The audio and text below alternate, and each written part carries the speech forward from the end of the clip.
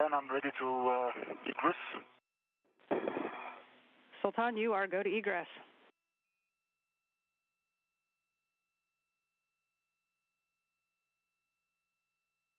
I'm gonna get the view from my feet before.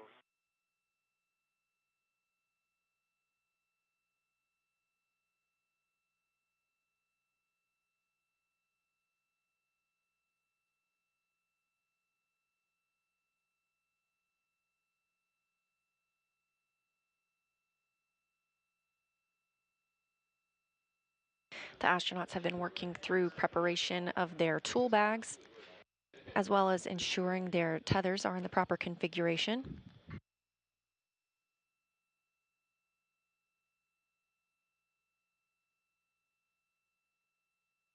Now preparing for UAE astronaut Sultan Alneyadi to egress the hatch.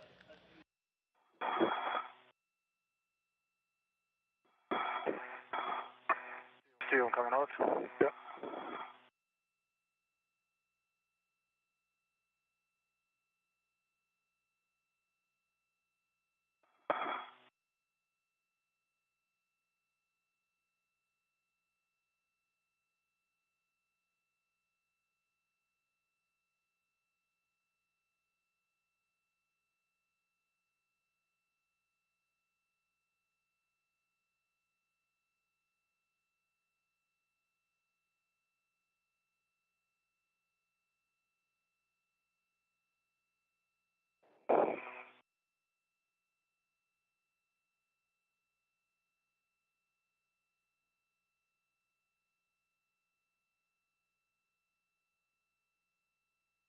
Before that, actually, I need to reroute the SCUs coming in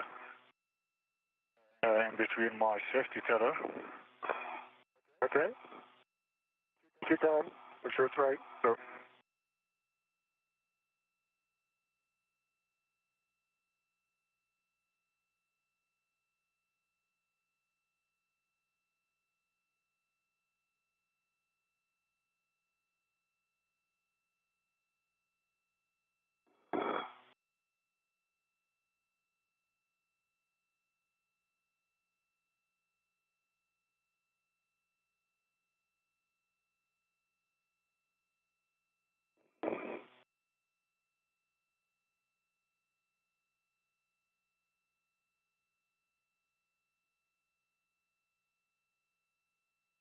My safety tether out. Coming out.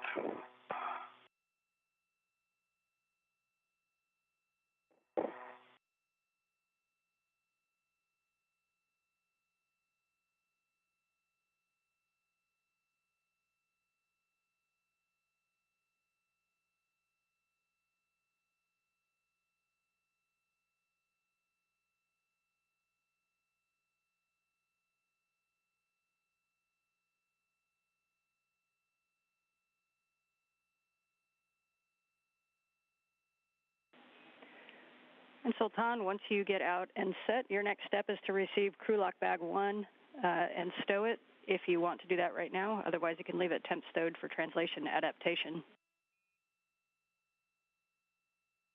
It's right here. I can go receive it.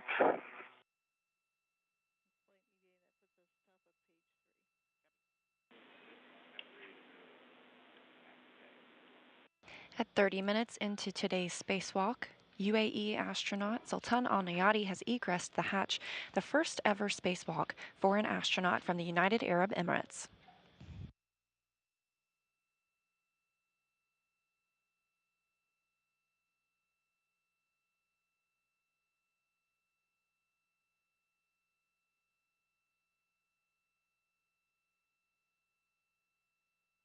Another good look at both of our spacewalkers here. On the right, you see NASA's Steve Bowen with red stripes around the legs of his spacesuit. That'll help you tell the difference from him and Sultan Alneyadi, who's on the left side in an unmarked suit.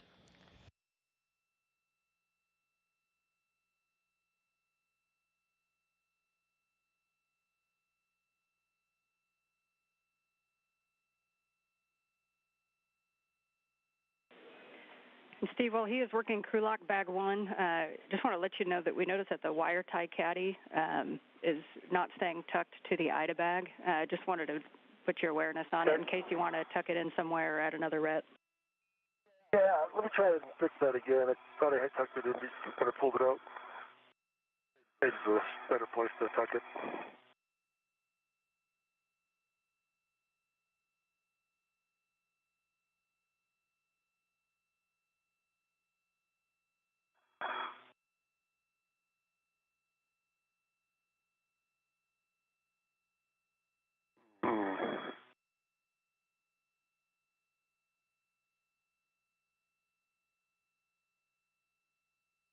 Okay, stow it back, stow it to my BRT. Okay, copy, Sultan. You can now turn on your HECA.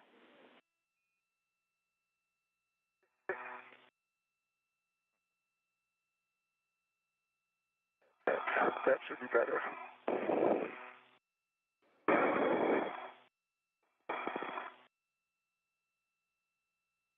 See green LED HECA.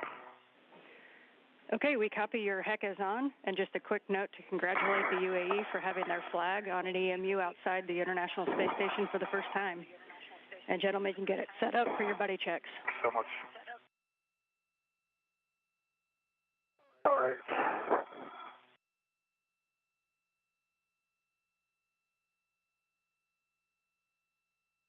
Okay, so I see 2 green lights. I see 2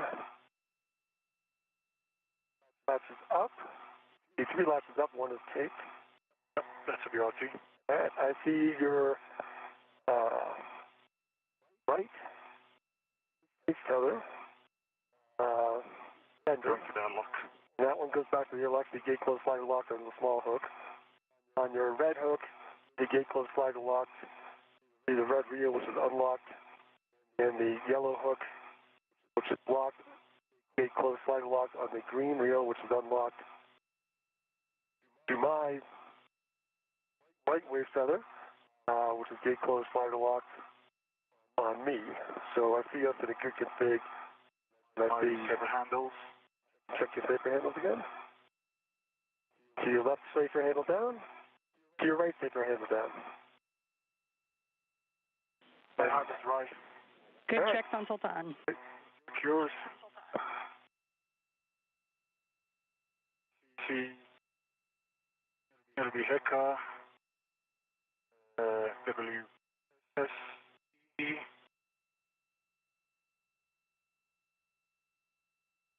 On. Tabs up on BRT and mid station.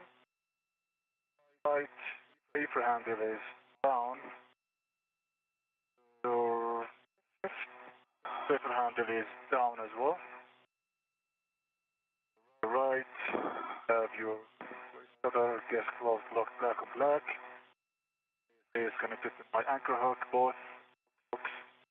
I get closed black, locked black on black. Right, my half is dry. Left, have skip back. I see red, close black, locked black on black.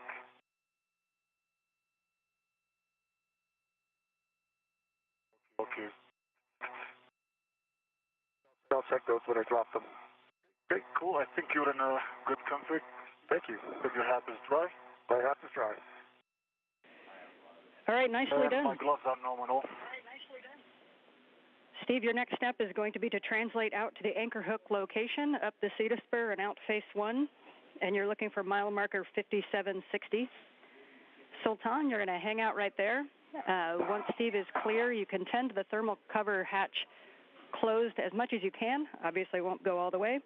And you can perform translation adaptation as needed. Copy that. All right, heading out to mile marker 5760. Steve, a reminder as you go along face 1, we have those tuss cables out, so just avoid inadvertent contact on the zenith and nadir CETA rails. Understand, avoid the tuss cables. I'll be looking for them. The astronauts have completed their buddy checks. Along the way, we heard a handful of acronyms that we'll continue to hear throughout the spacewalk. One of those is the HECA, that's the high-def EMU camera assembly, as well as the WVS, the wireless video system. Those will help us get views from the helmet cameras on the astronauts. Additionally, we heard the MWS, that's the mini workstation that's attached to the astronauts themselves, as well as the BRT, the body restraint tether. The top of the CETA, and then use the CETA card. And we copy, Steve. We see you out there. Just for your awareness, we have all the external cameras. We do not have your helmet cams yet. We're working the issue. Oh, okay. Right now, Steve Bowen has moved to the CETA cart. That's the Crew Equipment Translation Aid.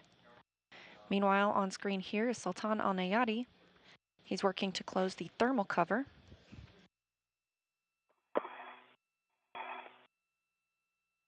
The main hatch on the Quest airlock will remain open in case the astronauts needed to ingress quickly at any time.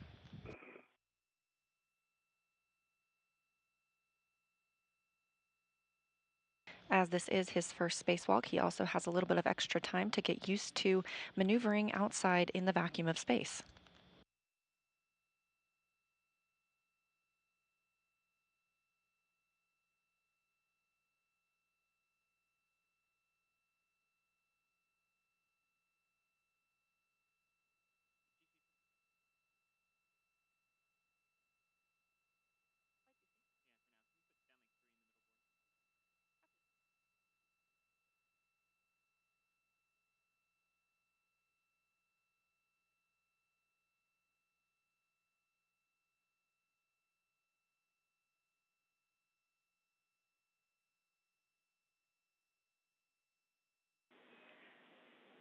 And Steve, we see you getting toward 5760, and you're going to be placing the anchors just nadir of 5760. The first handrail you're going to be looking for is 3011, and that's the one that is straight up and down. Okay, 5760, I'm at that mile marker.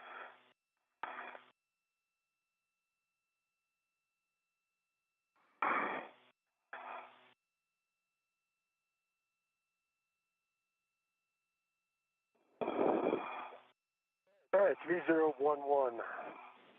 That's what I'm looking for, correct? Affirmative. On 3011, you're going to drop your anchor hook, EV1 anchor hook, ensuring the gate closed and hook locked. Yes, stand by.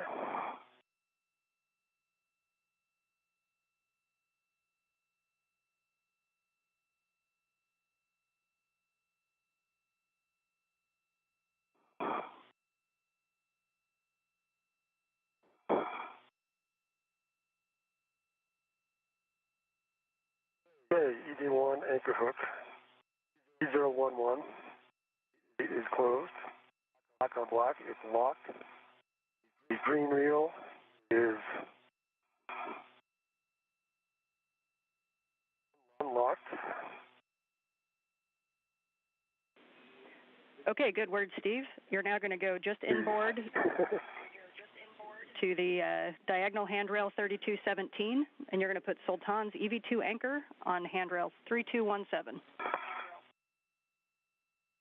Okay, handrail 3217, EV1 anchor hook, and 82 anchor hook.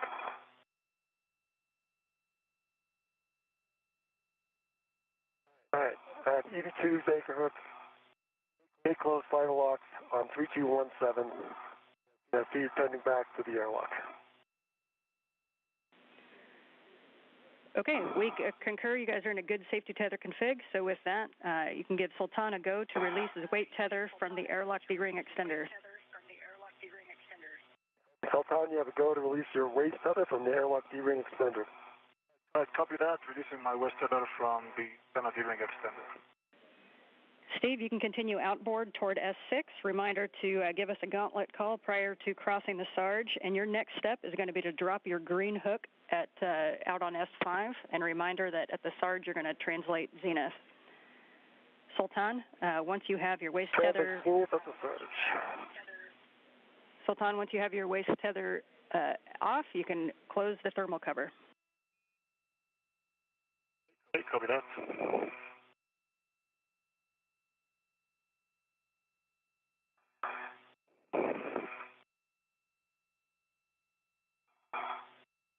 Okay, thermal cover closed. Copy, thermal cover closed. You can now head to ESP2 for bag stow. And reminder, you're going to translate. You can either translate on the wagon wheel of the airlock across to ESP2, or you can go direct from the toolboxes over to ESP2 to the starboard side. All right, copy that. All right, my gauntlets are down. I am at the surge. Okay, copy, Steve. And reminder, because of the angles everything's parked in, you're going to need to go zenith prior to crossing. And when you cross, you're going to have the non-radiator side of the IEA out your left side. All right, my left side, non-radiator. I see where I am.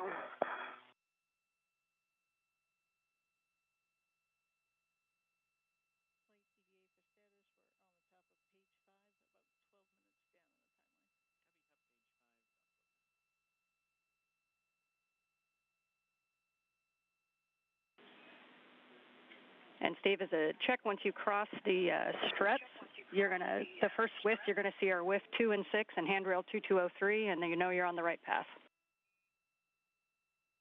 At 2 and 6, I'm on the right path, and that's a great cue. Thank you. Sure thing. You can just head straight out starboard now. You're going to be going all the way along that edge until you get to the S6 handrail 2003, which is going to be the first one on the S6 long spacer. 2003, first one S6, and that's where I dropped my green hook, I think, right? Good words.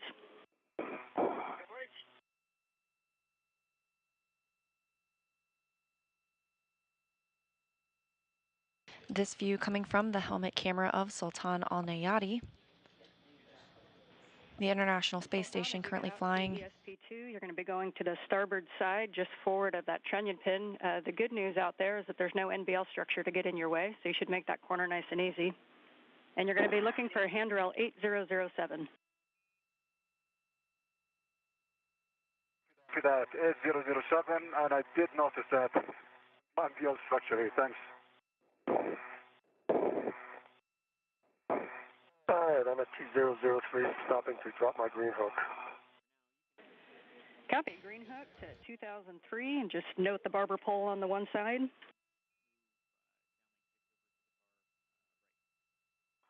And I see it. The space station currently flying 258 statute miles over the South Atlantic Ocean, which we are getting glimpses of in the background of Sultan Alneyadi's camera. You just continue straight outbound on that same path to S6 handrail 2009. That'll be with the IEA off to your right side. And a reminder, your left hand as you get out there is going to cross handrail 2008, and that is the one that has wire ties and MLI secured to it that we want to try to minimize loads into. Understand, 2008, minimize loads.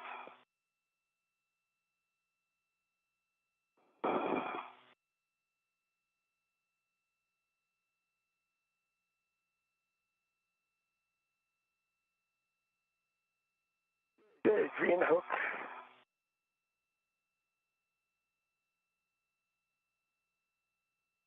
On 2003.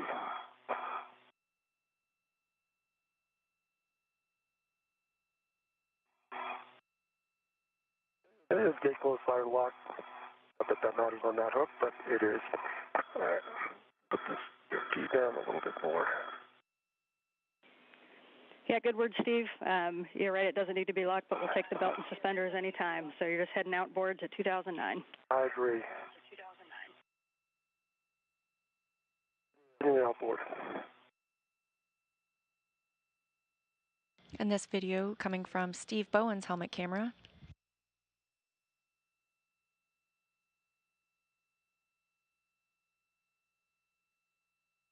He continues to stow bags where needed outside the International Space Station. And his next main task will be to relocate an articulating portable foot restraint that will be used later in the spacewalk.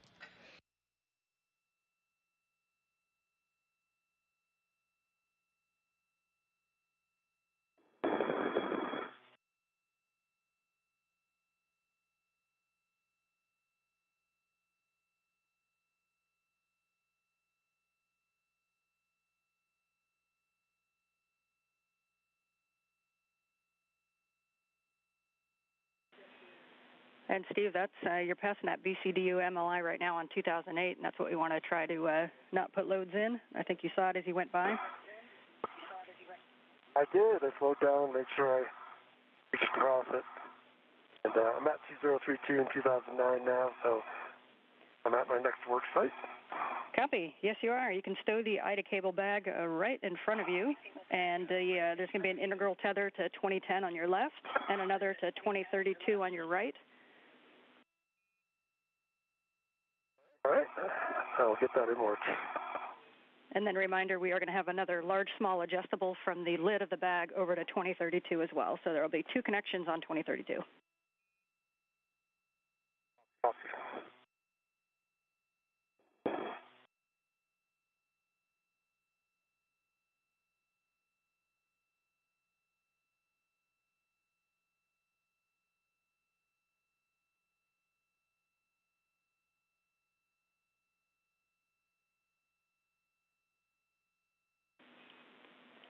And Sultan, it looks like you have a good temp stow on the bag.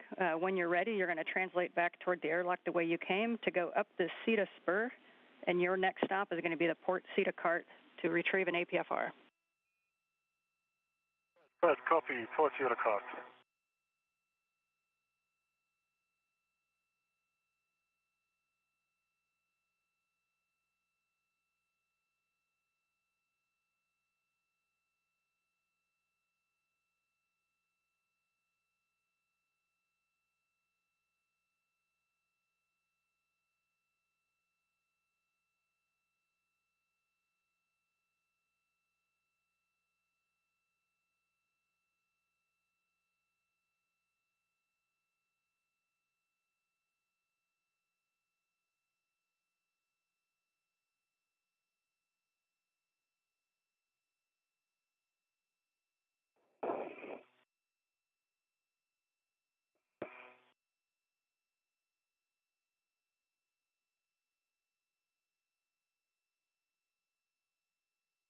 And is it the inboard or outboard handrail expansion on 2010? We suggested the outboard, and then for 2032, the one that's farthest away from you. But if you see a better way, just let us know. All right.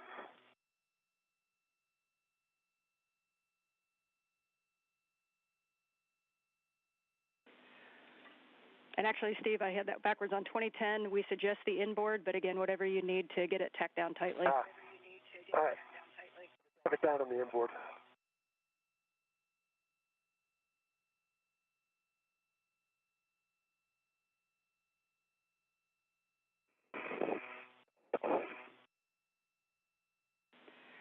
And Sultan, as you get up the CETA spur, you're going to be heading up to the port CETA cart.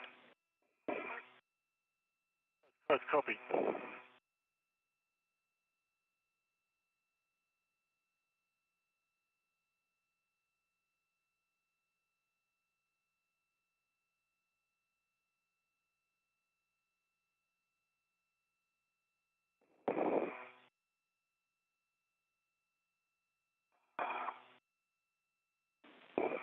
And as you get up on face 1, Sultan, that port CETA cart will be off to your right side. And a reminder for you as well of not touching the test cables.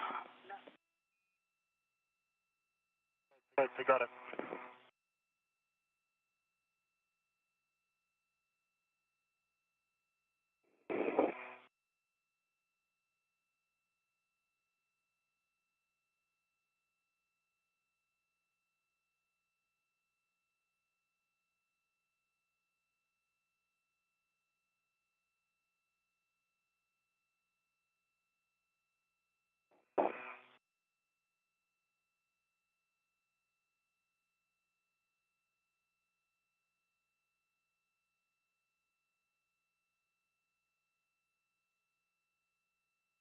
Okay, I have one of the corners to 2032, the other corner to 2010, and the big hook from on 2032 well, back to the top of the back. Copy. Good config, Steve.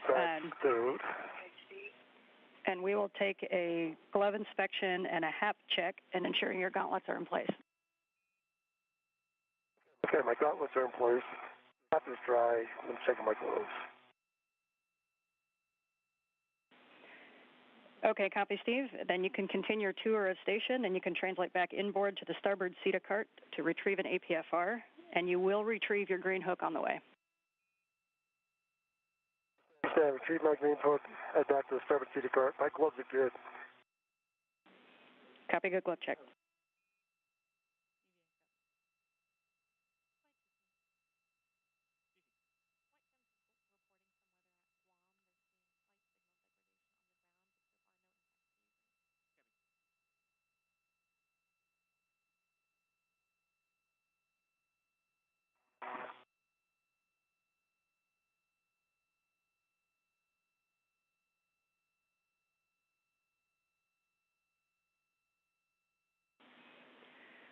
And nice work, Sultan. And we can head to the up the CETA spur when you're ready. Nice work. Copy.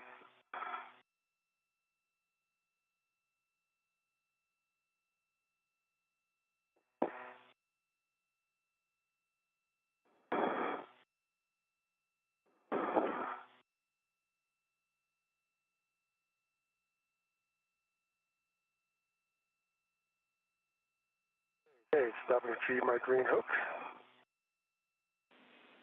Copy, green hook. This is Mission Control Houston. Views from both of our spacewalkers, now 53 minutes into today's spacewalk. To the starboard CETA with 4, which is the top right. And note as you translate that, when you get there, there is 2 APFRs. There's one in the top right and the bottom right. We want the one in the top right that has the ingress aid.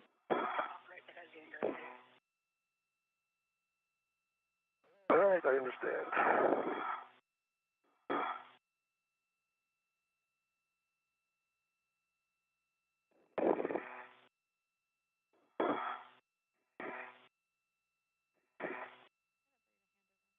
Bowen and Alneyadi are heading out to relocate an APFR. That's an articulating portable foot restraint. It's often used during spacewalks to help astronauts secure themselves in one location as they work on a specific task. They stick together. Bring you my translation. We copy the green hook.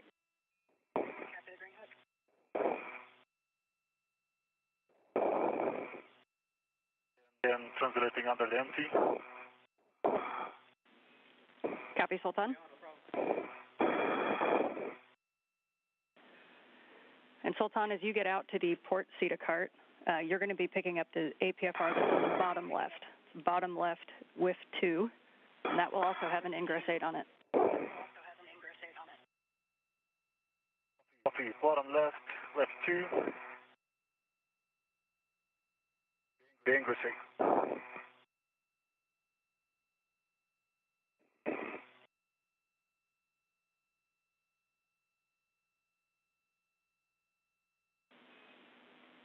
10 seconds to a handover.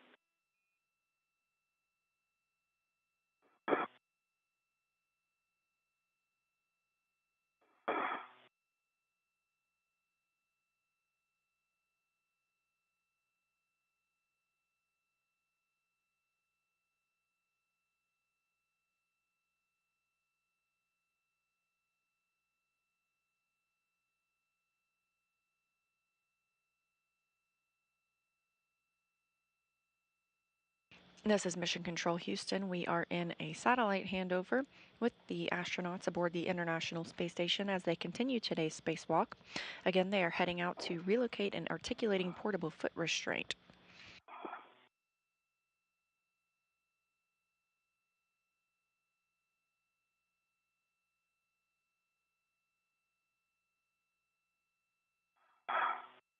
Following relocation of the APFR, They will begin moving out to route cables and modify some multi-layer insulation on one of the modification kits preparing for installation of future solar arrays. We're back with you after the handover.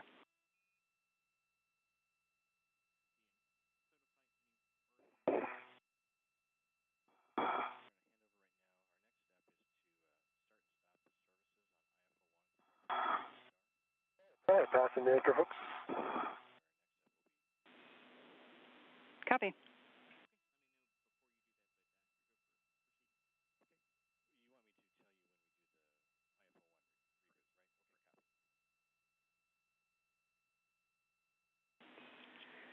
And Sultan, we see you at the APFR. When you have a second, we'd like you to double check that the pitch setting is Papa Papa, and then we want you to not change the pitch setting when you translate. Not change the pitch setting. Right, we'll check for Papa Papa, we'll not change it.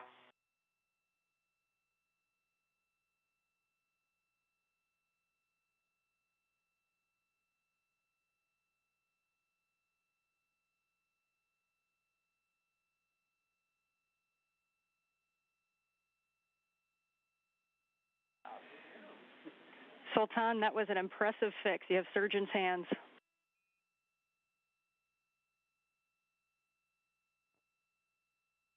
Thank you.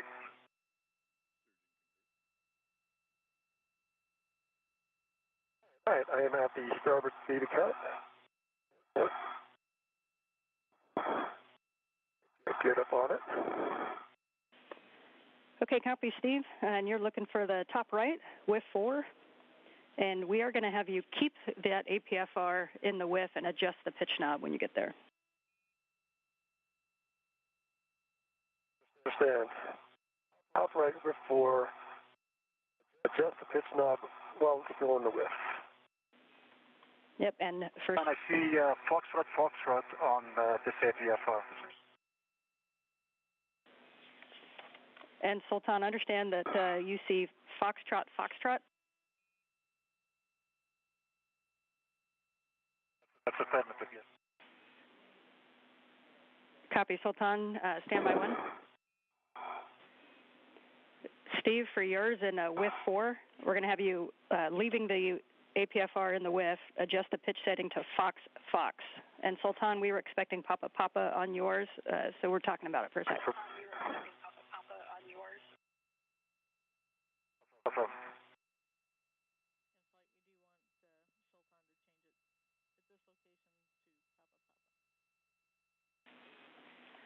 And Sultan, we would like you to have you adjust that pitch setting to Papa Papa.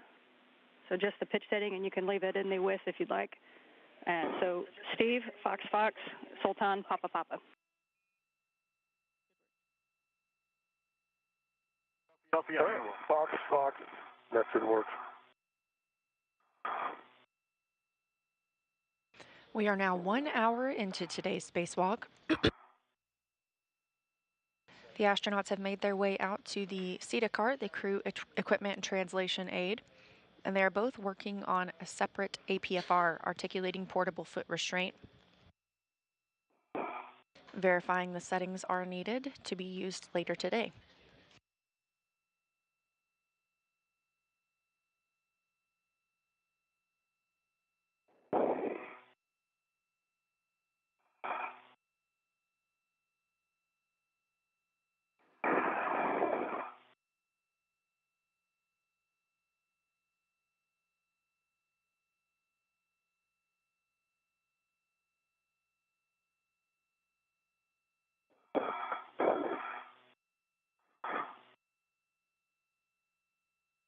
Okay.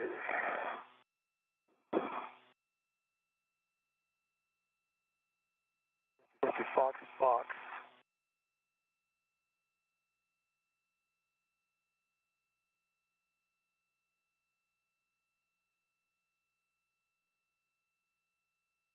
All right, I have the APFR in Fox, and the pitch knob is locked and able to be depressed.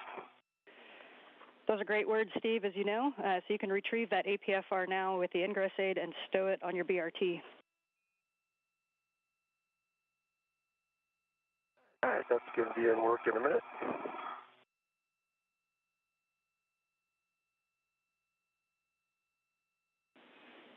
Okay, I have Papa and this APFR, and pitch knob is locked and can be good. Okay, good word, Sultan. You are now going to pick up that APFR with the Ingress aid and stow it on your BRT. You are now going to pick up that APFR with the Ingress aid and stow it on your BRT. Rotate towards.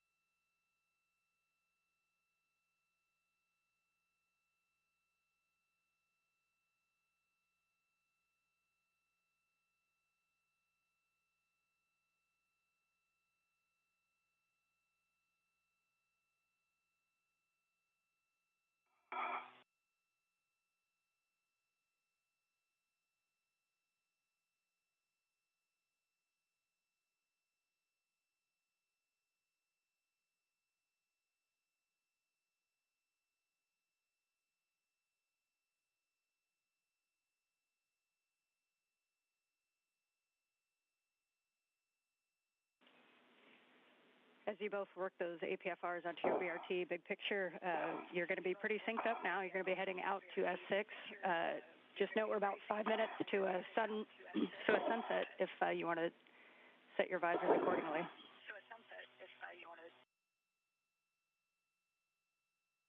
Thank you very much, sir. Copy.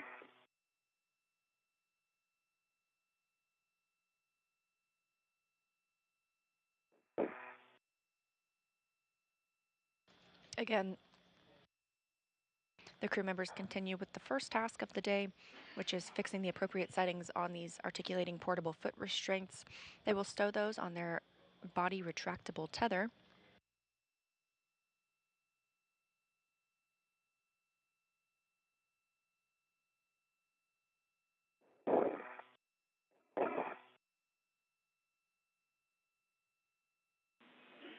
The APFR will be used later in the spacewalk.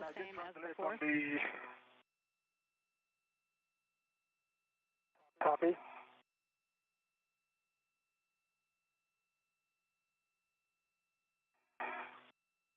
And just to confirm, man, I was translating on the hands of the cart and release the brakes. Yes, good words. And we'll also catch them on the end of the EVA. Steve's actually going to be back on this seat of cart to pick up the other APFR in a little later, but that's always a good check, and we'll always take it. Copy, thanks. That empty.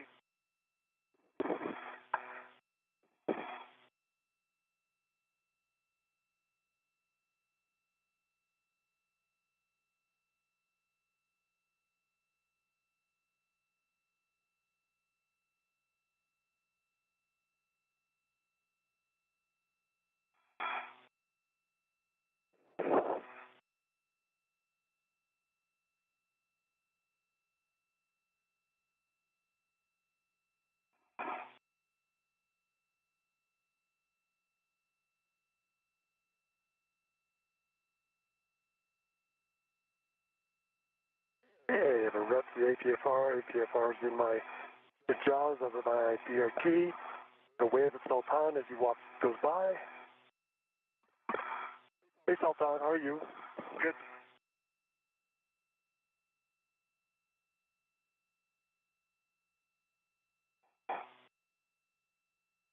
I assume I'm good to translate ahead of you, Steve, right? I think that's the plan, yep. Yes, we were just talking about that. You are going to translate ahead of him, so you're going to continue outboard prior to crossing. You're going to cross where the anchor hooks are, and then a little bit outboard of that prior to crossing the Sarge. We'll make sure your gauntlets are in place, and you're going to be translating zenith from there. And so you're going to go kind of up face one and then across the Sarge. Right, copy.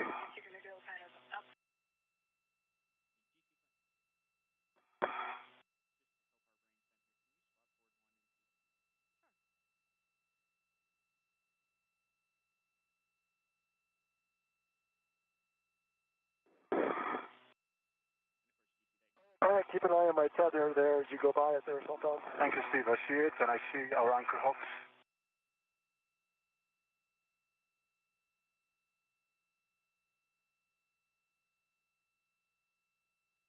Now that both crew members have the APFR, the articulating portable foot restraint, with them, they're heading out to the S6 truss where they will install those APFRs and prepare for the next task of routing some cables to prepare for future installation of new International Space Station rollout solar arrays, also known as IROSAs.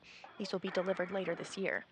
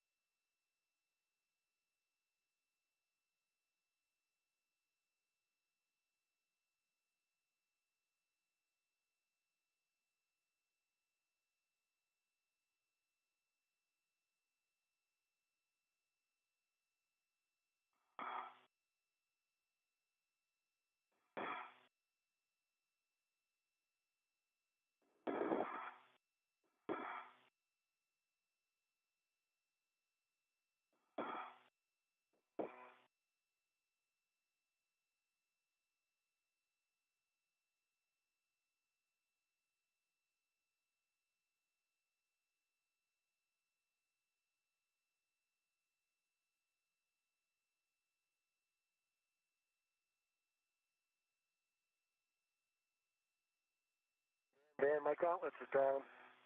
I'm ready to cross the surge. Copy. And for both of you, it's the same translation path as Steve took out the first time. So as you cross the Sarge, you're going to come zenith and then cross onto S4. And you should have the non-radiator side out your left side and the IEA out your right side.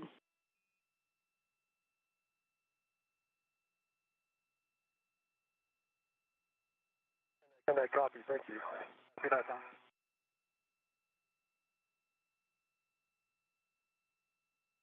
As you can see, Can we confirm mile mark or handrail that we brought the up? Yeah, Sultan, so before crossing the Sarge, we'll have you ensure your gauntlets are in place. And then you're going to translate zenith. And then when you go across the struts and you get to S4, have that non-radiator side out your left side. The first thing you should see is WIF 2 and WIF 6, and then handrail 2203. All right, you're ahead of me, Sultan. You're on the right path. When you cross over, what did you cross over to the other side, Ed? And I concur, Anne. I checked my gauntlets were down. I took the expected route, and I'm by the handrail 2103, heading outboard. Okay, we copy 2103 and heading outboard. 2103. As you can see, the Sultan, when you get out there, our handrails for anchor hook, I see 2003. Yes, so you're going to hook to your grain hook to 2004, which is one handrail outboard of 2003, and then two handrails outboard of that is where you're going to actually cross on the inboard side of the BCDU that's open. So the first thing you want to do, though, is get your green hook on 2004. Right, copy. Green hook on 00. Can work.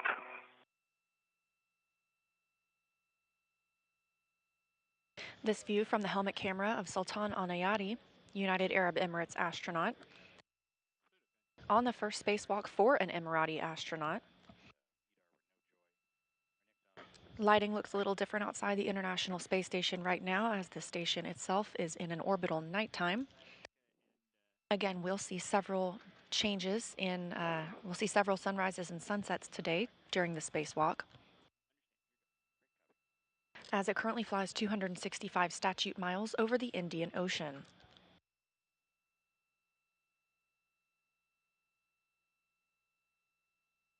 Okay, green hook for EV2 and rail 204. Okay, good work, Sultan. And while you're paused here, just a reminder, actually for both of you, for the helmet lights, if you push the button multiple times, you might get one light, two light, and then they'll go off. So if the light seems dim, you may not have both lights on.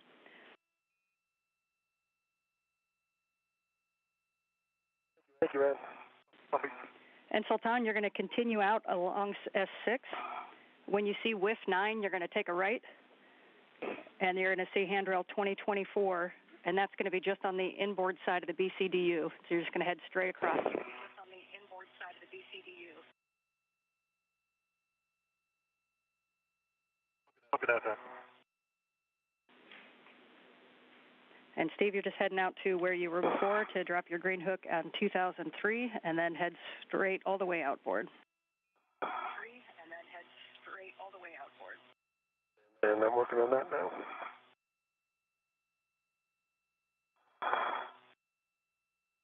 All right.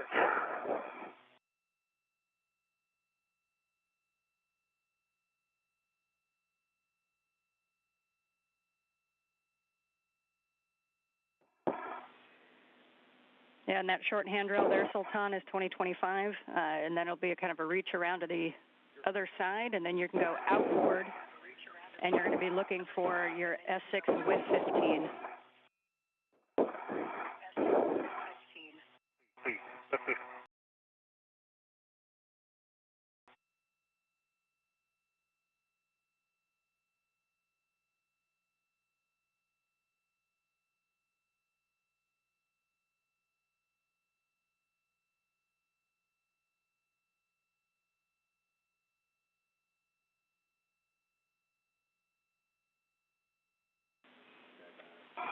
And Sultan, one more body orientation reminder. When you get out to S6 and you find WIF 15, we'd like you to position your body over the IEA and ensure that your safety tether is on the IEA side of that WIF.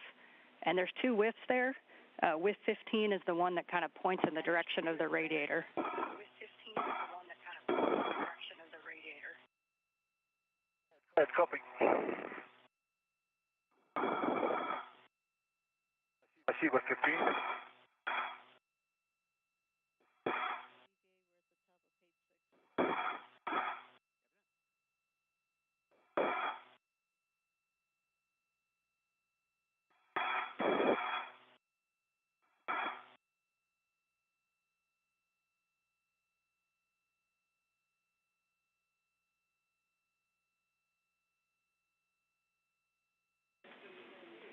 And Sultan, because that APFR was in a different configuration than we expected when you picked it up, we're going to have you verify the settings. And so when you're ready for the settings, let me know.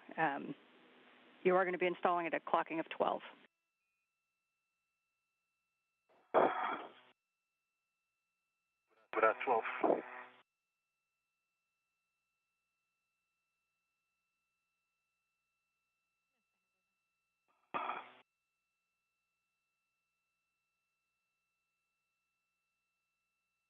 All right, green hook on 2003. My tether gets snarled in my APFR. Interesting. All right, good word, Steve. I understand you got your green hook down. You're going to head all the way outboard so you can't go anymore and take a right after the IEA, and you're heading around to S6 with 31. 31 S6 on my way.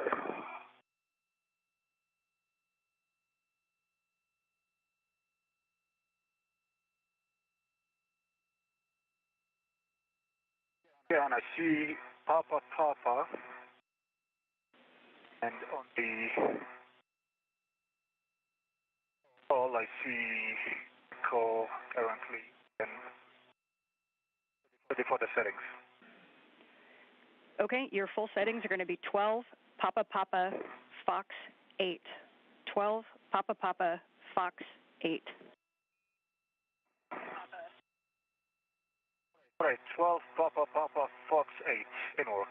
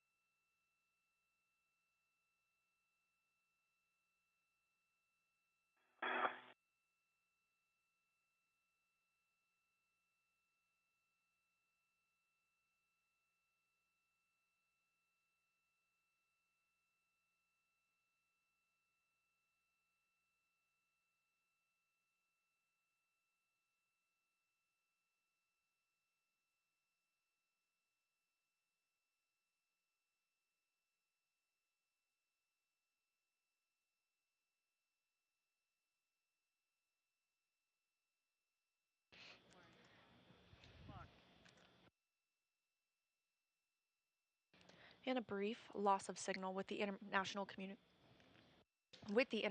Space Station as our spacewalkers continue today's spacewalk, now 1 hour and 18 minutes since they switched their suits to battery power.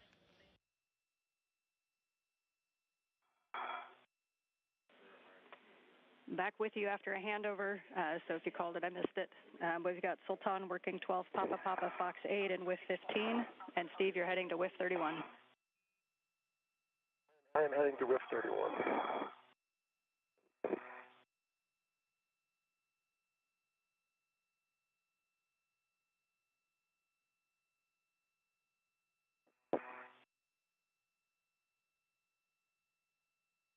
All right, WIF 31 is here.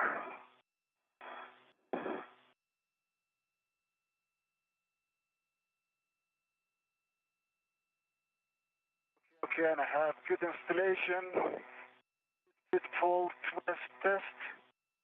Check on the knob. And Sultan, we got a copy of the good pull twist test and just looking for black on black. It is black on black, sorry, yes. So black on black, we have it. Clicking on the Okay, knob. copy. And it's locked and can be depressed. Good check, thank you. And can you confirm 12 Papa Papa Fox 8? It's affirmative. 12 Papa Papa Fox 8.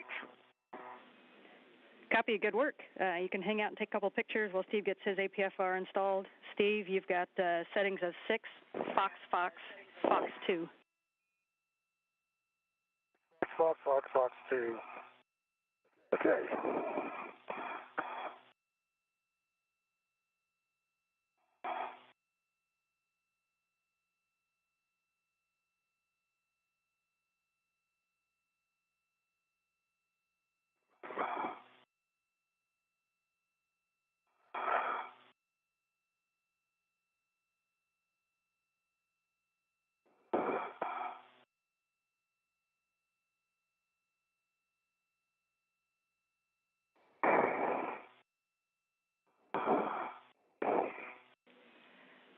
And Sultan, as you are taking pictures, I will also take a glove inspection, HAP check, and just double checking your gauntlets are in place, please. We'll do that.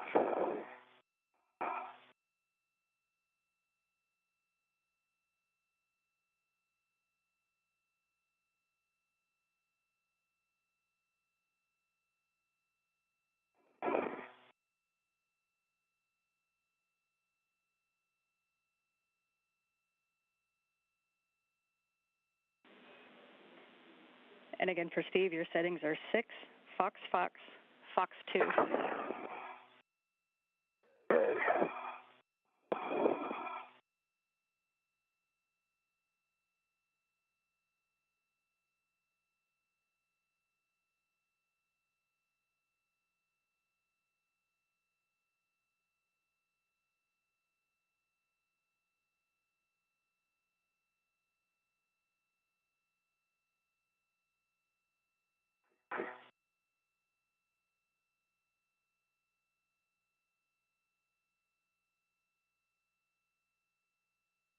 And I have nominal gloves, no change, dry hat, and my guns is still down. Good word, Sultan. And after Steve has APFR in, we'll be heading to the cable routing and the mod kit. And just a reminder, you do have cuff pages if you want to read about it first. Right, copy that.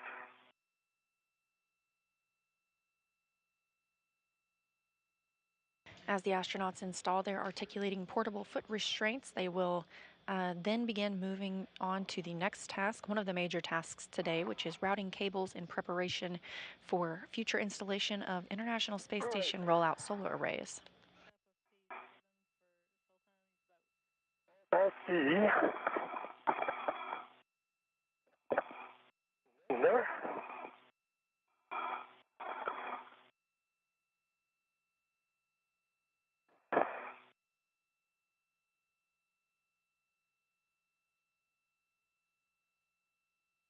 Okay. The clock was 6. In this view from Sultan Alneyadi's helmet camera, on the left, on his left glove, you can see a small, what looks like a notebook that includes some reference information.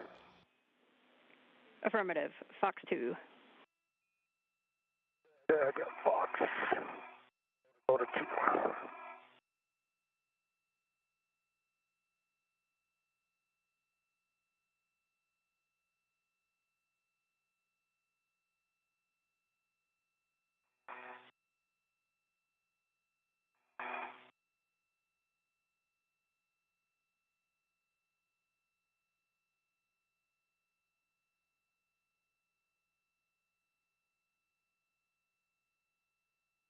Okay, 6 Fox, Fox, Fox 2. Copy, Steve. And we get a full twist and black on black. Twist, pull, black on black. Thank you. Copy and verify the pitch knob is locked and can be depressed. All right, hold on, I'll get on the other side.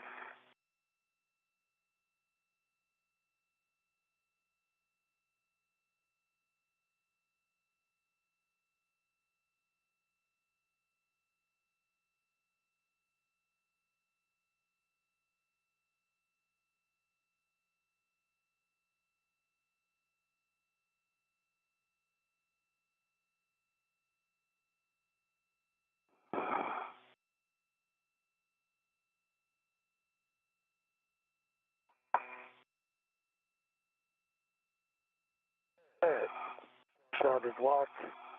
It can be depressed.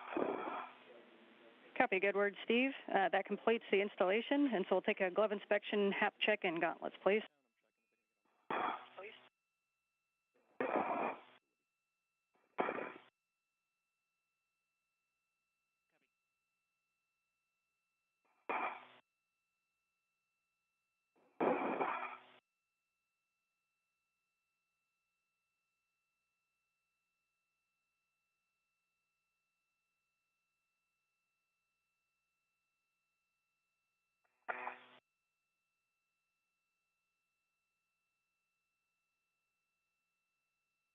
Cap is dry, gloves look good. Copy. Good glove, Steve. So we can now, for both of you, move over to the 1B cable routing. Steve, you're going to go directly to the left side of the mod kit. Sultan, as you go outboard past Steve's APFR, you're going to do a fair lead on the short handrail on the radiator side of the IEA, it's handrail 2061, and again, it'll be off to your right side on the radiator side. Copy that, and Ingress. For both of you, as you go out there, a couple of reminders about the mod kit. We don't want to translate simultaneously on the mod kit. We want to keep translation rates lower than 3 seconds per foot, and then avoid cyclic loading into the mod kit.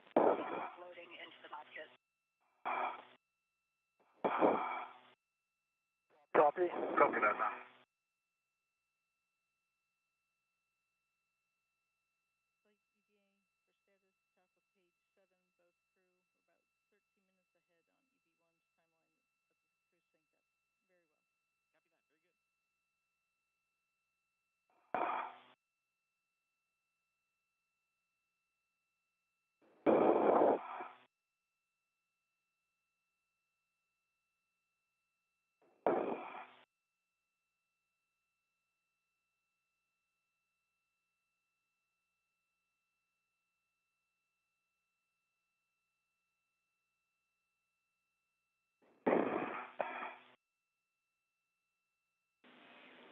And for both of you, for your awareness, you got a happy team down here. You are slightly ahead of timeline. Oh, it's good to know. Thank you. Great, thanks. Okay, Sultan, I am trying to track my tethers. Seem to have lost sight of them. See it, and it's clear up to the anchor hook. I don't see the anchor hook, obviously, but it's heading that way, and it's clear for my tether.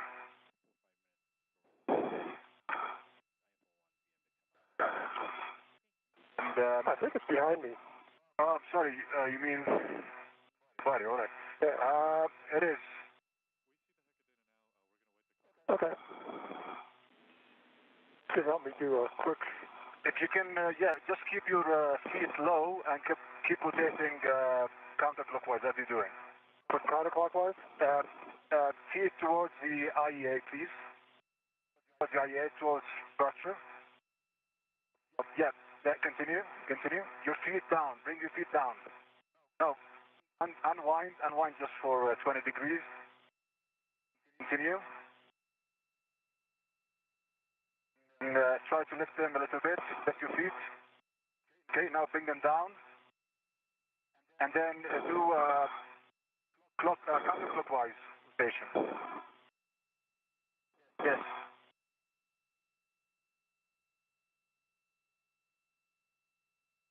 No, stop. Excellent. Thank you. See it? I have it, yes. I think it's still behind your truss. No, it's right here. All right, see it. Okay.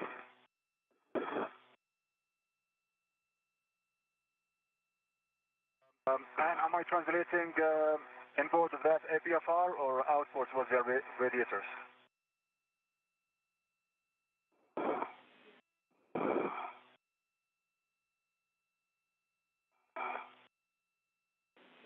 Checking.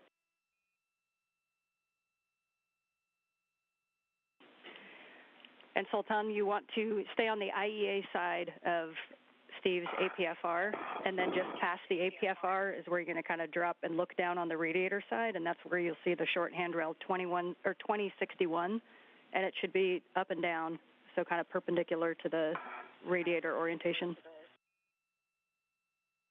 Thank you, and I was just checking to avoid some cables on the APFR. So I don't want to shoot.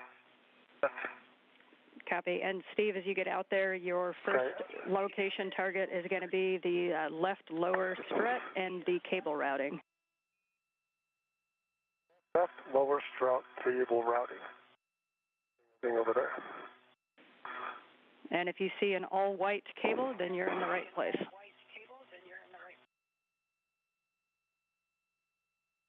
I see an all-white cable come to the center, and then connected next to the barber pole cable. Copy. That is your bundle. So you're going to retrieve and route that left IROSA cable bundle first wire tying it to the left mid-strut handrail with a pre-stage wire tie. And for both of you on these cables, I just want to draw your attention to the wing tabs where the cables are connected to themselves, and we want to make sure that when we finish that they stay connected to themselves. Understand. Good.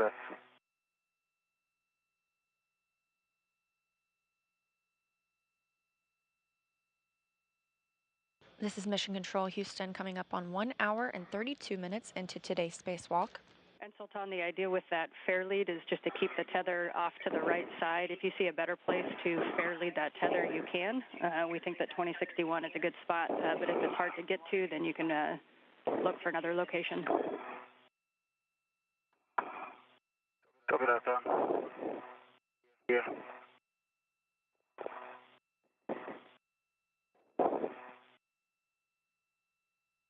Both crew members have moved to the S6 or Starboard 6 portion of the International Space Station.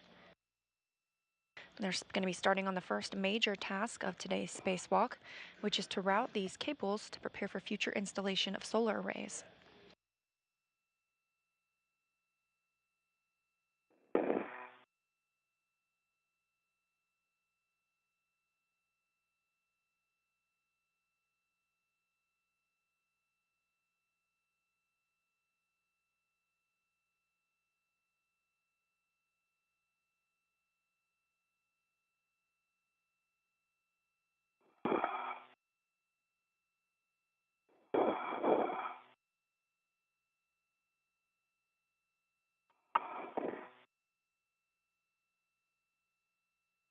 Hey, Sultan.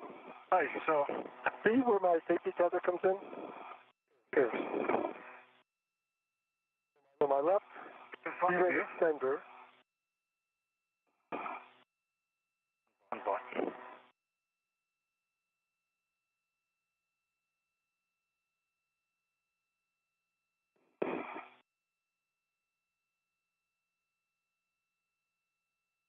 Okay, see, it's clear, Steve, right?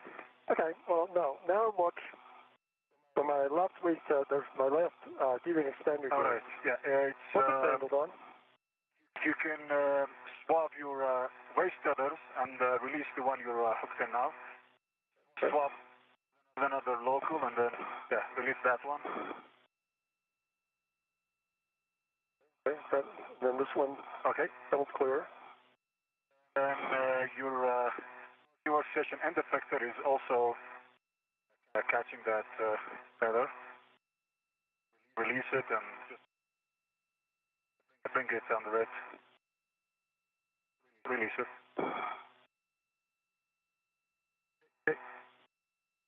All clear now? Yes, you are. Thank you.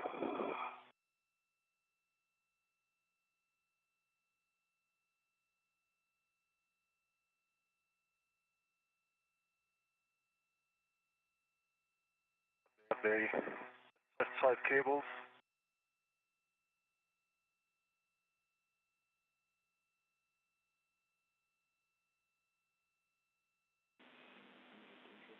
And Sultan, we see you get into the work side as well. Just note for your guys' awareness, we have Sultan's helmet cam. We don't have Steve's at the moment. So Sultan, if that is the red barber pulled cables, then you have the right ones. And your first step is to wire tie those to the right mid-strut handrail with a pre-stage wire tie.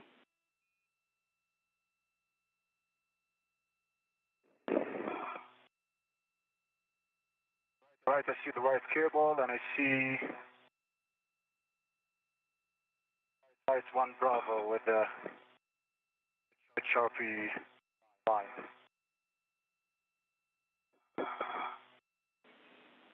And we have both cameras back, and Sultan, those are good words. That's the right one.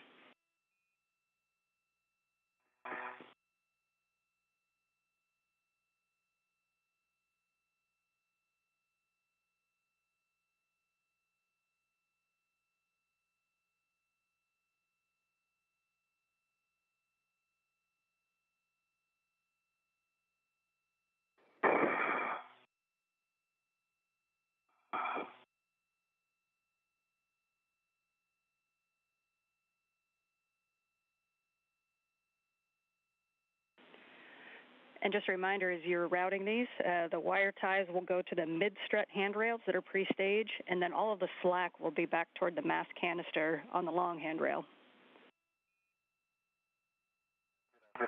Copy.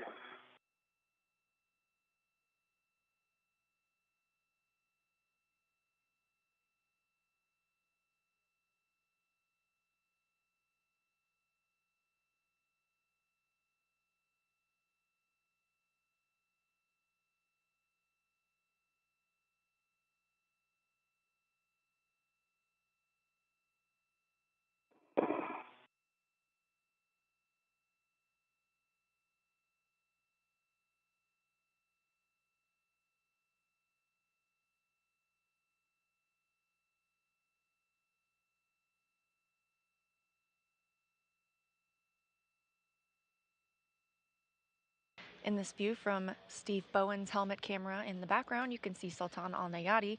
Both astronauts now at the S6 truss working to route cables that will be used upon installation of future IROSAs. Those are International Space Station rollout solar arrays. The modification kits that they're working on were installed on a previous spacewalk.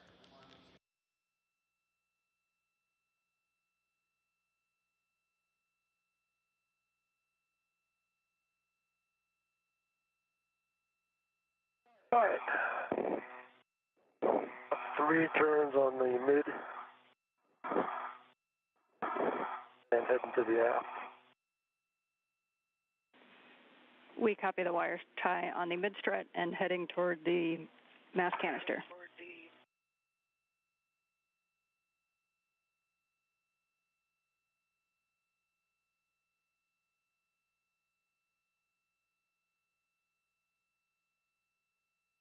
Okay, and I have the same on the mid-strut and the pre-stage wire tie. I've got 3 twists into the long handrail. Copy 3 twists on the mid-strut handrail, and you two are taking slack outboard to the mass canister long handrail with long wire ties. All right. Long wire ties all the way out.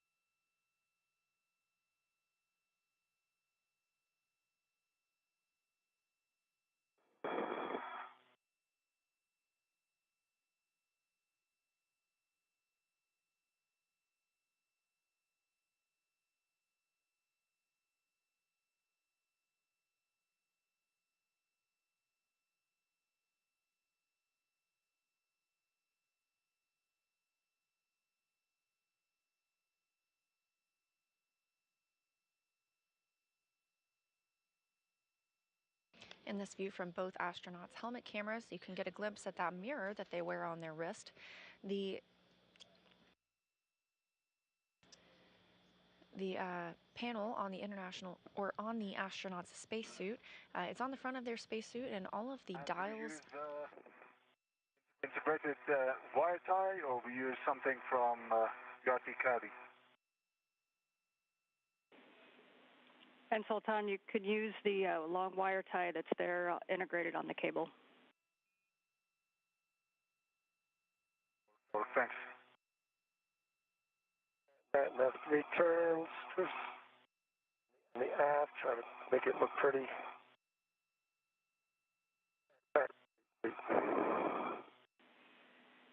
And as you tack those down, just one final check for you both to ensure that the no wing tabs were knocked and that the cables are still connected to themselves. Wing tabs are still in place. Same on the right side as well. And I have 3 twists on the wire tie, the long handrail. Okay, copy. Good work. So the next step for both of you is to go to your respective upper strut. So Steve on the left upper strut, and you're going to be right toward the center pad, so just up from where you are. And Sultan to the right upper strut to the MLI gap near the center pad. Upper strut, center pad. Can you tell me when you're done translating? Yeah, give me 1 second. I will be done. And good call, Sultan, keeping people happy down here. And just a reminder, you do have photos of this area on your cuff pages if you need a reference. All right. And Sultan, I think I'm in a good position. All right, thanks.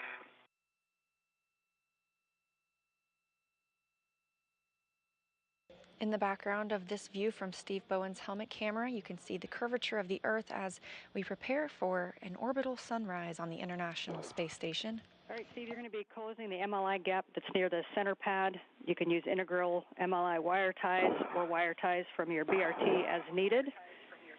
And if needed, ensure the flap side of the MLI wraps underneath the non-flap side before securing with the integrals.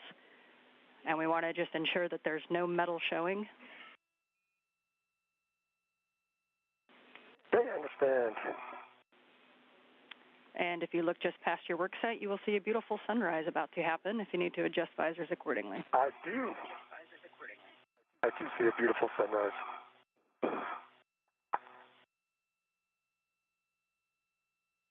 That sunrise coming 1 hour and 43 minutes into today's spacewalk as the station is flying over the North Pacific Ocean.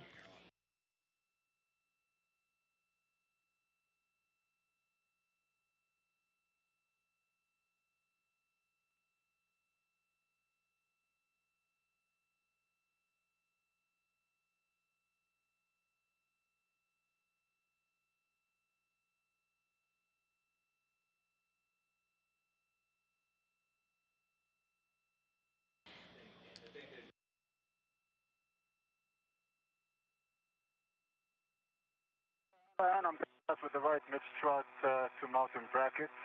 That is okay.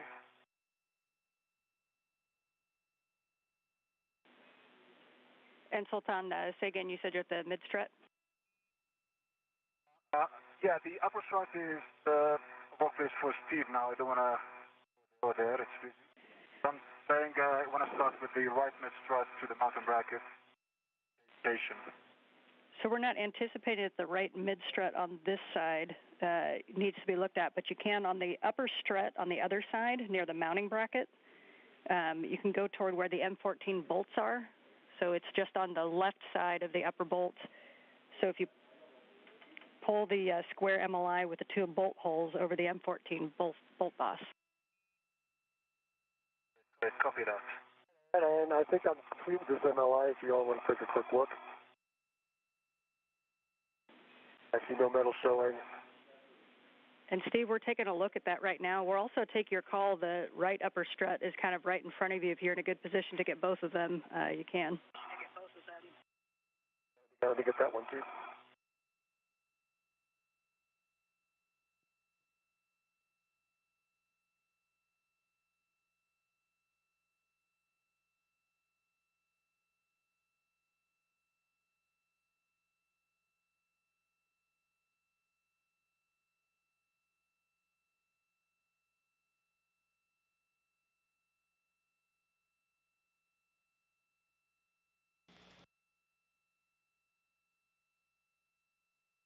Right now, both astronauts are modifying some MLI, multi-layer insulation, on the modification kit.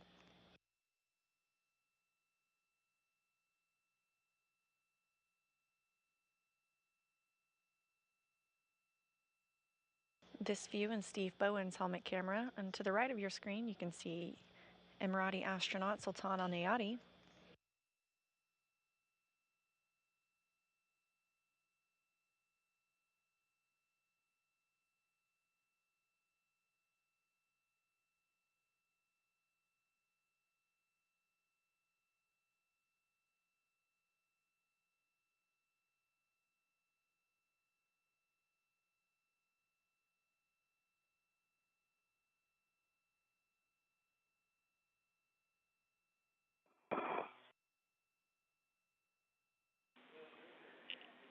Sultan, we're talking about the MLI down here. So on that mid-strut, we expected that the MLI to be out of config at those two bolts that are right in front of you. It actually looks like they're pretty good.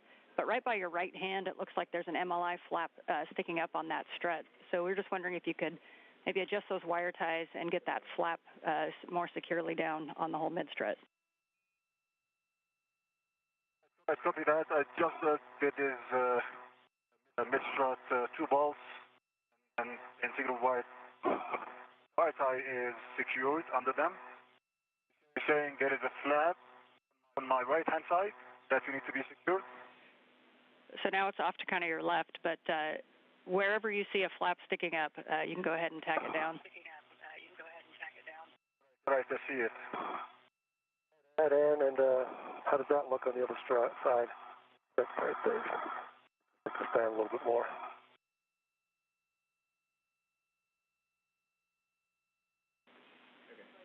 And Steve, those look pretty good. If you can just kind of back up a little bit and give us a good HECA scan, and then we'll move on to the left mid-strut. All right, sounds good.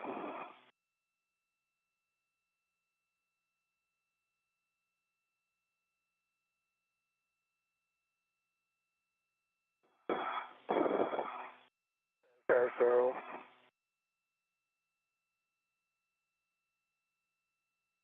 that looks metal exposed.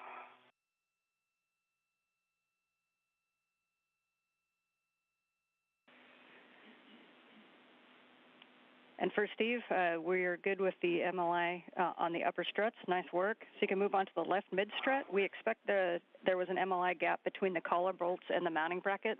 But similar words to what I gave Sultan, if you see other MLI that looks out of config, we would love it if you could snug it up a little bit. But we're expecting the left mid-strut between the collar bolts and the mounting bracket. Mid-strut between the collar bolts and the mounting bracket. All right, I will take a look.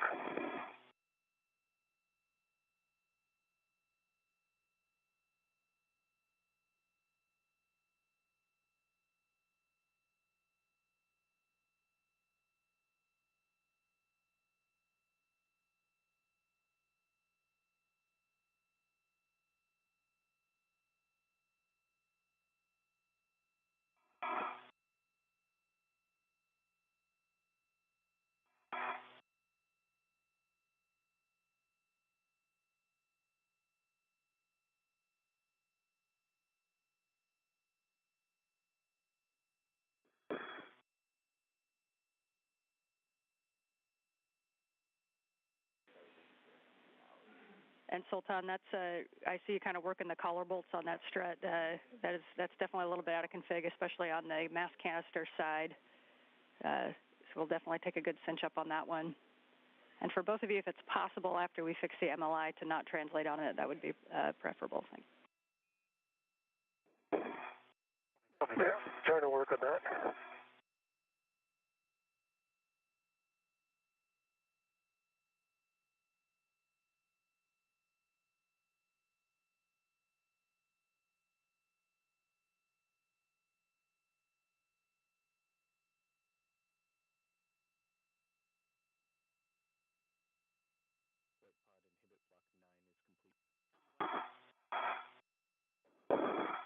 And on this mid-strut to upper strut, I see no metal exposed, and I'm not sure about the mid-strut middle area, the one you pointed just now.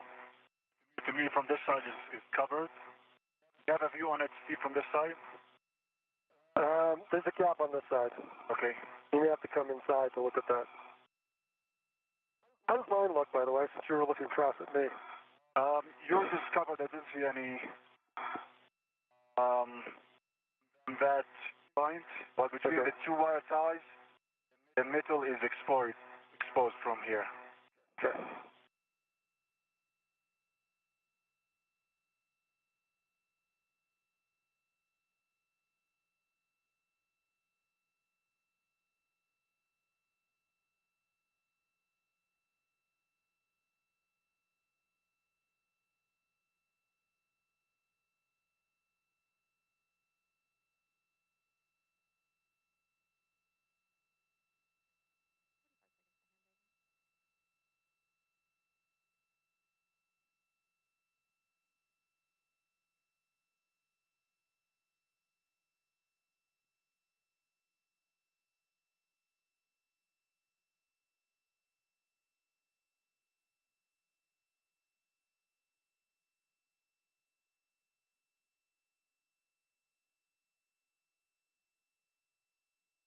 Boss now, Steve.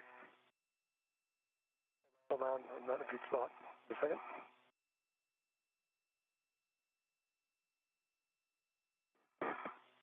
Still can't see it. Hold on.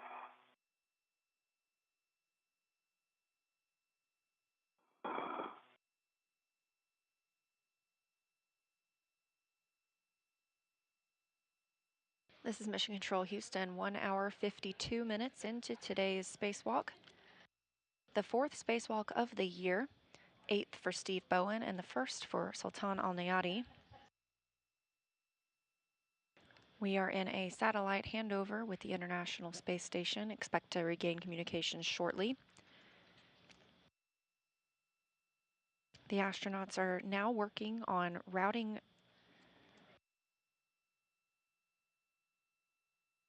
They've completed their cable routing portion of this specific mod kit work. They are now working on the MLI, or the multi-layer insulation, ensuring it's properly placed to protect the hardware itself.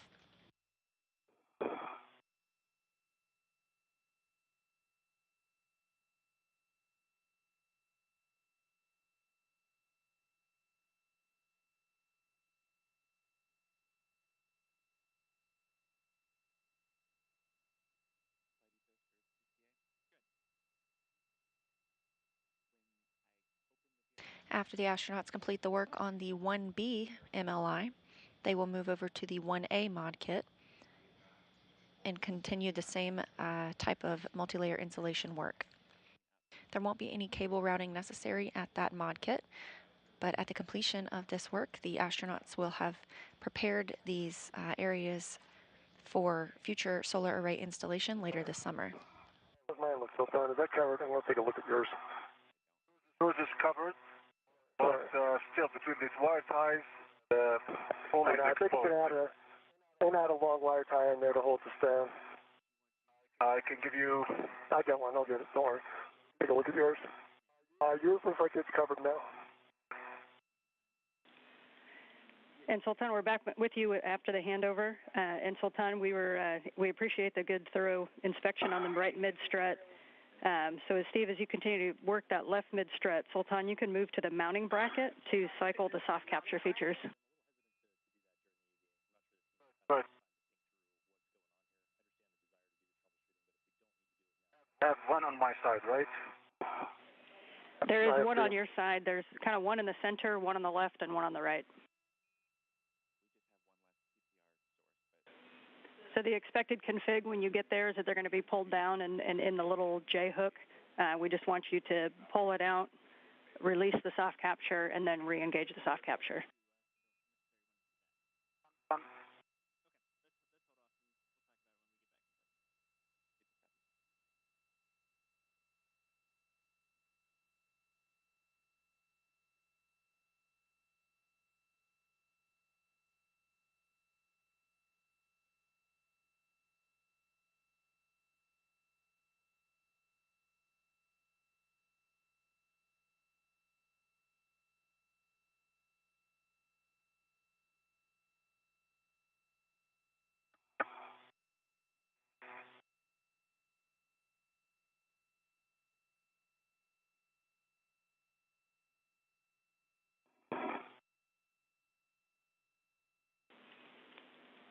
Just for your awareness, we are back with you on voice. We don't have video quite yet.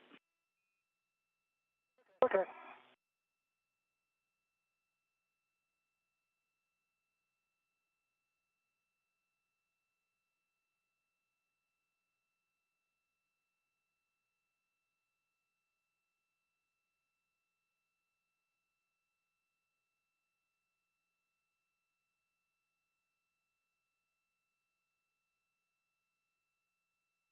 In the center of your view here is NASA astronaut Anne McClain, serving as the ground IV. She's the one you hear speaking directly with the astronauts on the International Space Station on the spacewalk. They communicate with McClain alone to ensure streamlined communication, not too many voices coming from the room. To her left is Costa Madrivis. He is communicating with the astronauts inside the International Space Station who are continuing to go through their workday.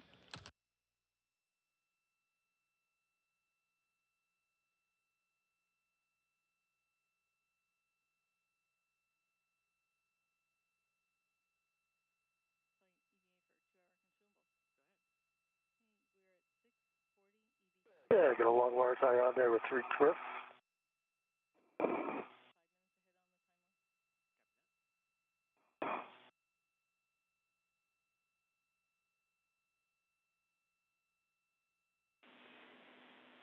For both of you, just a status. You're at 2 hours, or just about at 2 hours PET, and you're still slightly ahead of timeline. Thank you.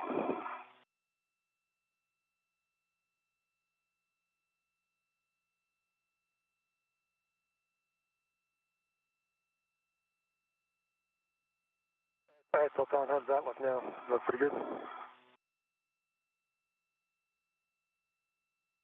The right arm, okay. On which strut, my strut or the mid-strut? The mid-strut. It was on the mid-strut, right hand.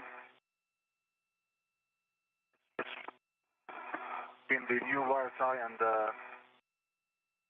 corner between the mid and the upper strut. Right in here? Yeah, right there.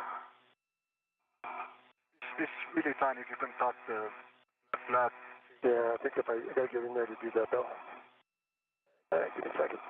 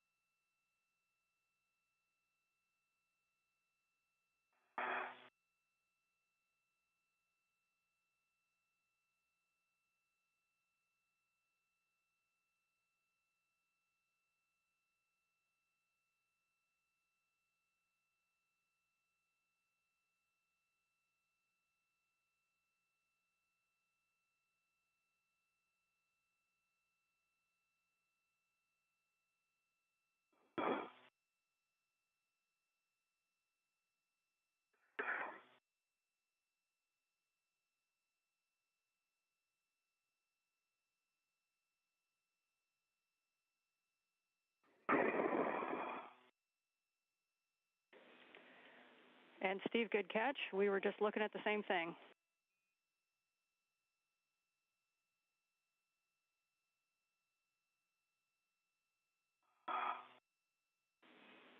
And Sultan? That one might benefit from. So Sultan, from your angle, does that close up that gap? Absolutely, yes. Okay, so I should put another wire tie there. All right, that'll take a second.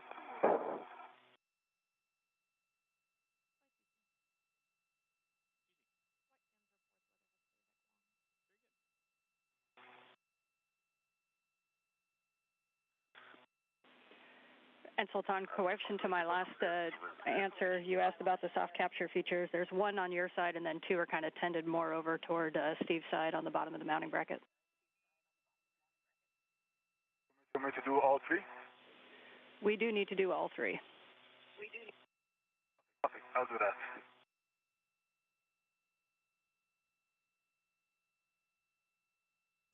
that. Astronauts continue working on the multi-layer insulation. Sure.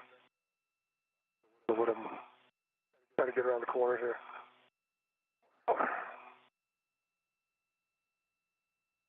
This multi-layer insulation protects the modification kits where future solar arrays will be installed.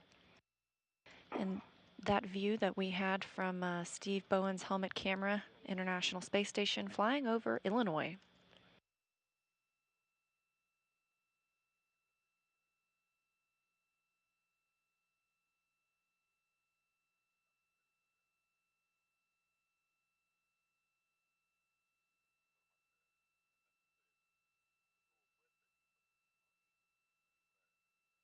Okay, all 3 soft capture handles are recycled.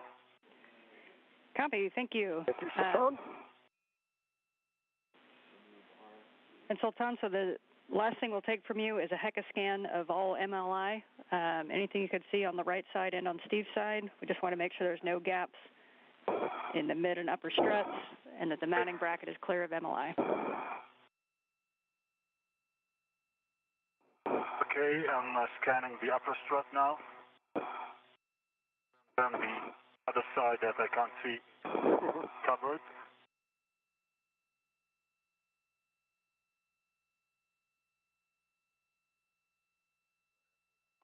mid-strut.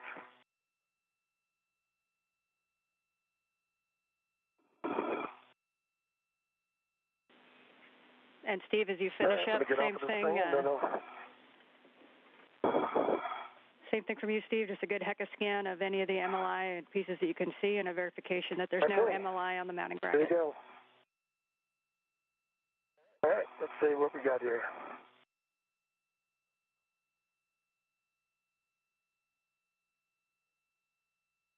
How's that for a scan so far? Go upward to the mid.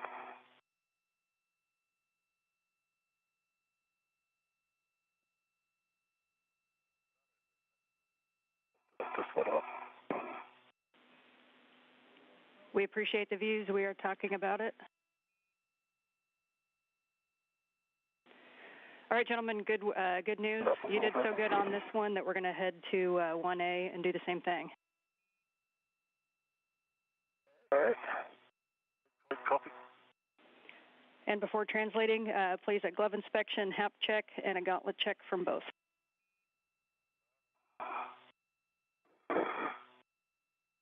All right, let me get back down on the structure here, and then I'll do that. I'm ready to close the inspection. So on my left hand, I see a rubber RTV. And on my index finger is closed. My right hand, no change, but blood is fine. My habit is down still. Okay, Sultan, we copy your left index finger, and you can confirm that that's only the RTV.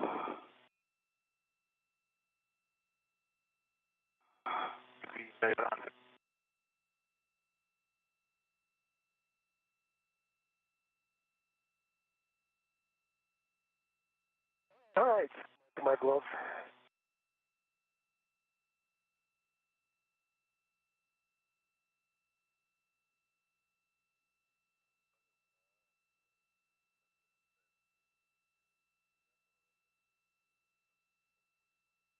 The astronauts are conducting a glove and HAP check.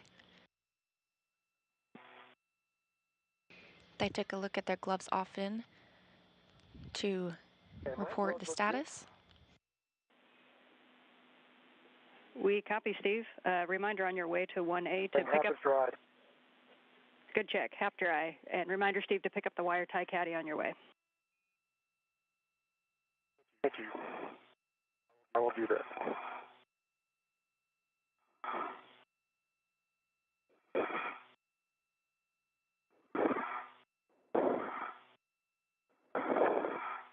Again, we just saw those glove checks. The astronauts. I do. It's clear? It's clear. Thanks. You can come back this way and follow me. Is it already over the box? Okay. It's already over the box. Okay. Wait for me to grab it before we can move on.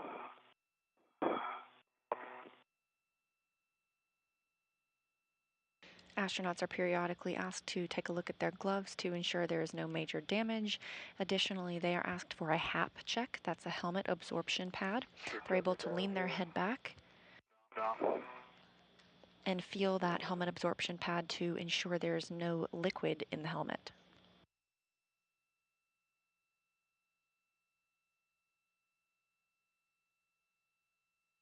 This is Mission Control Houston. It's 2 hours and 6 minutes into today's spacewalk. The astronauts have just completed the work at the 1B mod kit after routing some cables and modifying the multi-layer insulation.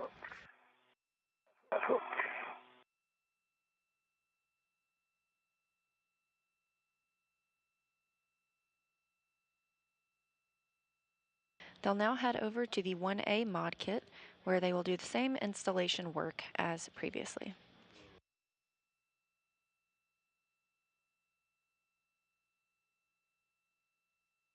All right, I have the wire tie caddy ready for me. Copy. Your next stop for both of you will be to pick up your green hook from yours from 2003, Sultan's from 2004. Okay, green hooks are next. Copy. Let me tuck this down behind my mini workstation.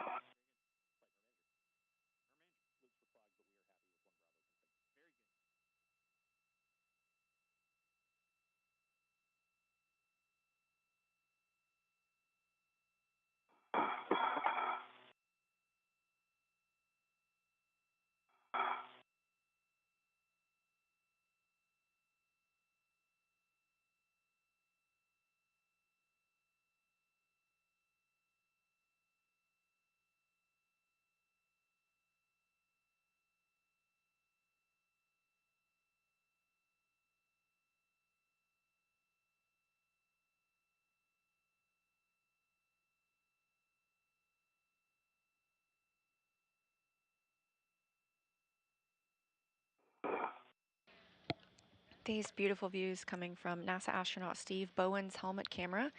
Today is Bowen's 8th spacewalk.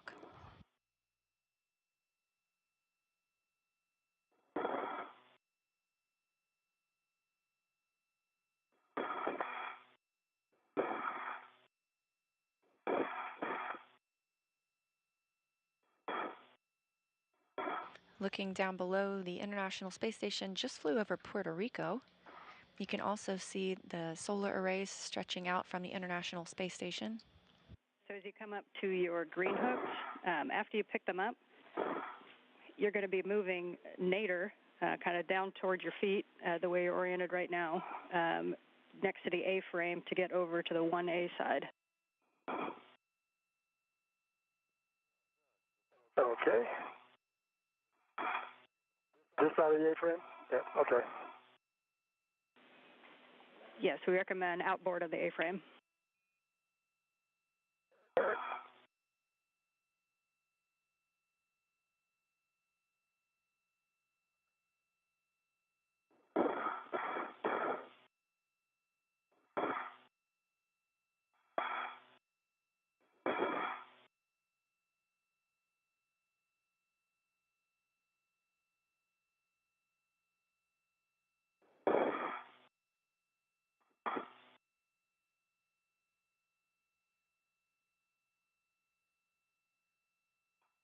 Make sure and clear your feather.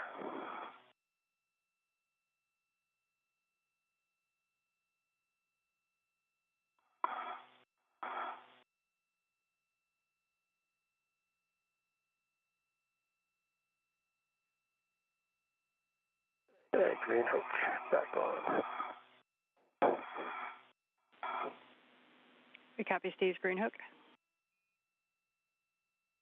And for E2 as well, green hook back on the wheel. Okay, copy. This is going to be a little bit of an orientation change, but as you're going to go down towards your feet outboard of the A-frame, and then you're going to continue inboard, and you're going to end up with EV1. Steve, you'll be on the right side of the mod kit, and Sultan on the left. Be on the right, you'll be on the left. And down.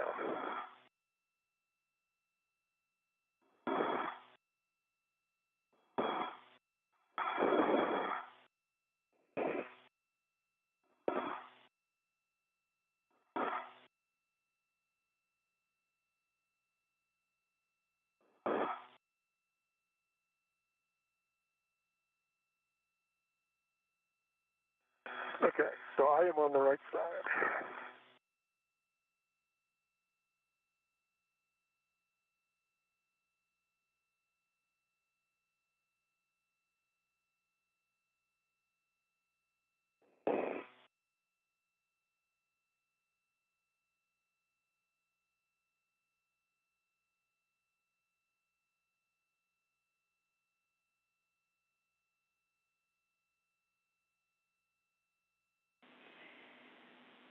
And Steve, we see you arriving there. Your first target is going to be the right mid-strut. That's the first one that we think may be problematic. And you're going to open the MLI fastened around the mid-strut collar bolt and reset it. Okay.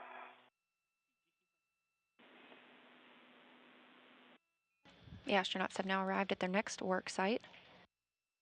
They will begin securing the multi-layer insulation around the 1A mod kit.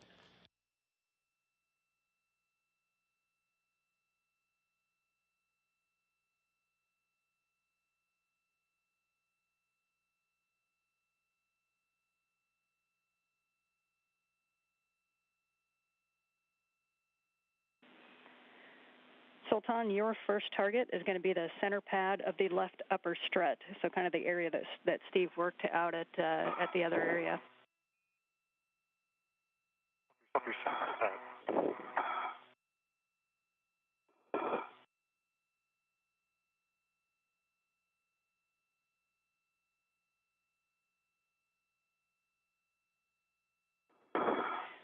And Steve, on that right mid-strut, there's both the collar bolts we think are problematic, and then the area between the collar bolts and the mounting bracket.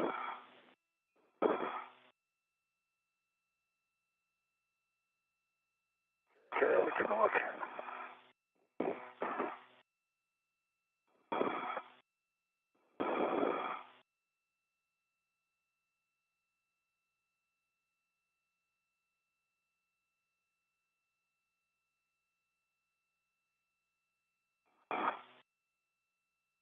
In this view, you can see NASA astronaut Steve Bowen on the left, easy to identify thanks to the red stripes on his spacesuit.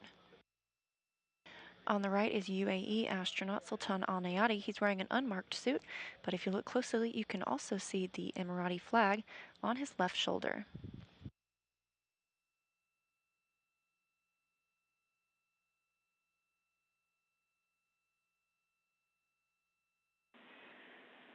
And Sultan, as you get up there, our suggestions, you can either reposition those integrals as you're working, if you need to use wire ties from your BRT, and ensure that that flap side is under the flatter side.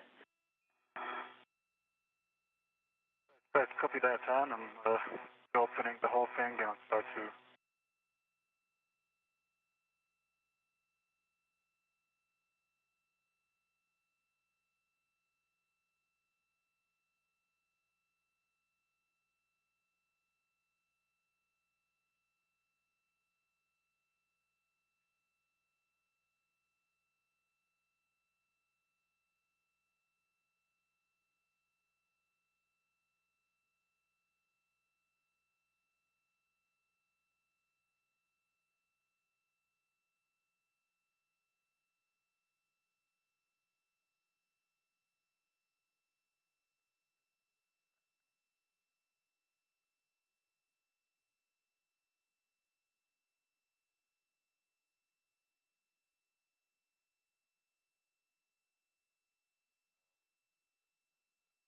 The multi-layer insulation that these astronauts are securing today helps protect the structures that are on the International Space Station. They are exposed to extreme varying heat and cold while outside in the vacuum of space.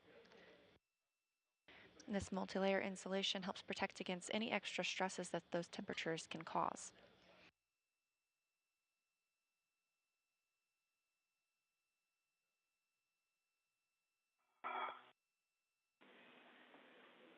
Sultan, we're taking a look at the MLI. The MLI that's on the back of your right hand right now, that flap, we think that needs to be laid down first, so it needs to be underneath.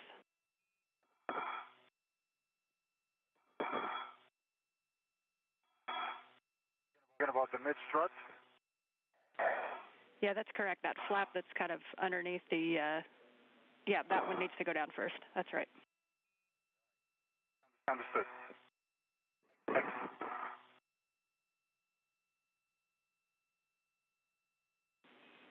And you may be able to kind of pull those integral ties around the strut, and then before laying down the second one.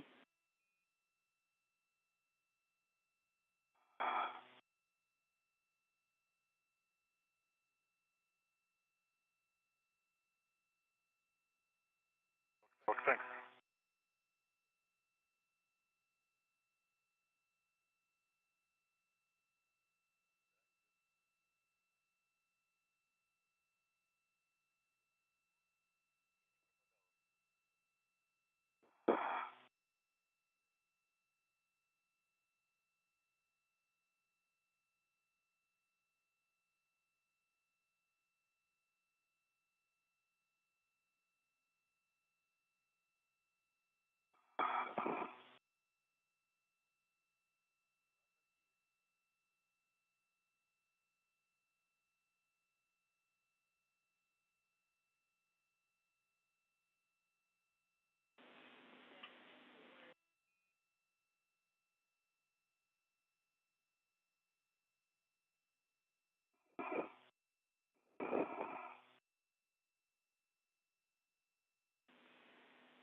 And Sultan, we know that that one's a little bit challenging and that there may be some metal exposed. You may need to use a wire tie. If you do, just a reminder not to put the wire tie over the actual collar bolt, but or over the actual bolt, but put it on one side or the other.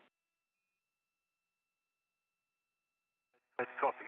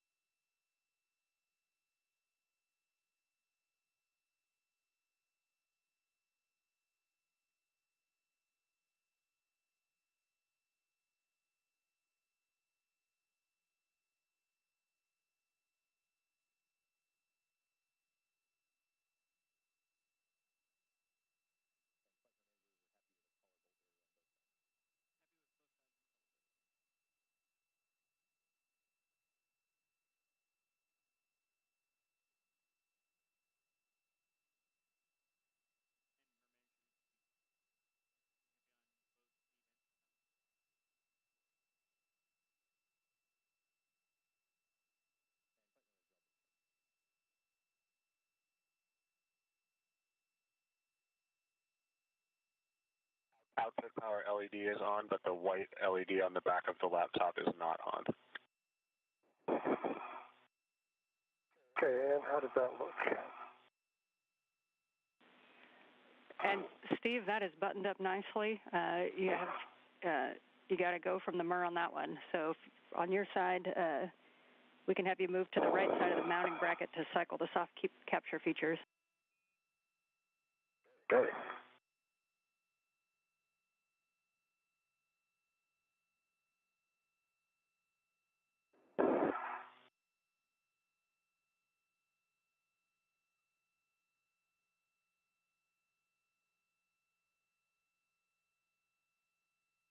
Yeah. Yeah, Stephen, I think you saw it as you went by on that mid-strut by the mounting bracket side. It looks like the inside of that MLI is open. Yep. Okay, let me cycle this one and then I'll share that. Thank you. All right, that's cycled and back in the J. Almost back there it is. Now it's back in J. Yeah, let me get a better angle on that to fix it.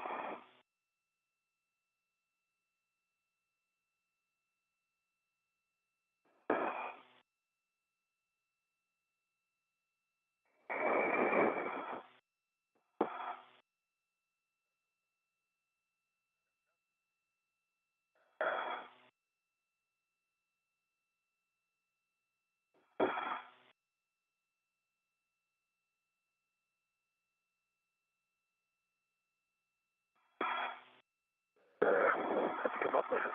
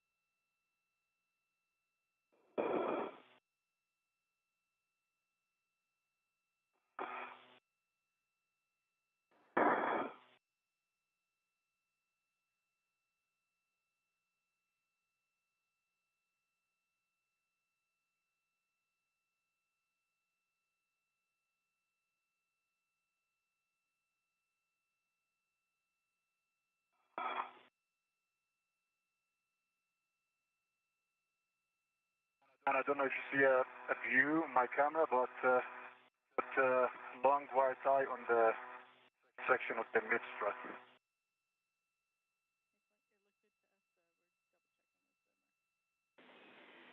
And Sultan, that looks good to us right now. I appreciate that.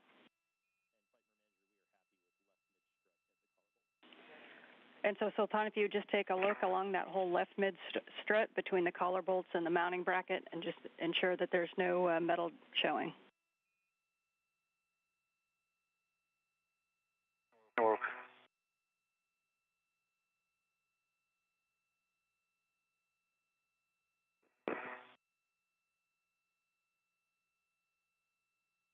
Let's see if this looks better.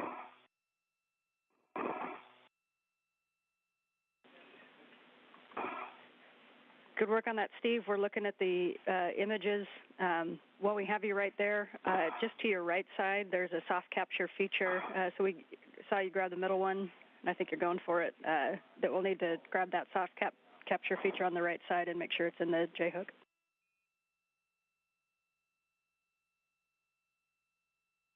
That one's in the J-hook. And so that's the middle one, and yeah, there's one kind of over. Yep, I see it now. Excellent. Yeah, I think I need to go back and deal with this MLI a little bit more. Okay, copy.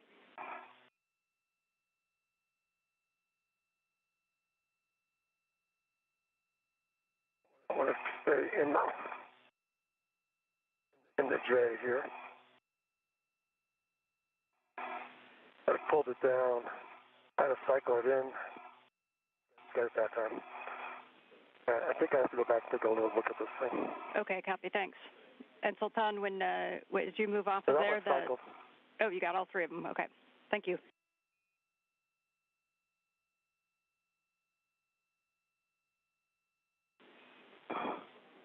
So for Sultan, we can take a HECA scan of any of the MLI and structures that you see on any of the struts and ensuring that the whole mounting bracket is clear of MLI.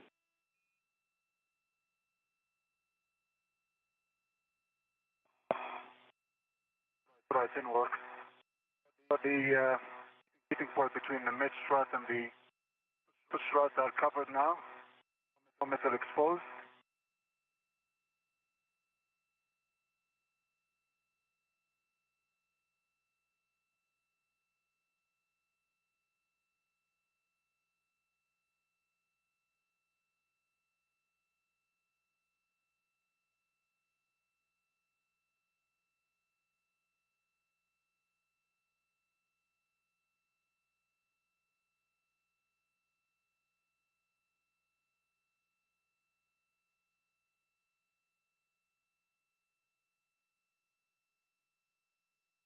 Sultan, can you see this strut over here? Your side? Is it? Can you see the strut over here? Your side?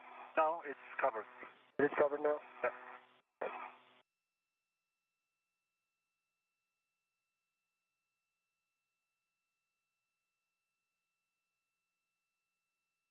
And on the upper strut, I see good MLI. I don't see any exposed metal except for the screw. Covered, but I can that tighter, but I don't see any metal exposed. Okay, we copy. So as we wait the that's not good. As we await the final. Yeah, we copy. We're waiting. And looking at the cables that they've got here, they're going to need to go back and redo that whole section.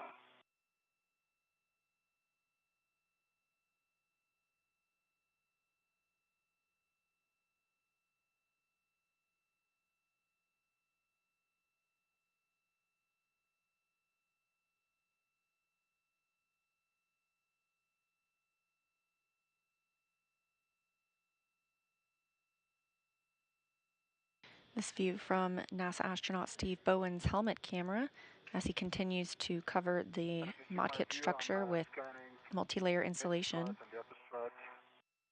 Left side. It's a good view. Exposed. Good view. We're going to keep looking. His view to the left side.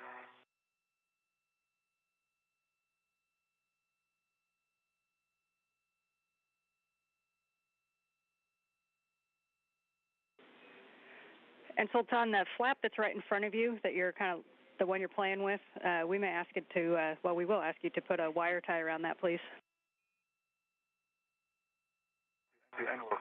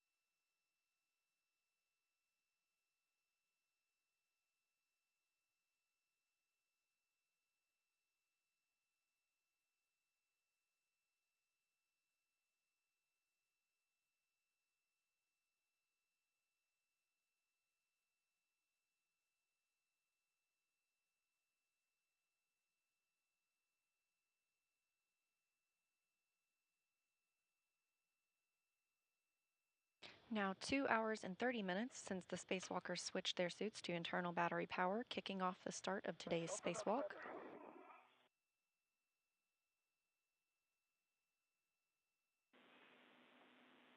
Yeah, we're looking at the views now. Steve, Steve, while you're paused right there, the next thing we'll need is a wire tie count on the caddy. Yep, hold on. I'm going to pull this one piece that's down here now. Okay.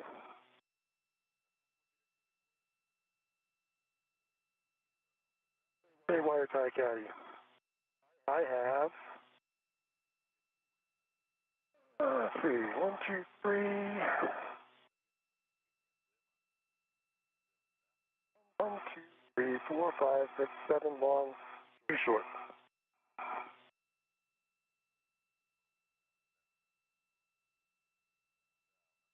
And I used the long and the short from my BOT.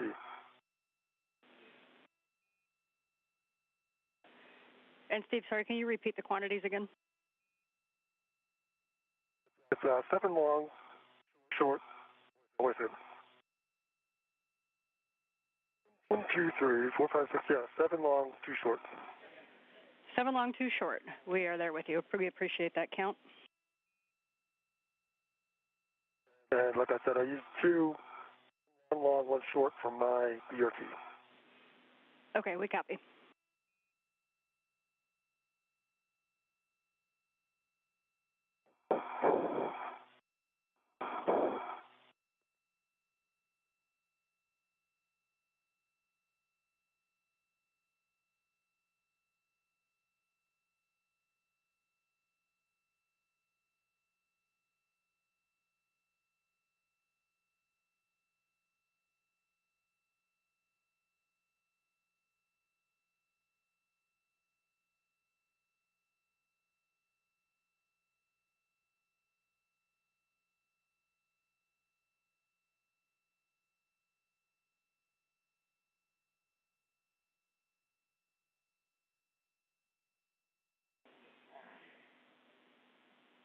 Okay, we've talked about the high priority areas, and we are happy with the all of the MLI fixes in the high priority areas.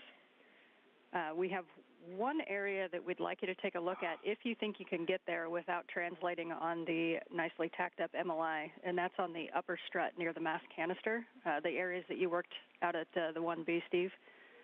On the left side, we think that the MLI might be open just a little bit. Left side, upper strut. Okay, let me get back up there.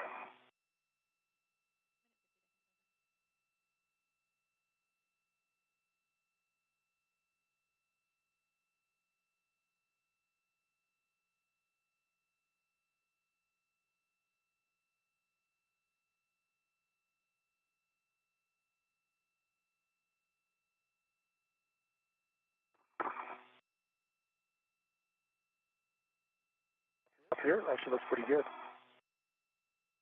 Look around.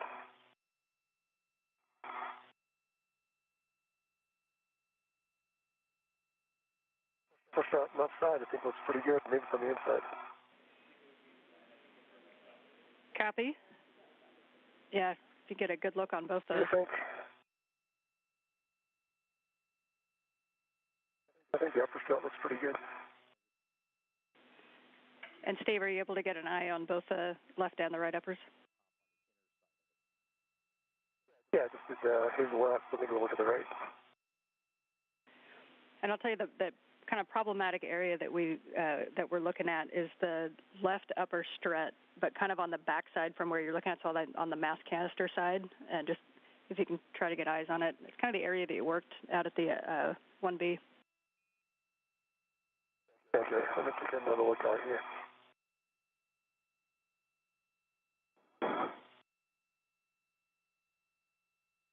Okay, looking at both sides of this left upper strut. That looks good.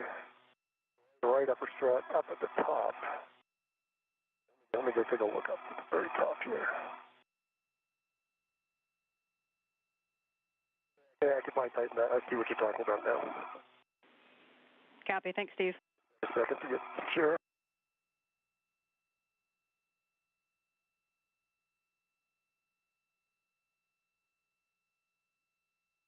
2 hours, 35 minutes into the spacewalk, and we are in a handover of satellites that allow us to communicate with the International Space Station. The astronauts continue to work on securing MLI, multi-layer installation, on the modification kit. This comes after completing some cable routing as well as additional MLI installation. Back with you after the handover. We're about 5 minutes to a sunset, and Sultan, we just wanted to send you a quick note. We were looking at your helmet lights, and we think your left side helmet light may not have been on in the last eclipse if you want to use it. All right, copy.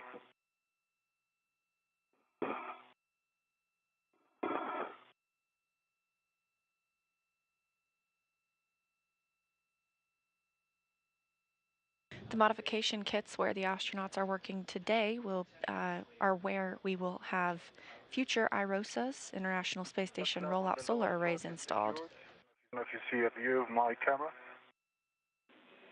We see it now. That looks beautiful. Thank you.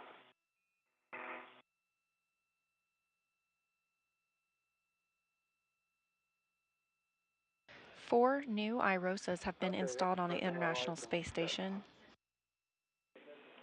Copy. Good work. Thank you, Steve. And for both of you, we can kind of back off of the mod kit and take a look at all of it.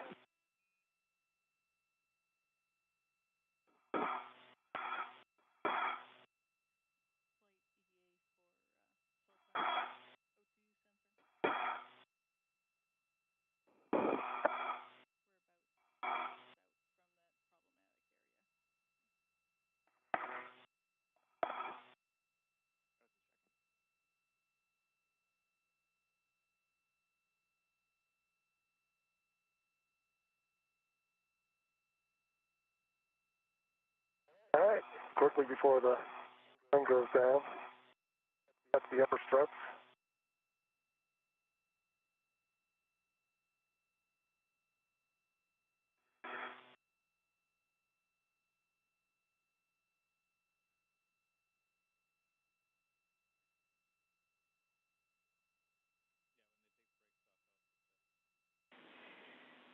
And that's right, Frank. And as you guys get reset off of that work site, Sultan, just a couple systems notes for you. We're about 10 minutes from where the O2 sensor readings had been seen to be erratic before, so just for your awareness. And also just for your awareness, we think that your helmet lights came detached from your helmet and they're being held on by the strap. There's no action needed for you, but just letting you know that it might be a little bit wobbly.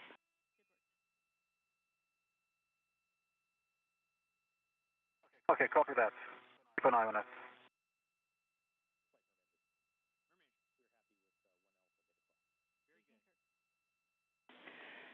And Stephen Sultan, we just got word from the MER. They are happy with your MLI work on 1 Alpha, so that will complete this task.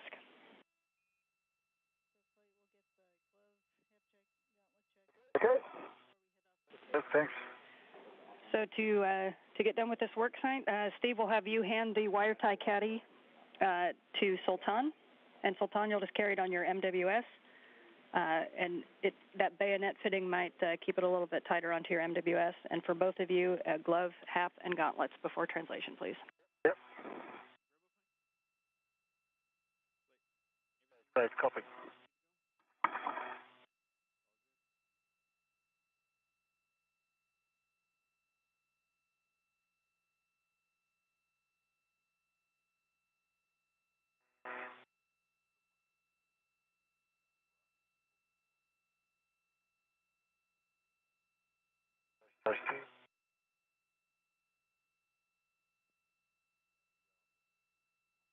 Just open the front and slide it in.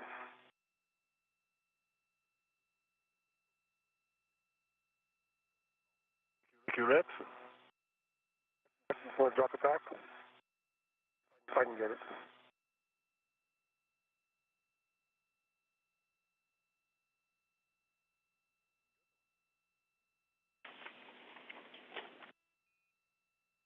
Hold on. I am amongst your feathers here, so let's not get too crossed. Stop leading off to the left. You're heading back to the right.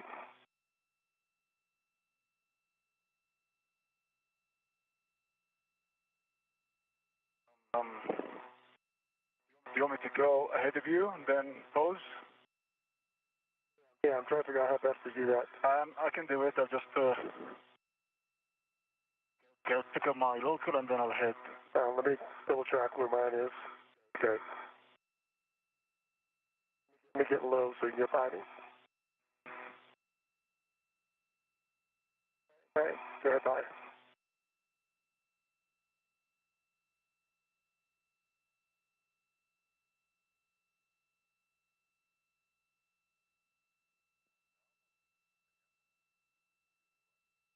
All right, just hung up with something. Hold on.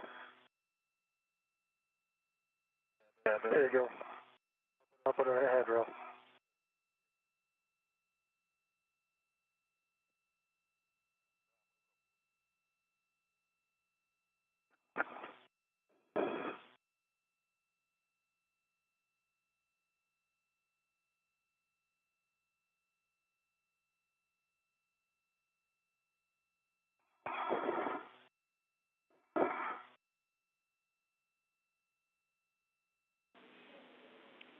And for the translation, this is where you're kind of change positions as you get to where your green hooks were. So Sultan, our recommendation is that you lead back out to 2004, and then Steve follow him out to where your green hooks were, and then Steve will lead the translation back in. Big picture, Steve, your next task is arm setup, and Sultan, yours is ESP2 setup.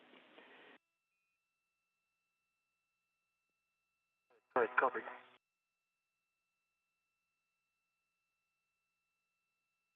I'm at 2004.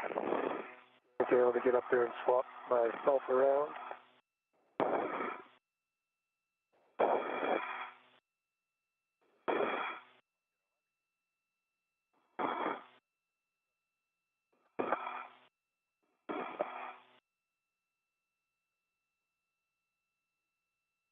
All right. I'll start in back. Yeah, follow. And before translation, can we get a glove and a hat from both of you? I'm sorry.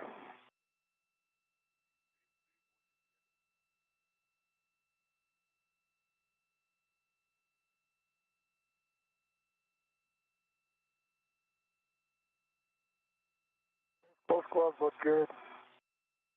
Hat is dry. Copy, thanks, Steve.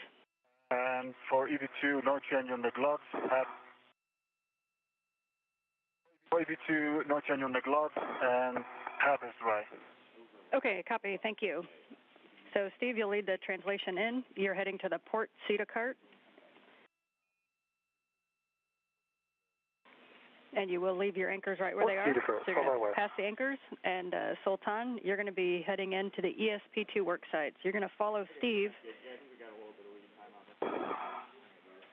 until you get to the CETA spur, and then you're going to go down the CETA spur. All right, so for the student, tell the spur, then we'll head down to the ASP2. Good words, and you're actually going to go down the CETA spur, and we're going to have you fair lead near the port airlock toolbox when you get down there, and this would also be a good time to turn on the GoPro.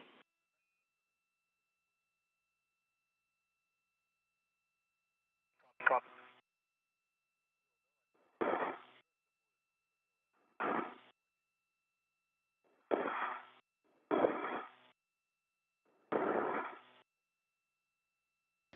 Coming up on 2 hours and 45 minutes into today's spacewalk. This view from NASA astronaut Steve Bowen's helmet camera. Both spacewalkers have accomplished the first major task of today, which is routing cables and modifying/securing MLI, multi-layer insulation, to the mod kits where future IROSA arrays will be installed.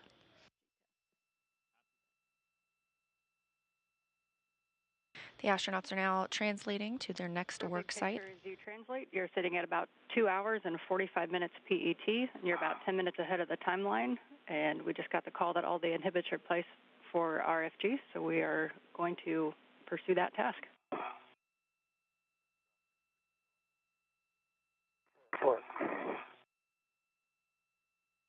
The next task is for the astronauts to retrieve the RFG. Yeah, I'm trying to get around here.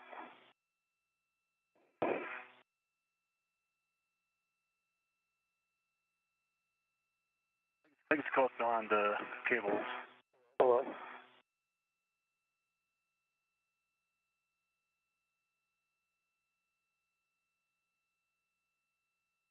I think it's clear. Yep.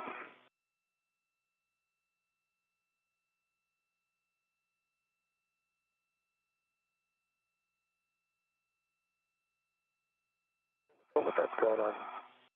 It's behind, yeah, clear now. Okay.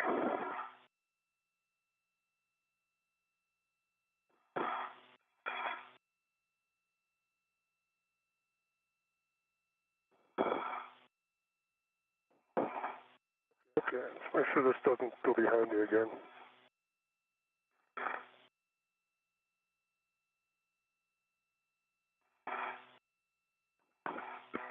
Hey, hold on, Sultan. Let me get the spot here.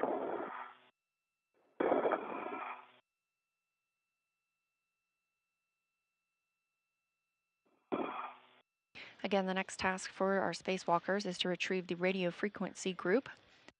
This is part of the S-band antenna.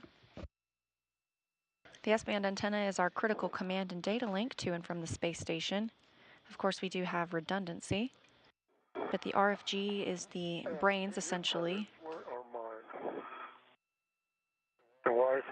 Sultan, can you go back and unhook mine? It grabbed onto something back there.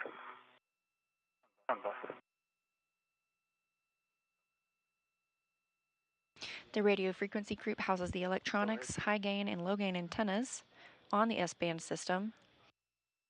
Don't grab back. Can you follow that back a little bit?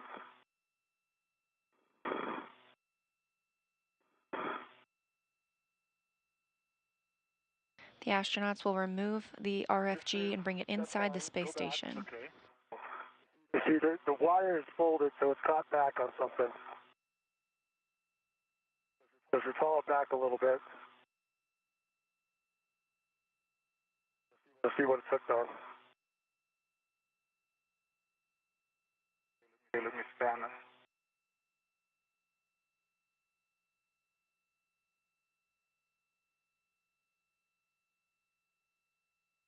On the EN10.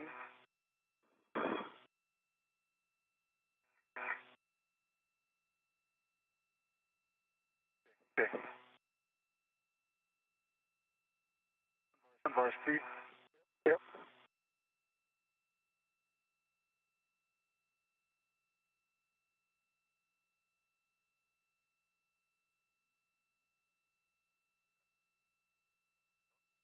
Okay, it's opinion 10, and it's coming good way.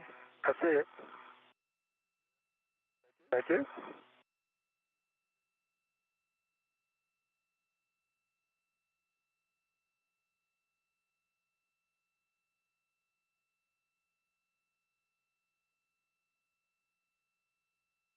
Thank you very much. Problem.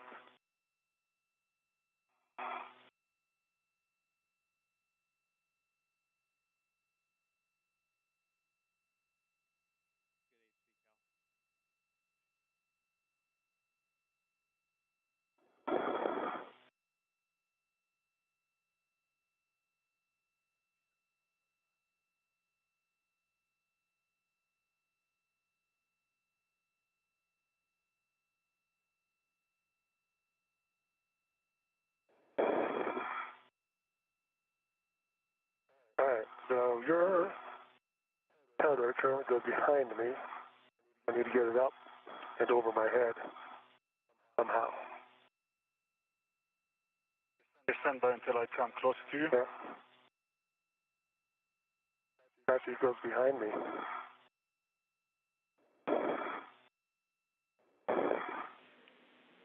So where we want it for the next setup for these tethers, just for awareness, is Sultan should go from the anchor down to a fair lead by the port airlock toolbox. And Steve, yours will go from the anchor to a fair lead that you're going to put on the lab strut.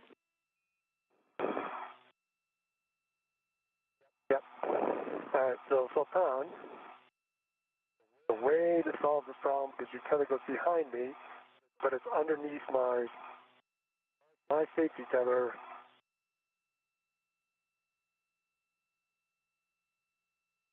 So if you can get, let me get, okay, so let's get it up. I'm going to go down, get over my head, then I'll come up and then we'll clear the last bit. Okay? Okay, are they crossed now or just behind? Yeah, they're crossed now. So can you get your tether up from behind me and above, put it back above me?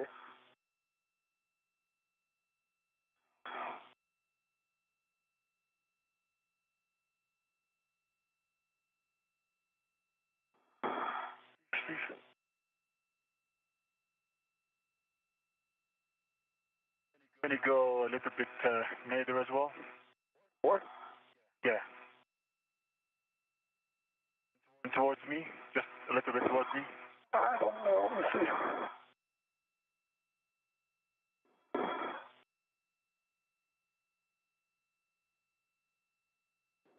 Be clear now.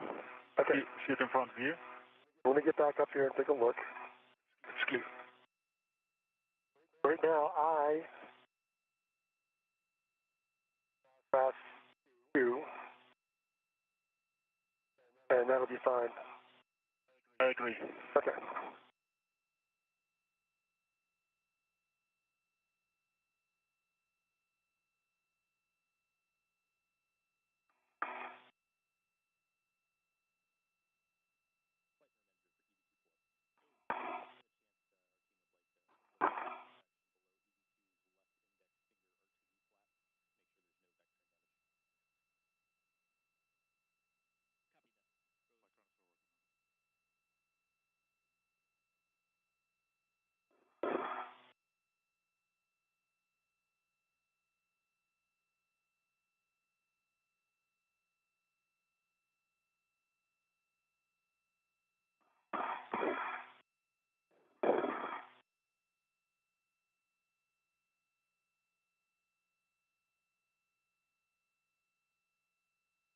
As our astronauts continue to translate to the next work site, the International Space Station is flying 261 statute miles over the Indian Ocean west of Australia.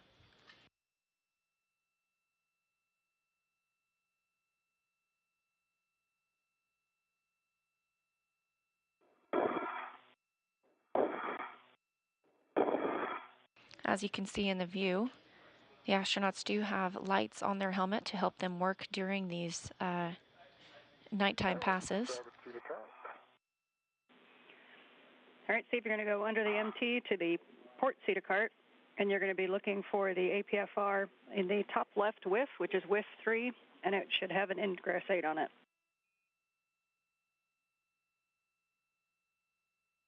All right.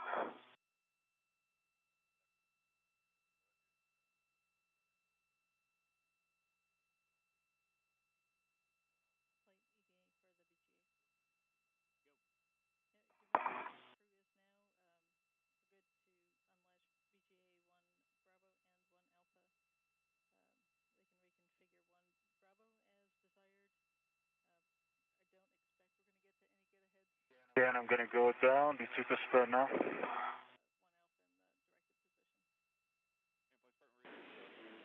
And copy, Sultan. Yep, you're going to head down the CETA spur. And then you can turn on the GoPro, and you're going to fair lead on the port width near the port airlock toolbox.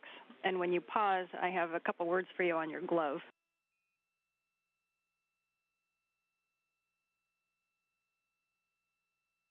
Copy that.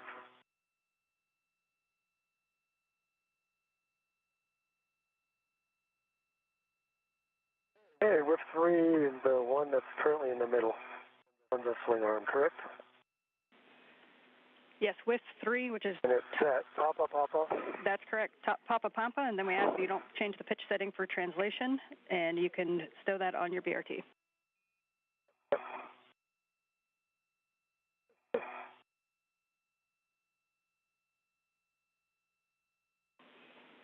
And the final settings for that one are 12 Papa Papa Fox 6 for the arm, and you can set that any time between here and there. Okay. This view from Steve Bowen's helmet camera as he picks up an APFR, articulating portable foot restraint. As overheard, he'll stow that on his BRT, the body restraint tether. He'll then attach it to the cannon arm 2, which will be used during the next task when they remove the RFG, the radio frequency group, and prepare to bring it inside the space station.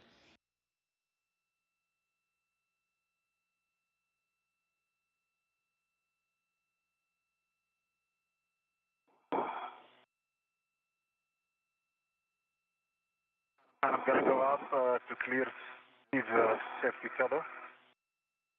Now it's came under my legs.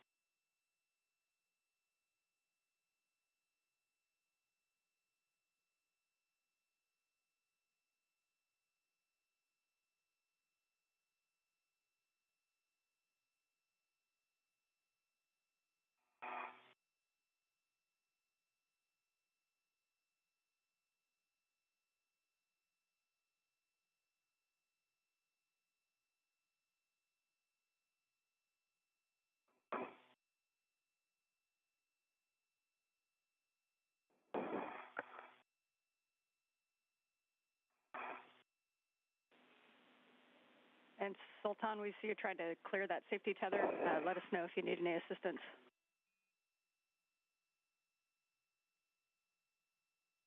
Yeah, before making this worse, I just want to see where are they wrapped. They crossed behind my place, but I want to go down and take it. All right, I might be able to help you out here. Just grab the APFR. No problem, Steve. And yeah, Steve, we'd like you to head back a little bit outboard to the other side and see if you can help clear that. Okay, let me down the left strut and my fair lead, and then I'll go help him. That's okay? Yeah, we concur with that plan. Okay. And it's the starboard strut I'm supposed to go down?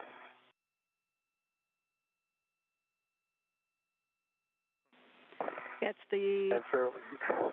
On the... I'm going to try to work on it from here.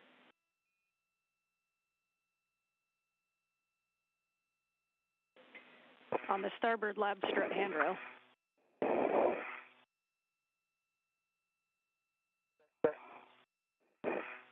Didn't work. Hold on, take a second. Where are you right now? I'm at Cita spur. Okay, I'll be up in a second. Just wanted to see where your tether is routed. Is it behind my truss or?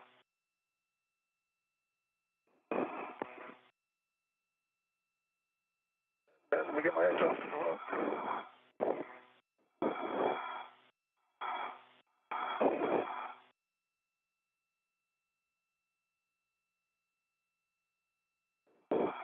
I'll just wait for you. I think it's behind my press. Okay, I'll be there in a minute. Okay.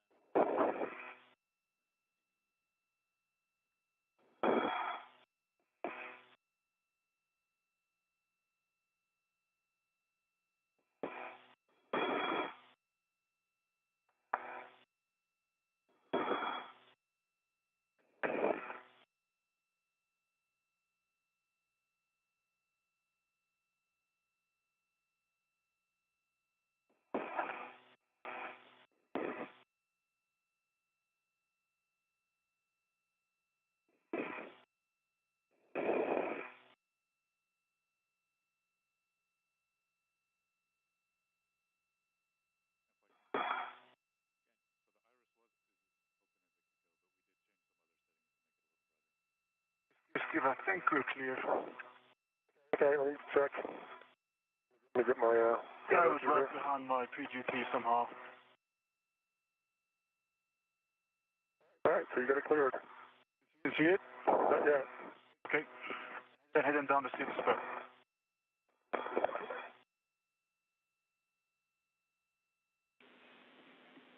Okay, and we told Sultan, or we monitored Sultan, you said that it is cleared?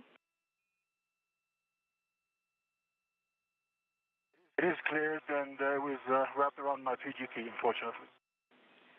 All right, nicely done. So you can continue down the port airlock, or toward down the Cita spur to the GoPro, and you can turn that on. And Steve, you can go down to the front side of ESP2 via the lab and then the gap spanner.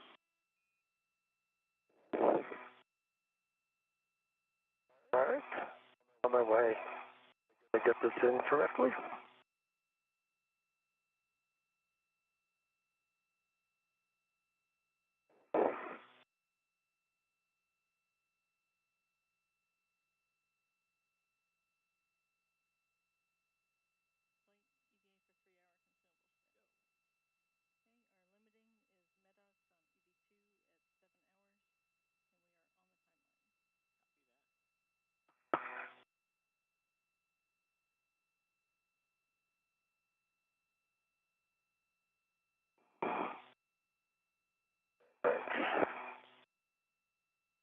Left. All right, yeah, fairly in place. Copy, fair lead in place.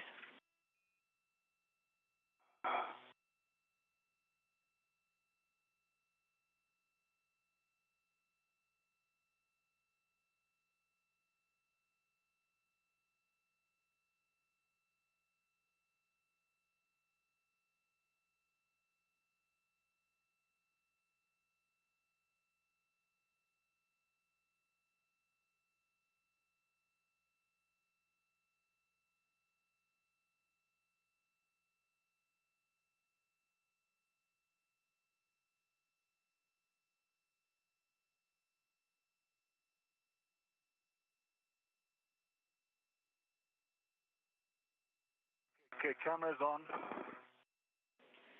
Copy, the camera's on. So if you can go over near the, we're thinking on the port whiff near the port airlock toolbox and fair lead, and then you're going to translate around the side of ESP2 where you stowed the crew lock bag 1, and you're going to stow the wire tie caddy. Right, copy.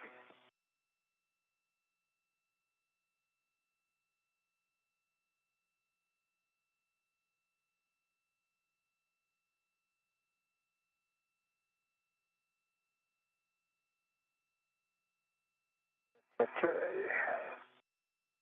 I'm going.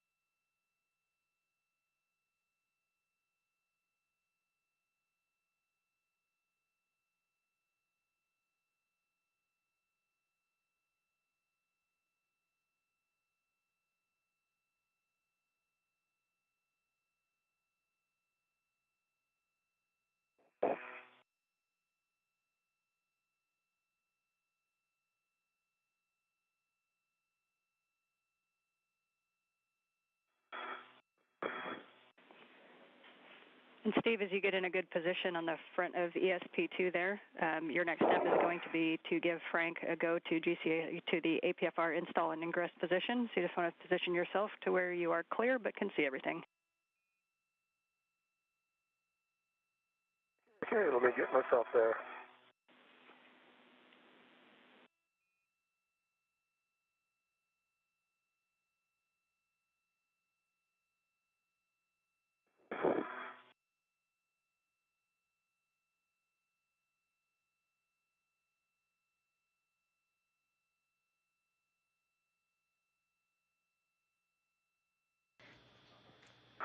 Now over 3 hours into the spacewalk today, astronauts are preparing for the next major task on their list. This is to remove the RFG, the radio frequency group, from the S-band antenna.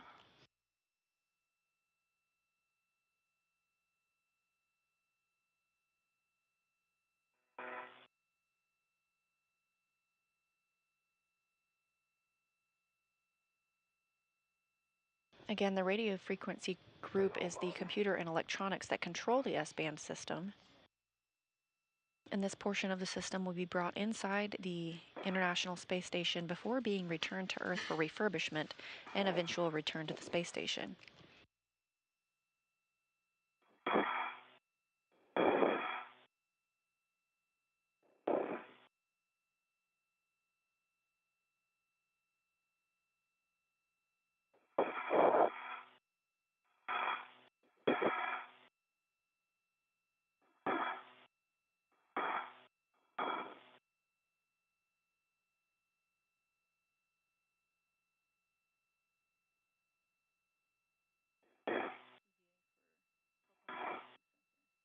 All right, let's see my match.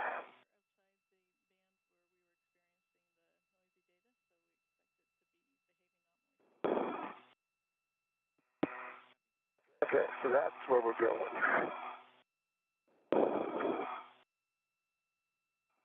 my tether.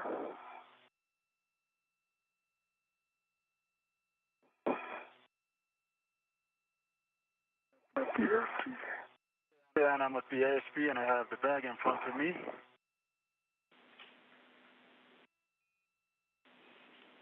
Okay, Sultan, you can stow the wire tie caddy, and then I have a couple systems words for you when you have time to look at your left hand again.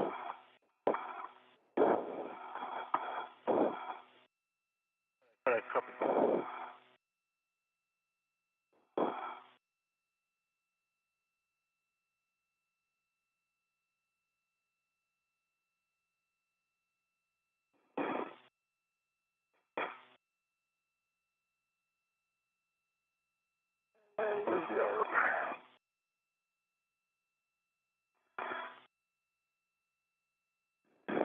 And then that's why caddy will go into integral red.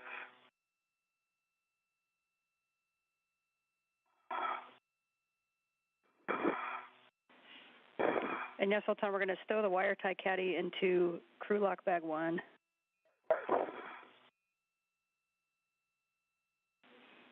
At the same time, you can The grab... question is, are they going into integral red? Or? Yes, you can put it on any available integral ret.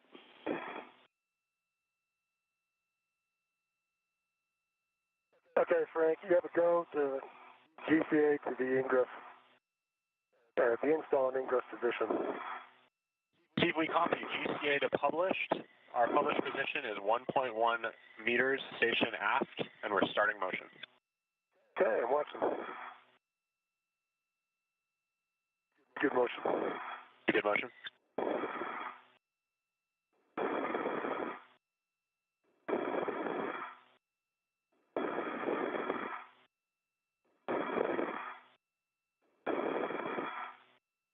Half a meter to go. Continue to publish. Copy, continue to publish.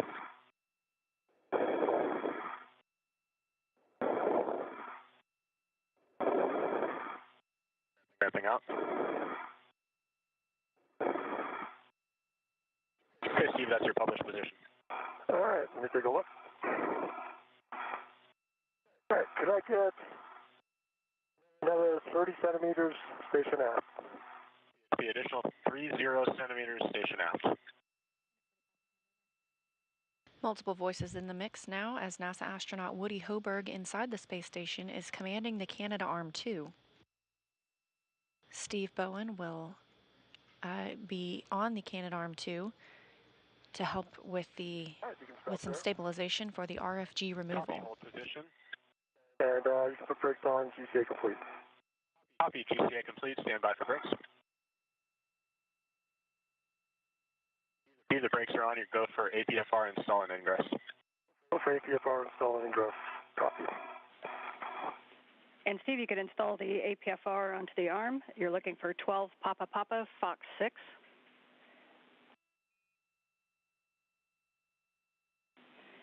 For Sultan, while you have that... Papa Fox 6, okay. Yep, good read back.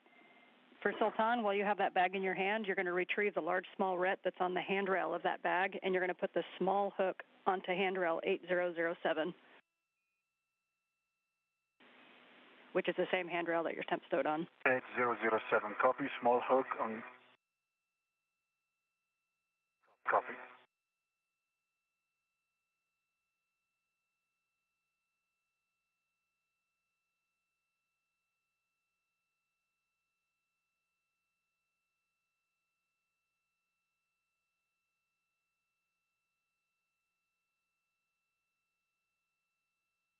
Great view here of Steve Bowen as he handles the APFR, the articulating portable foot restraint, and places it on the Canadarm2, the latching end effector.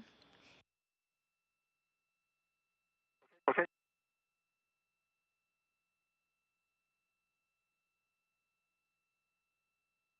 And of course, we have another brief satellite handover. Teams here in Mission Control Houston continuing to monitor everything about today's spacewalk, including the status of the astronauts inside the space station, of course our astronauts outside and keeping up with those tasks, as well as the consumables for the astronauts, including their oxygen rates inside the suits. No, This one did not go all the way over. Copy, black on black. And we're just back with you from a handover, so if you Hold on. called a pull twist test, we missed it. Hold on. Oh, I got the black on black. It didn't twist yet. Feels like it's in, but it hasn't twisted. Baller's not going back yet. Copy. A couple of notes for Sultan while Steve works that. One is that we're out of the range for your erratic sensor, so we're not worried about that anymore.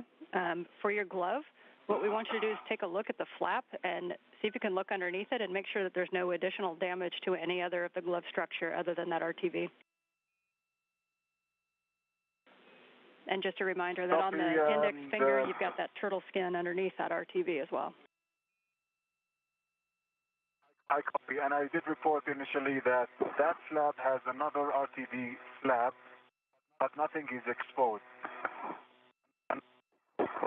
Rubber. Okay, good words. Thanks for double checking that.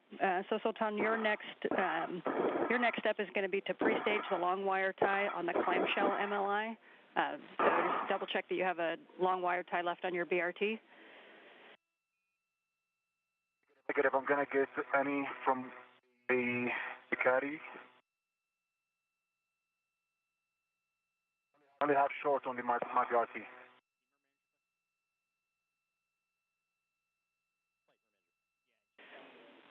Okay, yeah, we agree with that, Sultan. Sorry about that. I should have cut that before you put that in there. So we'll have you grab one long wire tie on the clamshell MLI.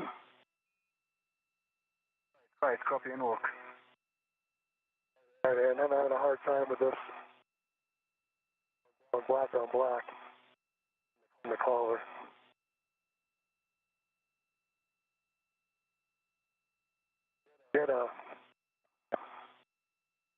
Looks like it's in there. Collar does not want to move.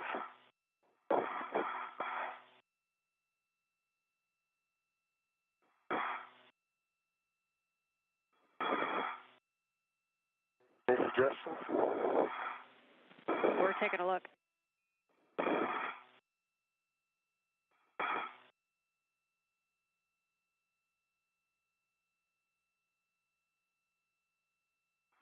Cycle it.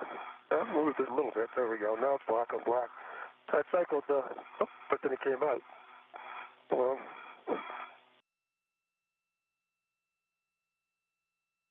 okay, now I got 12. Got it black on black, but it's not in. Okay, we copy that it might just be on this soft capture. It's in soft capture. Hold on. Yep, and that's 12. All right, now I got a good twist. Got black on black. Yeah, collar is very stiff. I think that's a big part of this. It is in place. Got okay, Steve. blocking at 12, black on black, good wiggle pull. And we're checking, Steve. We may have you double check it. All right. Teams on the ground helping NASA astronaut Steve Bowen troubleshoot the install of the articulating portable foot restraint on the Canadarm2. Meanwhile, we saw the International Space Station enter an orbital daylight.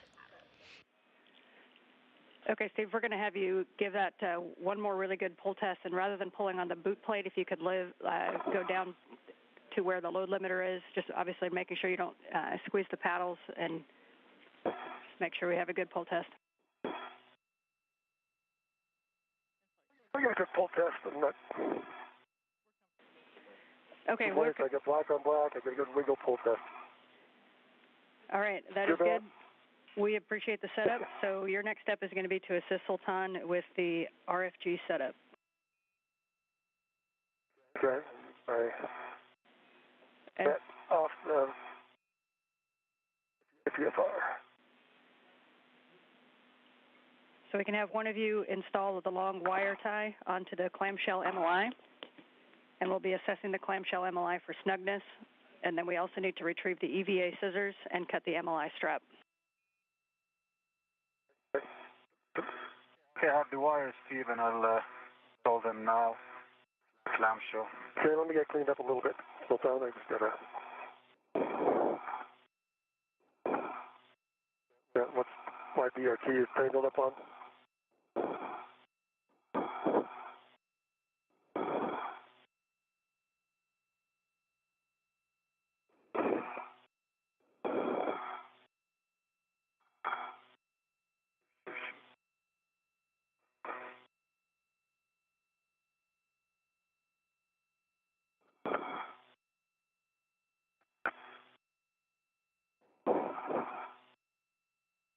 There it goes.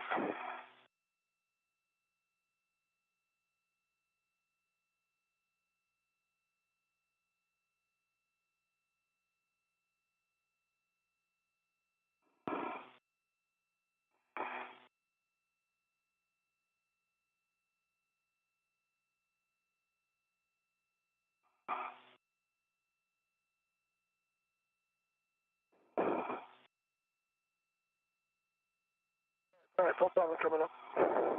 All right.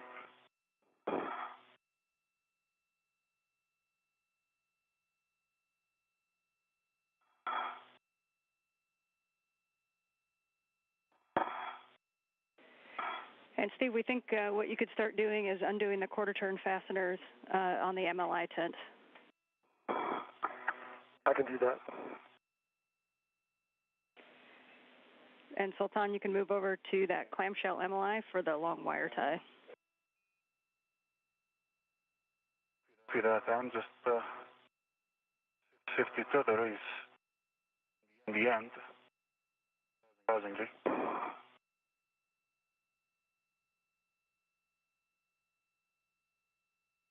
Can I drop a green hook somewhere? Feel the tension that the green hook is, green wheel is, which reached the limit.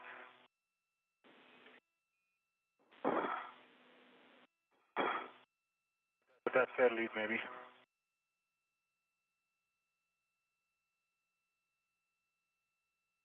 We'll check. And Sultan, yes, you can drop your green hook. So we recommend one method would be to fair lead over by the port airlock toolboxes. But you can also put your green hook down to get your tetherers out of the way wherever you see fit, probably toward the airlock on ESP2. Disregard that, and I think it was the red wheel caught behind the ESP structure. Now I have enough room to work. Yep. Yeah, we copy. And I do not see the quarter turn. I don't see the quarter turn fasteners on the backside, correct? Nothing on the back, just the one over here and the ones on the front. Yeah. Yeah, that's right. It's just ISS forward in port and on the high gain side. There should be 10 total.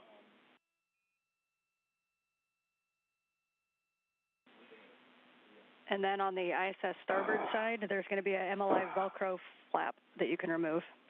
I can't get up there.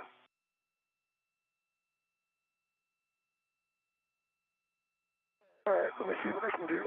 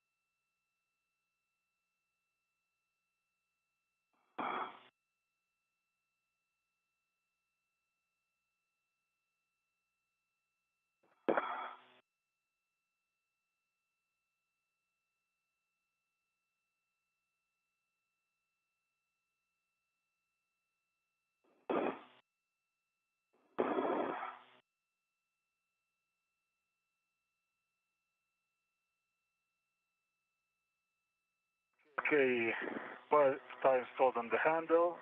I'll feed it through the loops.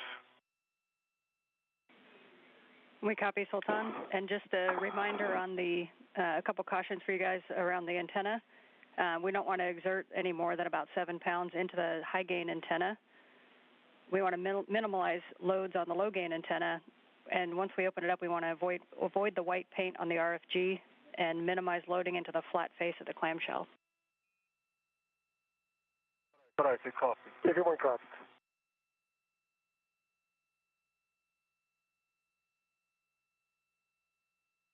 Think that's enough, Steve, or?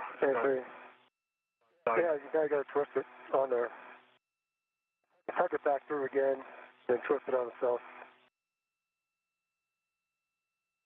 As our spacewalkers begin work on removing the radio frequency group as part of the S-band antenna, if you look in the background at beautiful Earth, just above it is our moon. I'll twist it.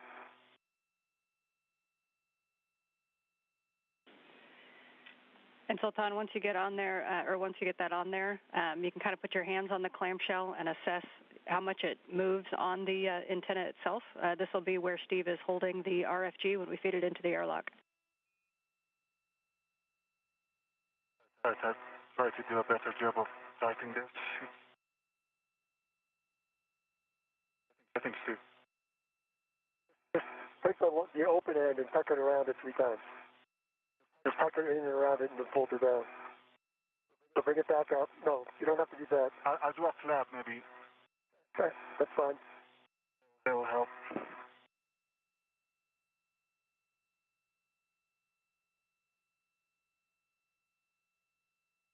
I think you need to tuck it back through at least one more time. Sure.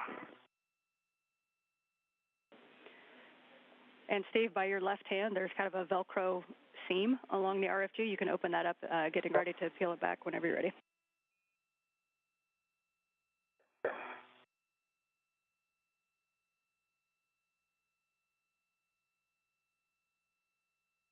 Okay, that's all be good.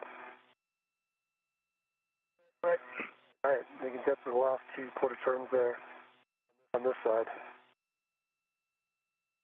Okay, we'll do that. Yeah, I can't quite reach them. And Sultan, your next step, you can retrieve the EVA scissors from the crew lock bag 1, and we'll be cutting the MLI strap. All right, copy and on work. And Steve, we'll have you stand by on the MLI until we get the strap cut. Okay.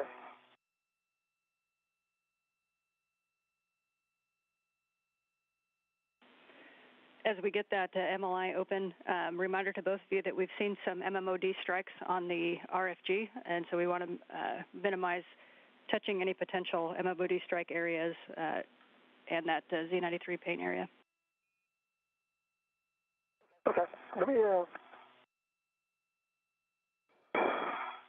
my APFR settings. I'll make sure I'm good there. Let's APFR Papa, settings 12, Papa Papa, Fox 6. And I think I'm there.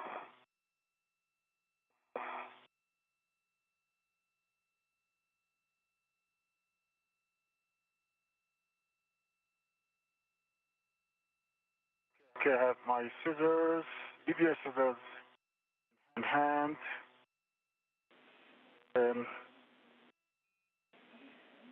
Assist my location for the cut.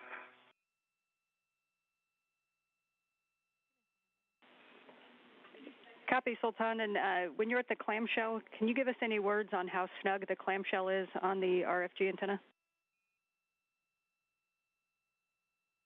But the wire tie is tight, and I don't think it's like a proper grabbing point, but it's definitely closed with the wire tie. Best effort, and it's tight. But it is rotating. If I do of that, it does rotate. Okay, with that then, Sultan, we are go for you to cut the MLI strap nearest the clamshell that connects the clamshell to the tent. All right, we'll do that. Cut near the clamshell.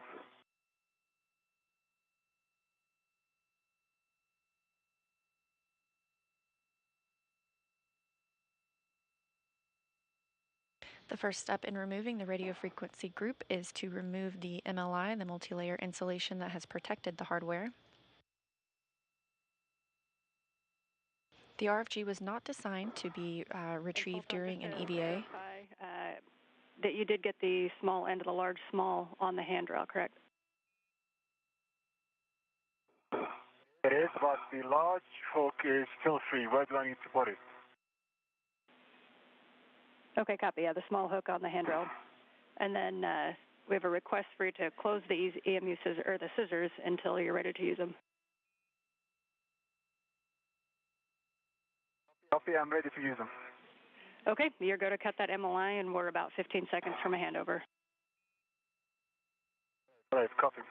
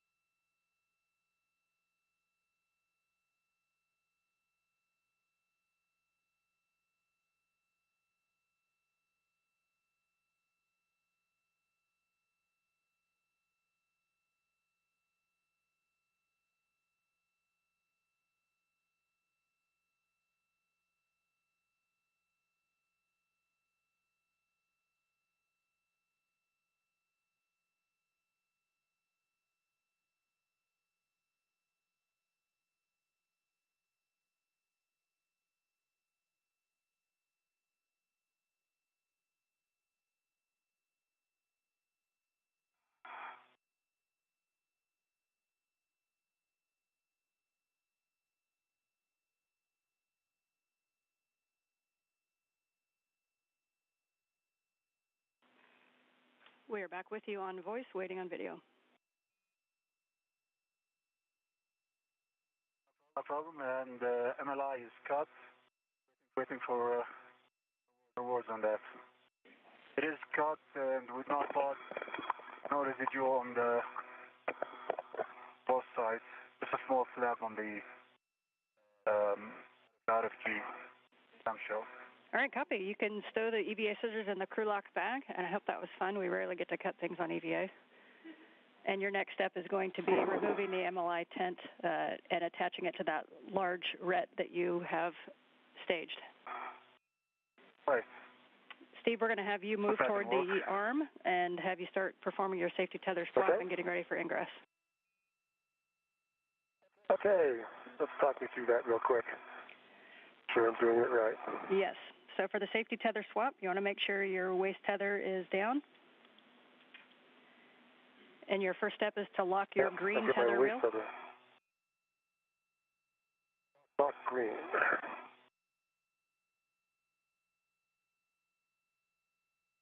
Green is locked. Copy, green is locked. Check that your green hook gate is closed and the hook is locked. My green hook gate is closed and locked. You can now relocate your yellow hook to the SSRMS handrail tether point. Okay, going on to the yellow hook is going to the SSRMS. We'll put it on the forward handrail tether point. That's gate closed, slider locked. Copy, gate closed, hook locked on the yellow on the handrail tether point. Your next step is to attach your green hook to ESP2 handrail 8011. 8011 green hook, that's in work.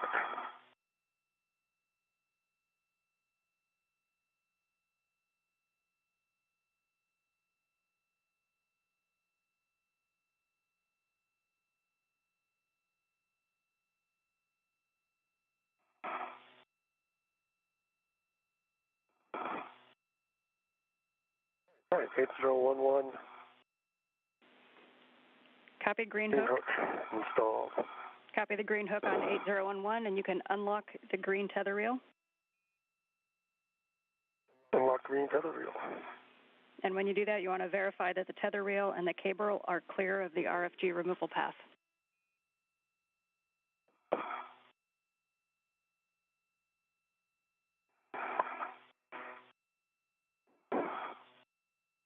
Yeah, I will be probably once I get the waist tether on that side clear of it.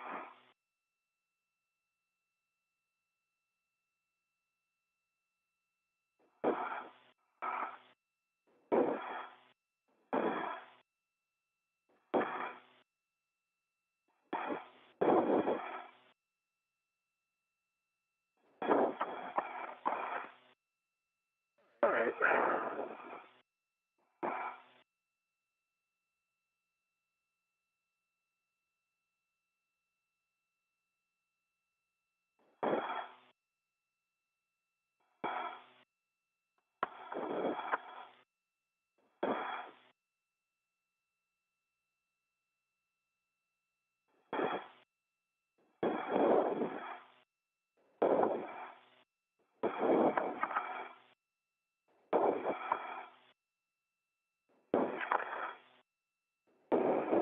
Hmm.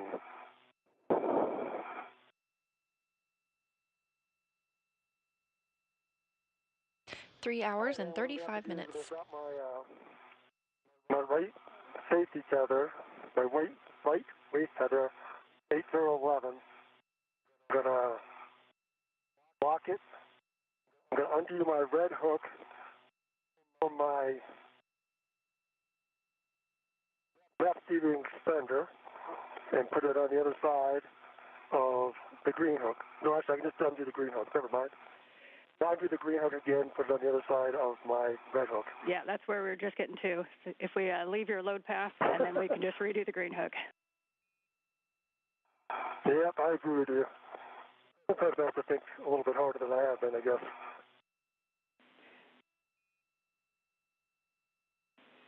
And with that, Steve, that completes the safety tether swap procedure. So you can just verify your load path is clear. Your next step is going to be to ingress the APFR. Sultan, we see you opening and restraining the tent MLI. And let us know when you have that on the large hook of the large small red. It is attached already to the Velcro loop. Just want to tuck this more in a low profile for the removal and the NZGL operation. Copy, good words.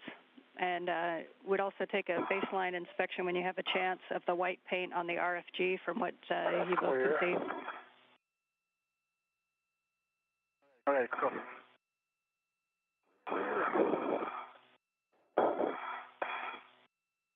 All right, I feel much better about that.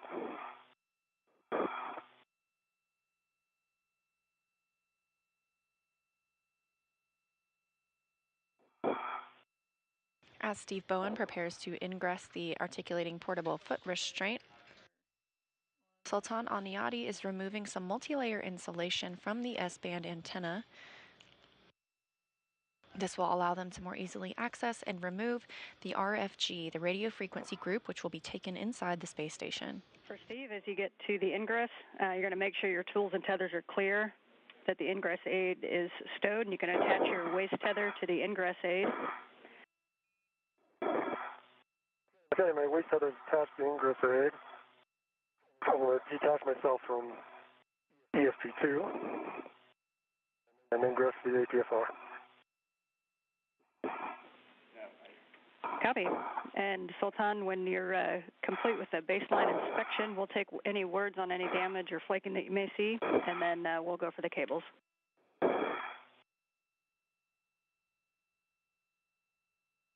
right, stand by and in work.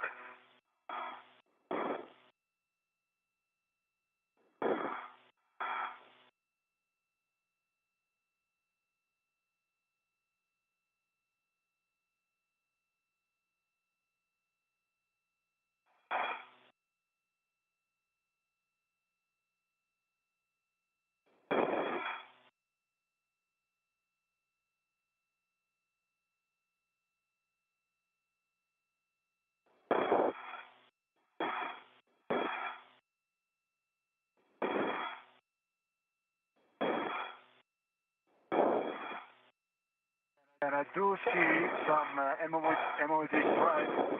The one it was shown in the pictures, right in front of me, just left of the J1 connection.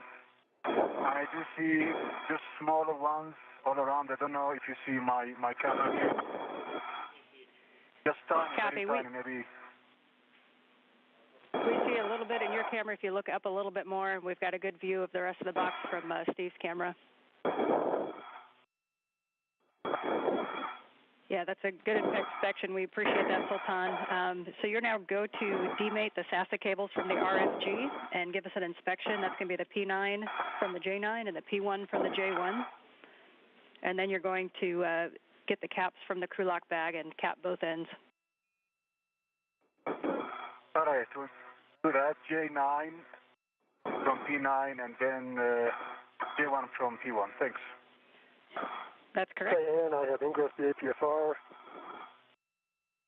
I'm Ingress the APFR. All my headers are clear of ESP, and I think I'm ready to go to the removal position. Yep, and from Steve, we'll get a glove and a hap check from you. But before we take the comm for Robo, okay. Sultan, are you good for your next couple steps? You're going to demate those cables. You're going to retrieve the cap keeper from the crew lock bag, and then you're going to put the caps and the plugs on both cable ends and both box connections. Absolutely, and I did demate J9 and P9, and I see no fault, good fans, and good MI band. Never back, fully forward, fully backward, over center. Demating the other one, be a quick inspection, then you can translate to Steve.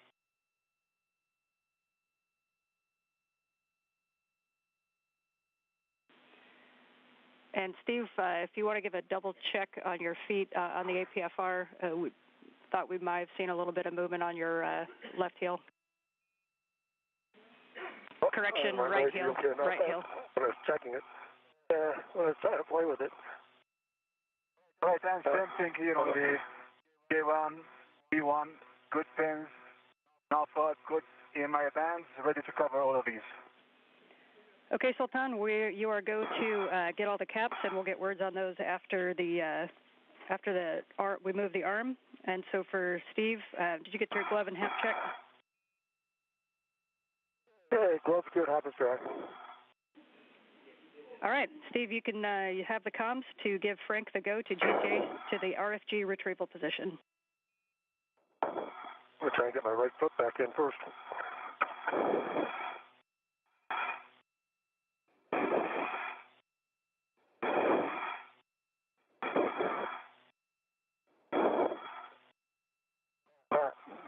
That feels good. Okay, Frank. I need to go station forward 30 centimeters I gave you, and then you can GTA to the RFG removal position. Steve, we copy. Brakes are coming off. Begin GCA to published. We'll start with that 30 centimeters station forward, follow it up with 70 centimeters station starboard. Starting motion station forward. That sounds good. Thank you. Actually, sorry, stand by one. We got to set up one thing. Okay. That's the voice of NASA astronaut Woody Hoburg, who will be controlling the Canadarm2 as he begins to relocate Steve Bowen on the end of the Canadarm2. It'll put him in a proper position to remove some bolts that are on the RFG.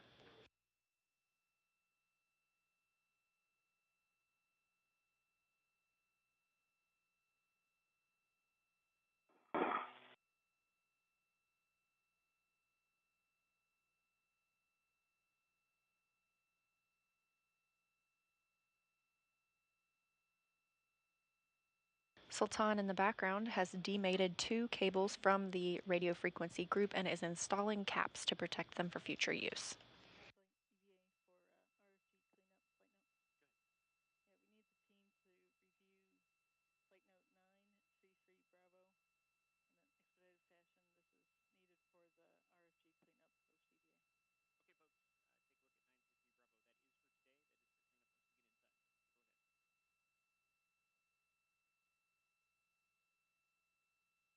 Steve, we're starting motion station forward for 24 centimeters.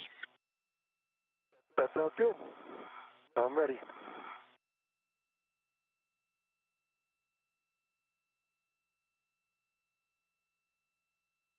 Be good motion. Be good motion.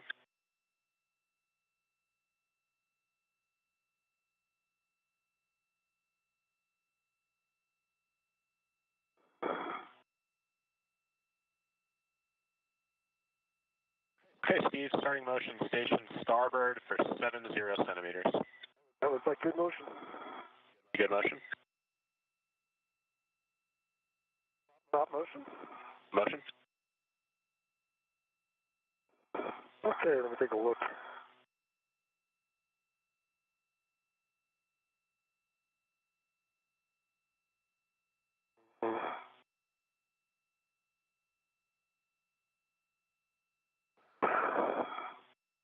I think I need about 20 centimeters station starboard, and then 20 centimeters station. Let's see, you were going starboard, right? So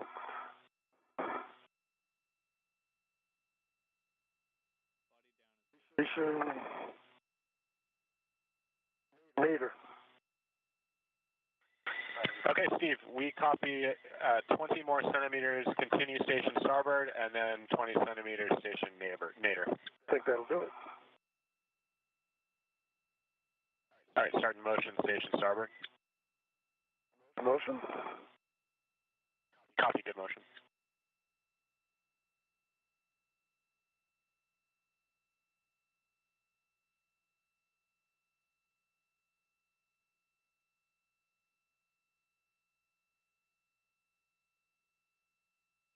Actually, station zenith. I'm sorry, I had that backwards since I'm upside down.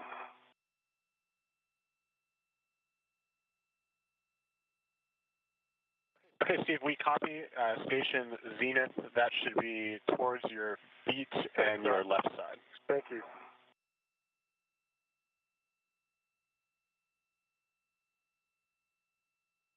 Starting motion station zenith. Great motion. Copy, good motion. Okay, you can stop motion there. Copy, hold position. And you put brakes on. That's a great position. Thank you. We copy, GCA complete, stand by for brakes.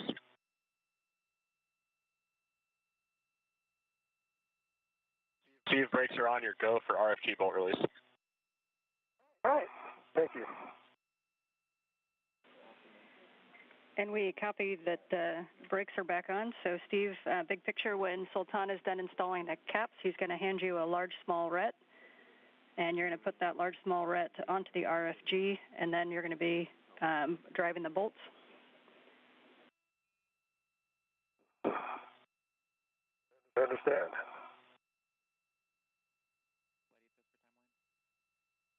Some acronym breakdown for you. Steve Bowen will be receiving. He will be attaching a retractable equipment tether to the radio frequency group, since that will soon be released from the space station. He'll be using a PGT or pistol grip tool to release 8 structural bolts.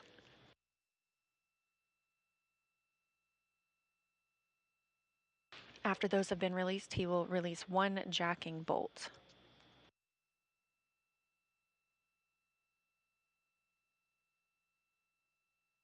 Sultan Alneyadi is meanwhile finishing up removing some of those cables from the S-band to the RFG itself and installing caps, as those will be reinstalled in the future once the RFG is replaced. Yes, I'm finishing the last cap. For some reason it's not setting as I expected. We copy.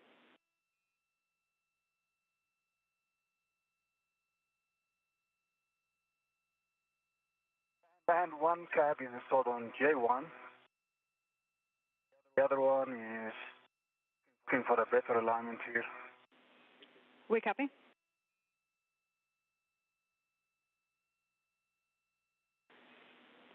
And Sultan, if it gives you a little more workspace, you can take the hook off of the cap that you have installed.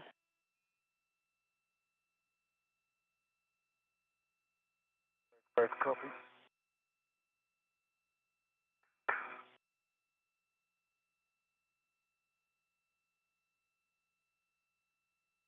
Okay, both caps installed. Full test. Releasing the hooks. Nicely done. So you can release those hooks, and the caddy's going to go back to the crew lock bag. And then when you're the crew lock bag, you can pick up 2 large small rets, and you'll be handing one of those over to Steve. And we can have Steve start to drive bolts while Sultan continues to tack down the cables. All right.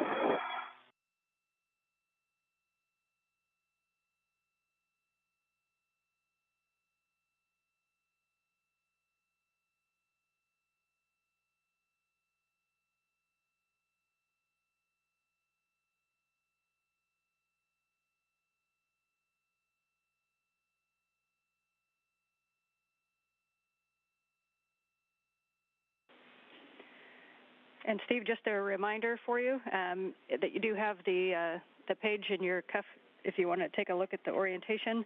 But in general, if you look at the bolts, the middle jacking bolt is bolt E. And then just to the left of that is F.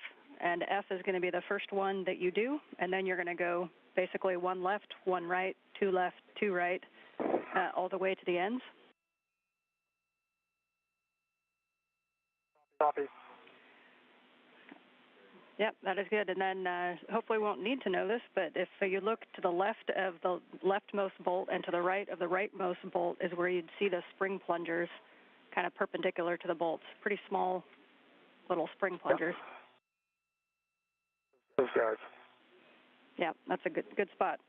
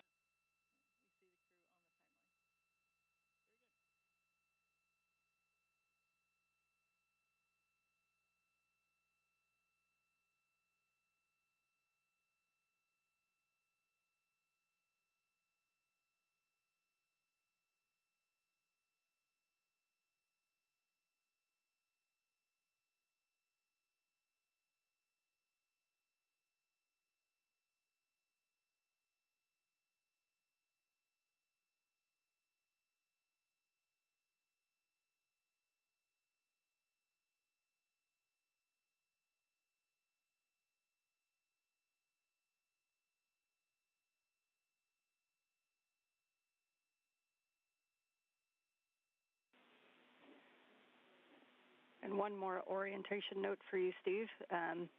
When you go to remove it, I know we talked about this a lot in the conferences, but the motion that you'll want to do is kind of a yawing motion where you would push slightly with your right and pull with your left and then vice versa. So just a real slight yaw onto the RFG as you pull. Copy. Just keep it basically flat. Don't lift it till it clears. And we should be able to pull it basically straight back out. Yep, we agree with those words. I think I've got enough flow here to get it out.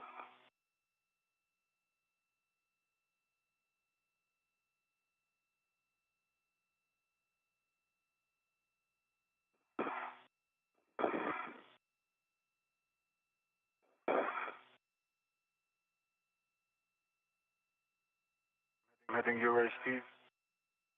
Yep, just waiting on the long duration, the large flow. Thank you.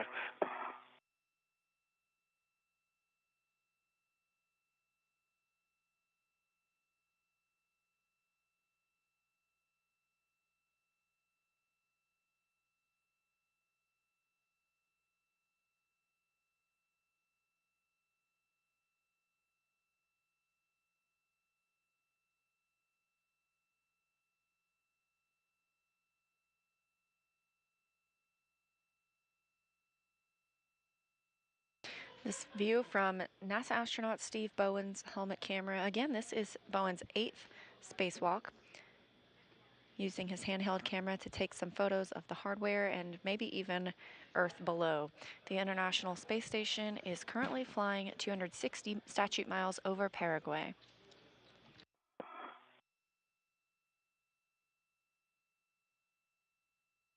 Give you a small hook. Copy. I have the small hook. And high, let me get that in place.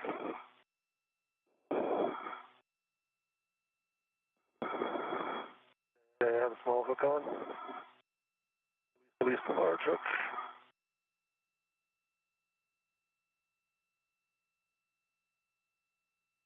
Thank you. The large hook is going on the RFG. Back in place. Yeah, we see that the large small is on the RFG, so for Sultan, you can move back to the crew lock bag, and actually we need actually not quite yet, so we're going to have you secure the stanchion cables P1 and P9 to the stanchion with a wire tie, and then you can stow the cap keeper there in crew lock bag 1. Okay, copy. And for Steve, we are ready to drive the bolts. Just a reminder around the RFG to watch for sharp edges. Your PGT settings are Bravo 1, counter 2. All right, let me get the cal check down here. Powering on. The cal. Motor.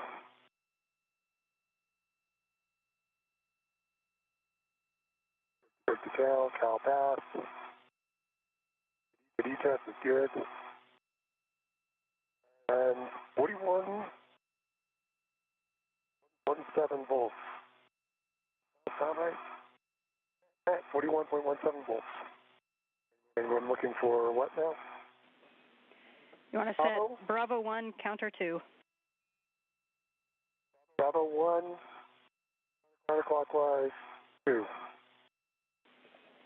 I got Bravo 1, counterclockwise 2.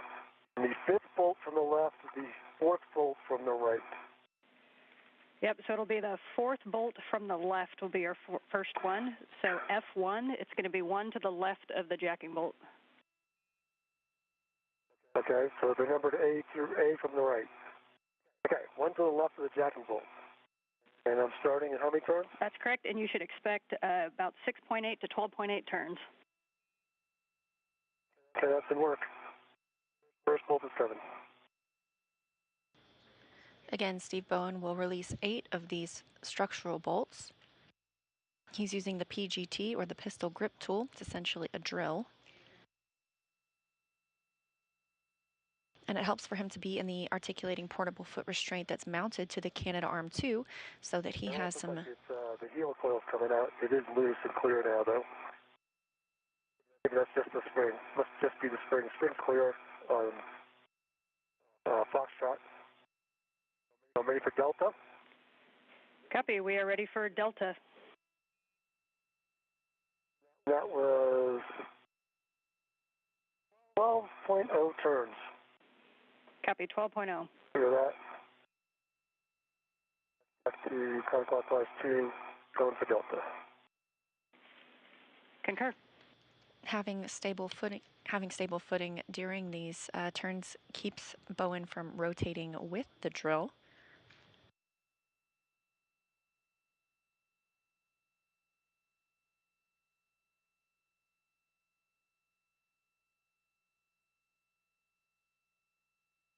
All right. That was 12.0 turns as well. Copy. 12.0 on bolt Delta. So you go for block Golf, third from the left. Third from the left didn't work.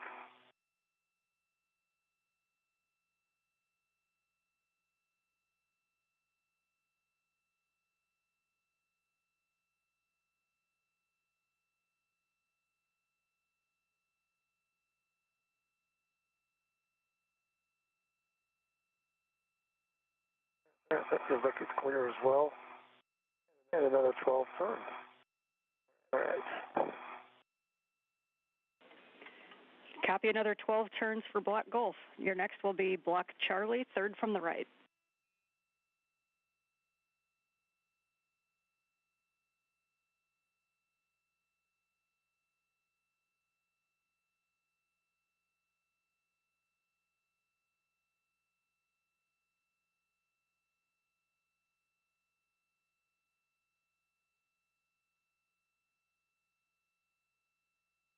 All right. And I got 10.4 turns there. on Charlie. And now I'm over to hotel. We concur and copy 10.4 on Charlie and hotel. On to hotel.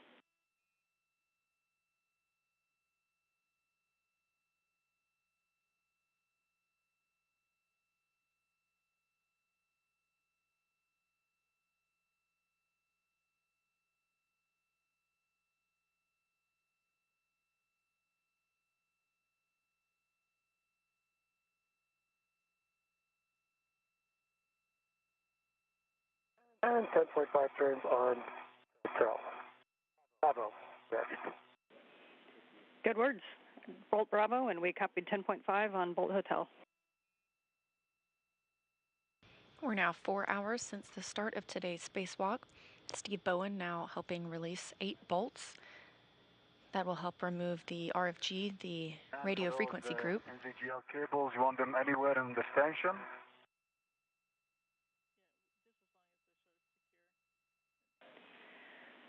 Yes, Sultan, you can go anywhere onto that stanchion so that they're secure and clear of the RFG removal path.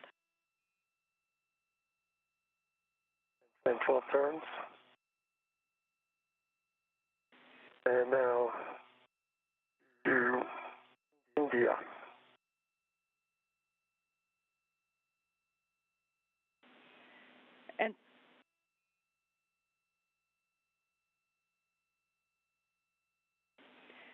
And Sultan, just to clarify my last, we want those cables tacked down to anywhere that's on the same structure as the RFG.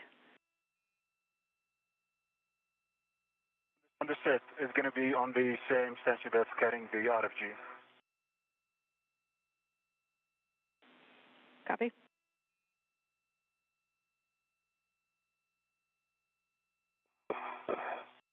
Turning on me, sorry about that. Somewhere around 12 turns. All right. Alpha.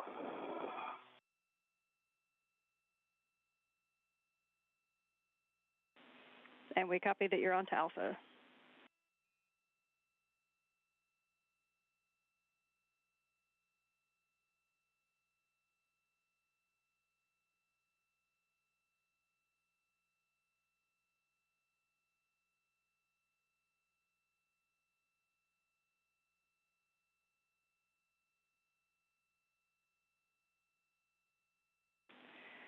I got 13 turns there. Need to check all the strings. We copy all the bolts and It's just Charlie. I figure out which one's my Charlie and this one and golf might be worth another turn or two if that's okay. And Steve, we are good with that if you want to put a couple of turns into golf. All right.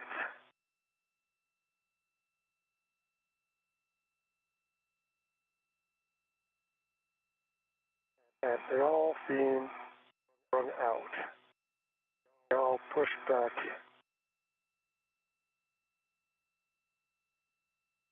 Okay. That's good. I think I'm ready for echo. Okay, and we're going to stand by one and get Sultan in a position to monitor. Bowen has released all 8 structural bolts from the radio frequency group. And so, Sultan, we'd like you to move into position to see the aft side of the RFG during removal. Reminder for both of you is that after the center jacking bolt is released, we only want to pull the RFG towards Steve, not up. And to beware of sharp edges on the stanchion mounting plate and the RFG base once that RFG is removed. All right, I copy all, and just give me a second, Steve, to position yourself. Mm-hmm. Okay, stand by.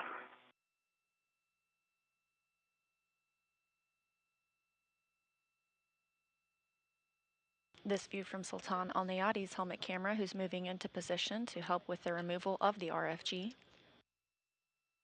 Bowen will remove one more bolt, known as the jacking bolt. The hardware will then only be in soft dock.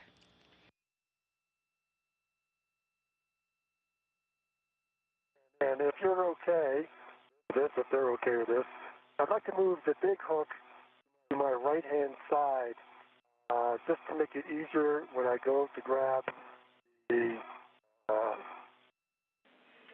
And Steve, the you are cover, go to clamshell. move that. Thank you. Sultan, for your positioning, we specifically want you to look at the aft side of the RFG where that soft dock catch is and monitor it tracking. Right. To position myself here. Give me a second. No worries. And we'll have time to tack down those cables once the RFG is removed. That's it.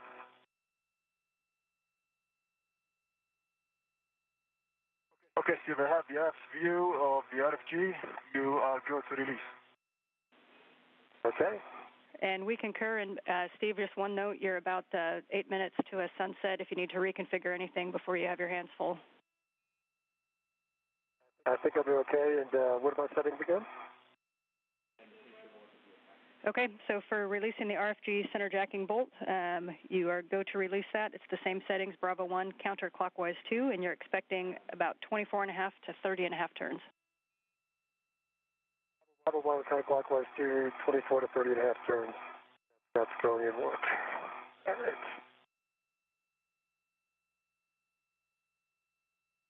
All right, getting turns.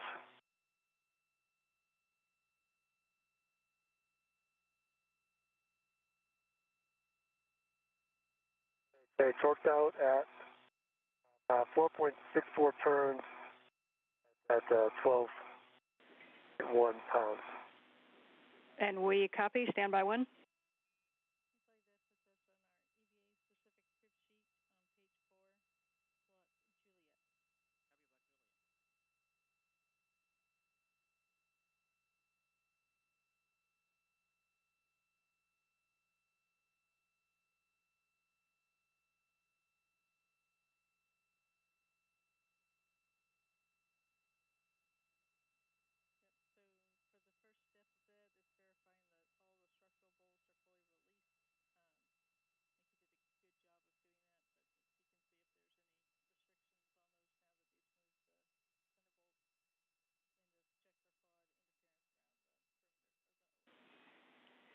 All right, Steve, as you can imagine, this puts us in a crib sheet, so we are going to run you through the steps here. The first thing we want you to do is, and you got to give a good call, but just re-verify that all of the structural bolts are fully released, that they're spring-loaded and should free spin and pop up.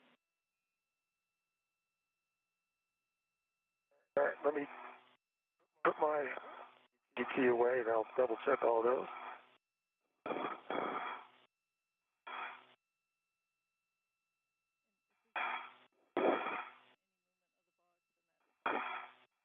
Okay.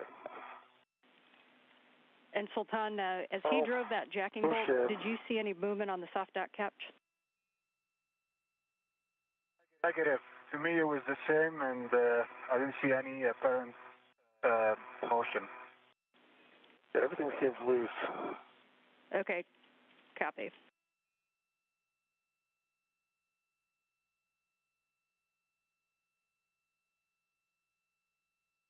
All right, and I think everything's loose.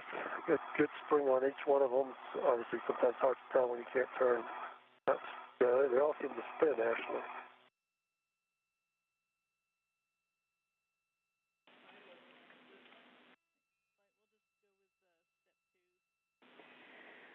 Okay, Steve, so we're going to have you re-verify that the socket is fully engaged, and we're going to re-attempt a release with the same settings, Bravo 1, counter 2.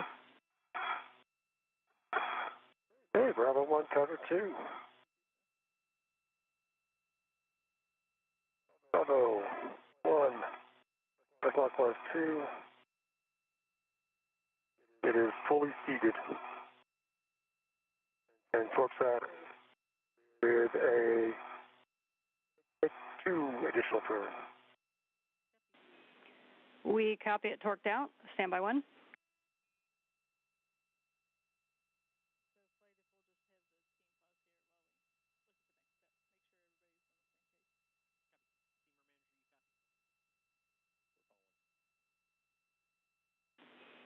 and we're going to talk about this for just a minute. Okay.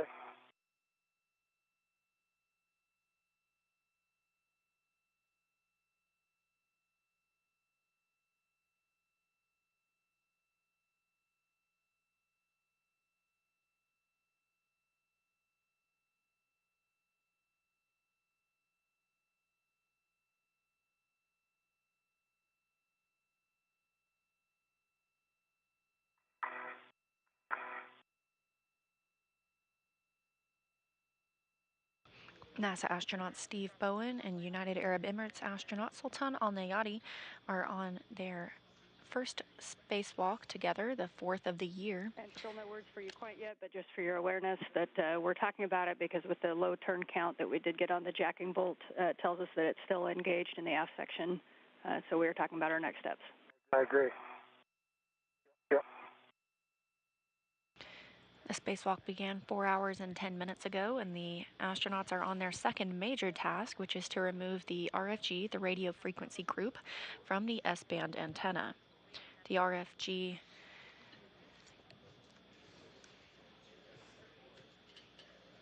is the computer and electronics that control the S-band system.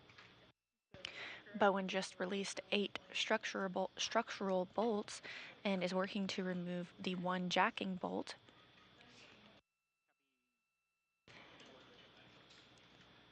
Bowen was able to execute fewer turns than were expected when using the pistol grip tool. We're going to have you put your PGT on Bravo 1 clockwise too. So we're going to basically drive it in a little bit and then reattempt a nominal release torque. So we're going to drive the bolt only one turn on Bravo 1 clockwise too. Okay.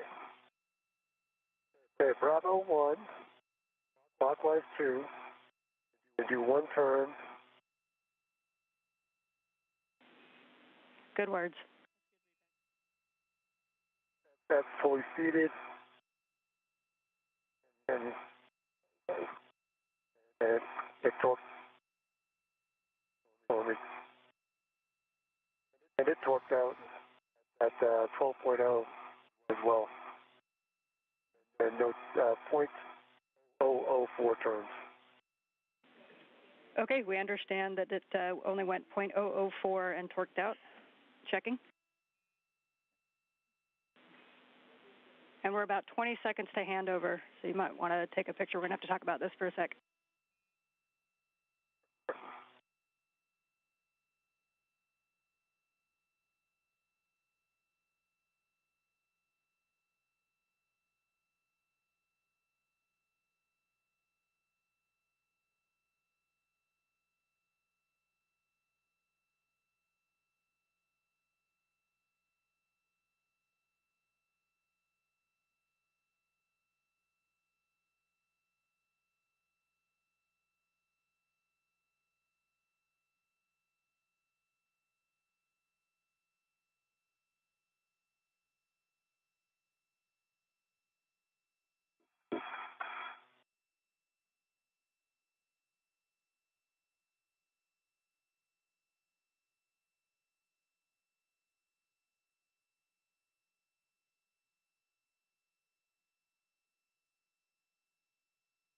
This view from Mission Control Houston as we are in a satellite handover during the spacewalk.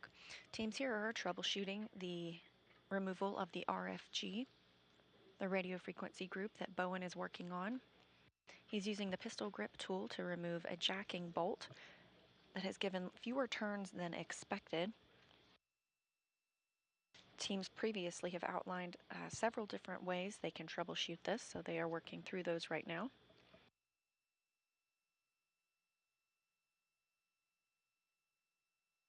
Already. Robert's correct. We are back with you after the handover, but we are still chatting. Okay.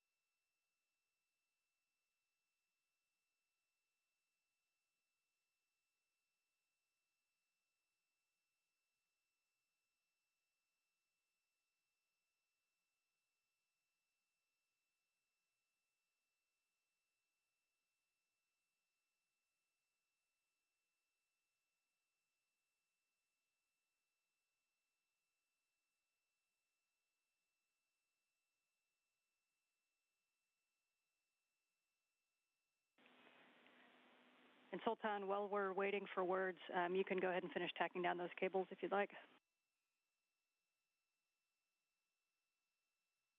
All right, thanks.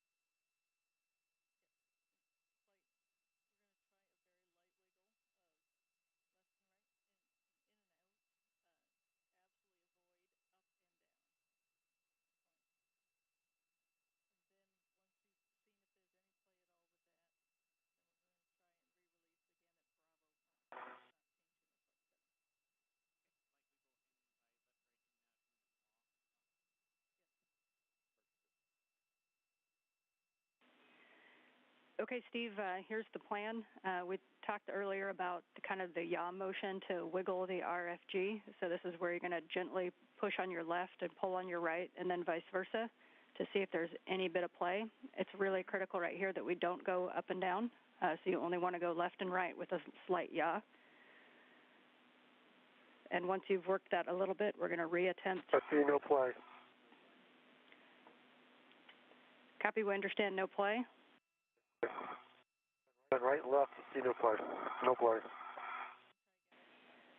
Copy, we're going to have you reattempt one more time of the nominal release, Bravo 1, counter 2.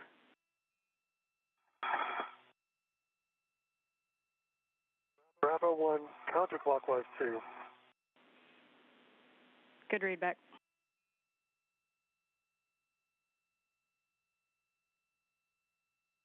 Bravo 1, counterclockwise 2.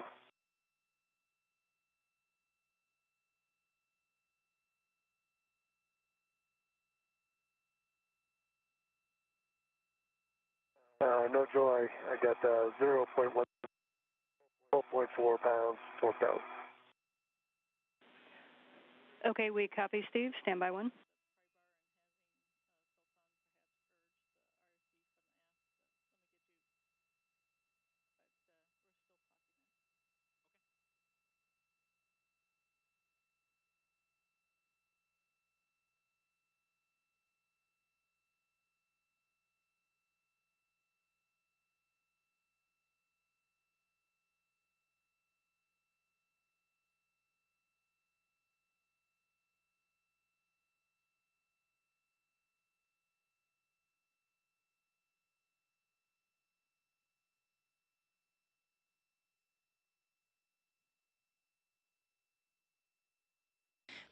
Coming up on 4 hours and 20 minutes into the spacewalk, again, Steve Bowen working to remove the RFG, the radio frequency group, part of the S-band antenna.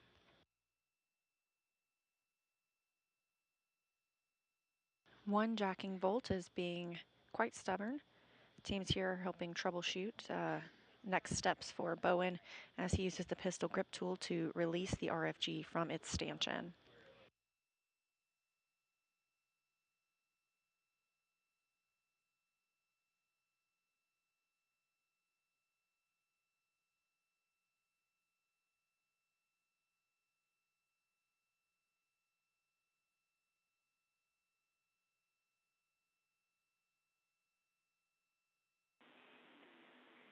And Steve, just letting you know, we are still talking about it. This is kind of a unique case that puts us in between a few things. So we'll get words back to you in just a minute. I understand. I am sure you do.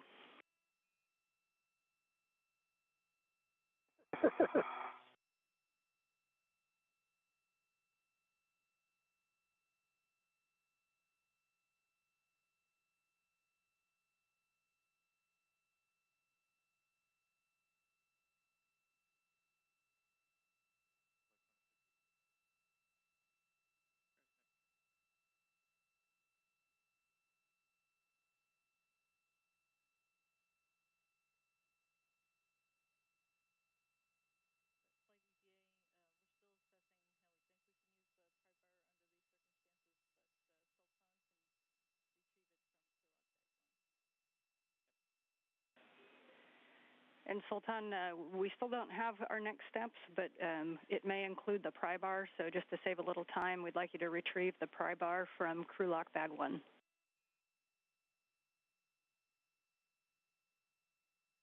I understand. Then I think I'll stand by for those cables because I don't have a good reach under this tension within the RFG without touching it.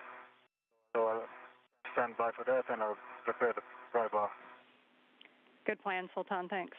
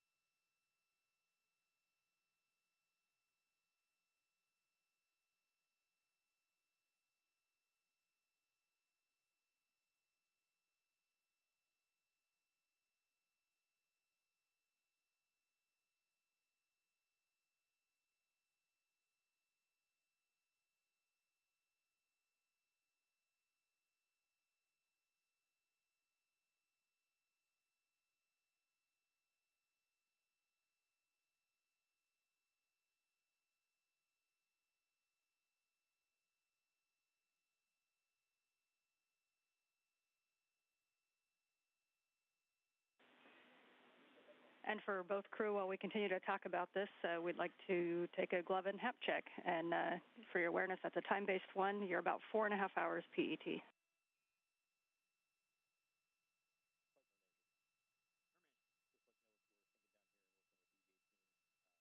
Copy. Copy.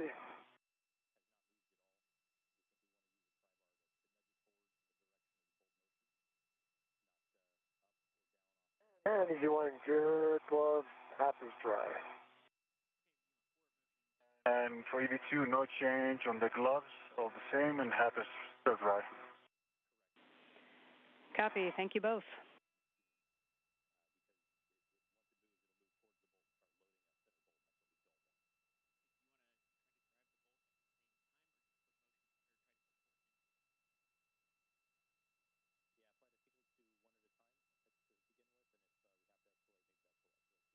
So, Todd, is there even a lip you can get that pry bar into back there?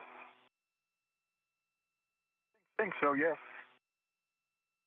Okay. It hasn't backed off any that we can tell, but I can tell anyway. But will it work without removing the jack and bolts? I don't know.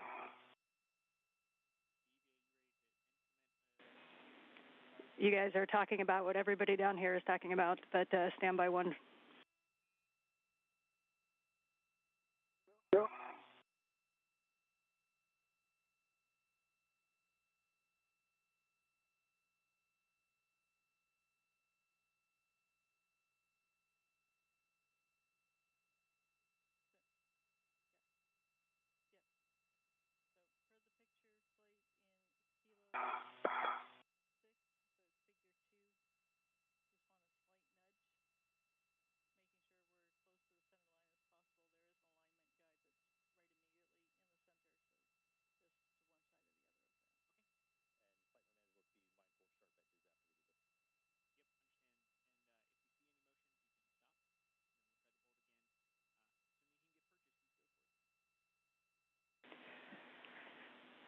Okay, here's the next steps that we're going to try. Sultan, you guys were kind of reading our minds up there. We're going to have you go to the aft side of the RFG with that pry bar.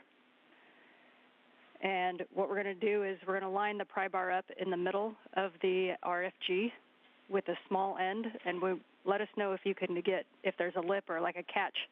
You want to put the kind of the tooth of the pry bar down, and then so that when you lift up on it, it'll push forward on the RFG only in the direction of the bolts.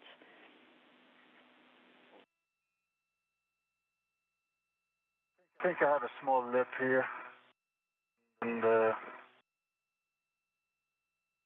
myself in a good orientation, and then how pry bar can be positioned.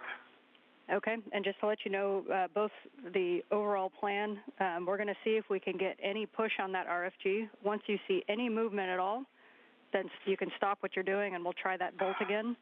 And again, we want to make sure that you're in this as close to the center of the RFG as you can so we don't side load it. There is an alignment guide right in the middle of the RFG, so you're going to have to go just to one side of that.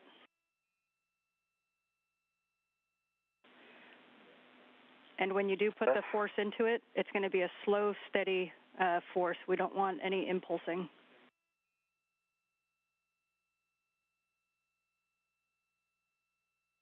Right, copy.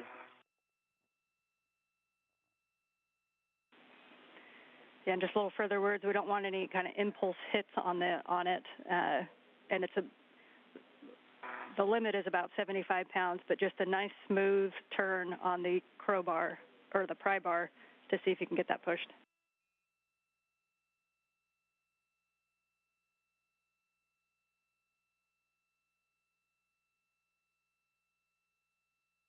Yeah, I think it's positioned very well, but my orientation is not great for flying more force. I did push a little bit, and it did not move.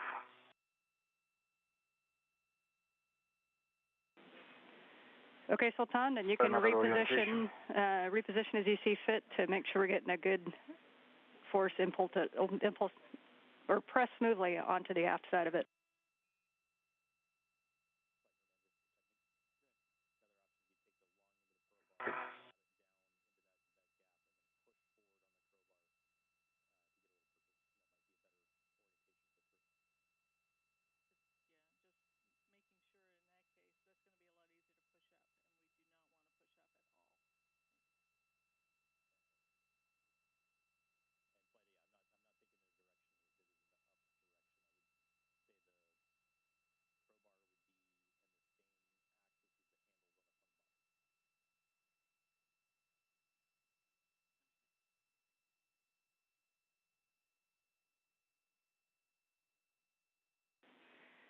And Sultan, if it's easier at the work site, you can release one of the, it looks like there's 2 rets on the pry bar.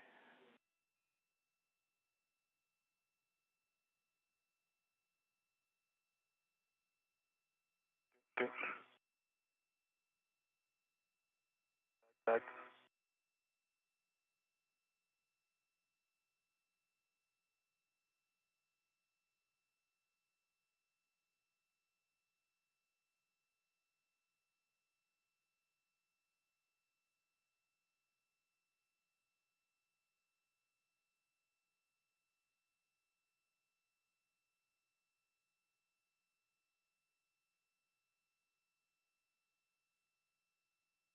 It's not moving. I'm going to force it too much.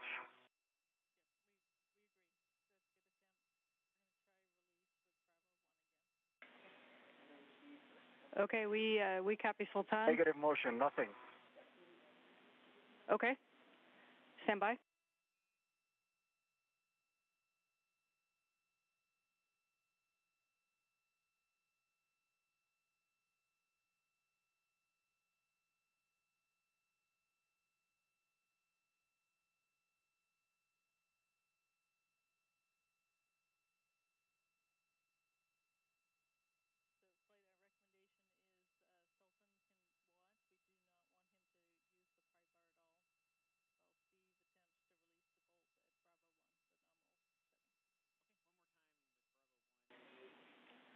Okay, Steve, we are going to have you try one more time, Bravo 1, counter 2 on the jacking bolt. Sultan, we want you to stay clear of the aft side and just observe. We don't want the pry bar in there at all. Okay. Bravo 1, counterclockwise 2, bolt E.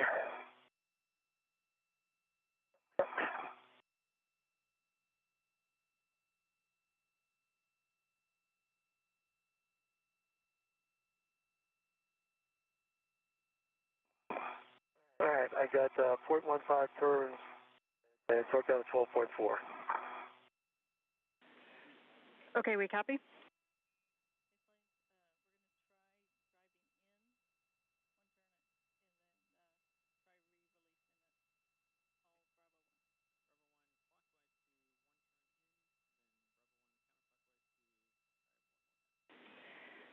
Okay, Steve, we're going to try one more time driving in the bolt 1 turn. So it's going to be Bravo 1, clockwise 2, 1 turn only.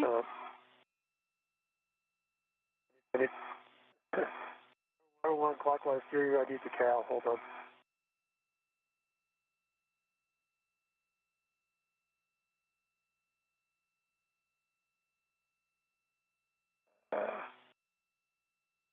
Test 3.1 volts. Okay, so clockwise 2, Bravo 1, clockwise 2. Is that correct? 1 turn. Yeah, and that's correct. Driving in clockwise, 1 turn.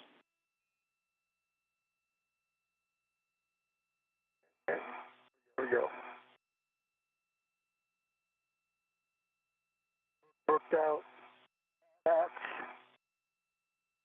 0.11 turns, 4.0 about.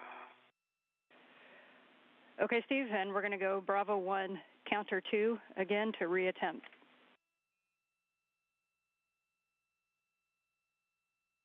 Bravo 1, counter 2, reattempt.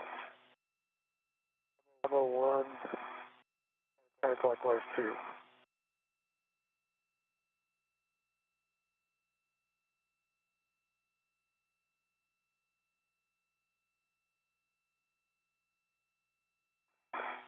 All right. 0.11 turns, 12.3 foot-pounds. Yeah, we copy that, Steve, and we're going to talk about it for another minute. Absolutely. We're over 4.5 hours into today's spacewalk. Our 2 astronauts, Steve Bowen, this is from his helmet camera view right here, and Sultan Alneyadi have completed the first major task of the day, which was to route some cables that will be used on future IROSAs, some rollout solar arrays that will be installed later this year, as well as to secure some multi-layer insulation around the hardware in that area. They've moved on to the second major task of the day, which is to remove the RFG, the radio frequency group, from the S-band antenna.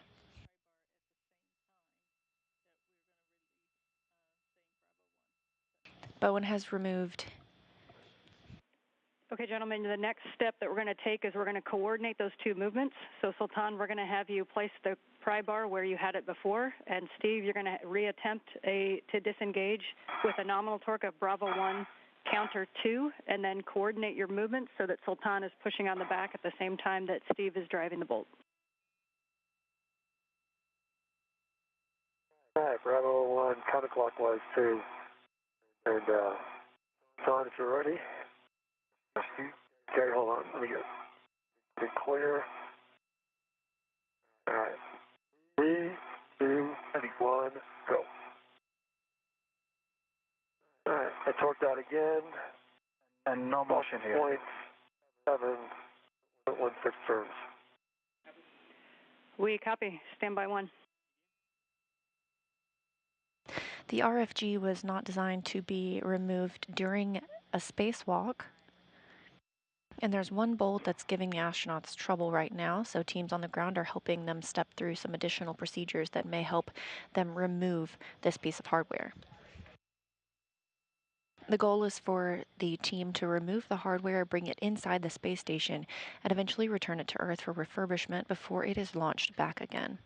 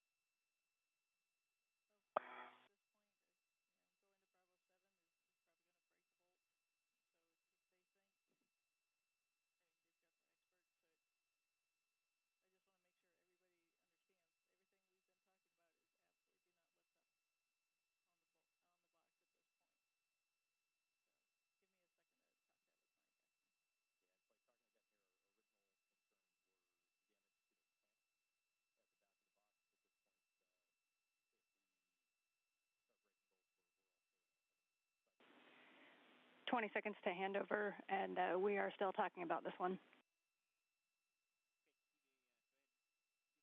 Okay.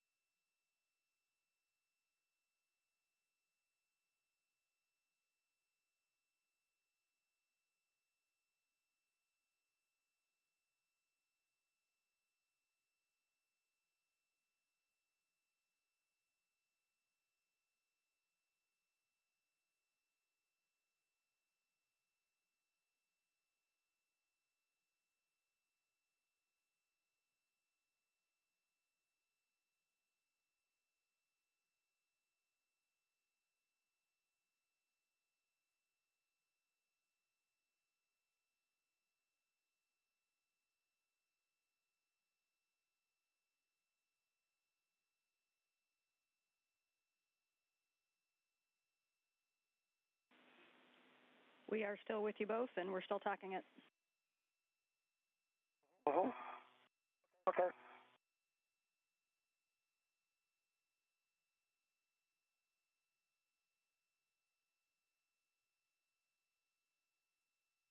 Again, this view live inside Mission Control Houston as NASA astronaut Steve Bowen and UAE astronaut Sultan Alneyadi are on a spacewalk today outside the International Space Station. Right now they're troubleshooting the removal of the RFG, the radio frequency group. This is the brains, essentially, of the orbital replacement unit on the S-band system. It contains the computer and electronics that control it.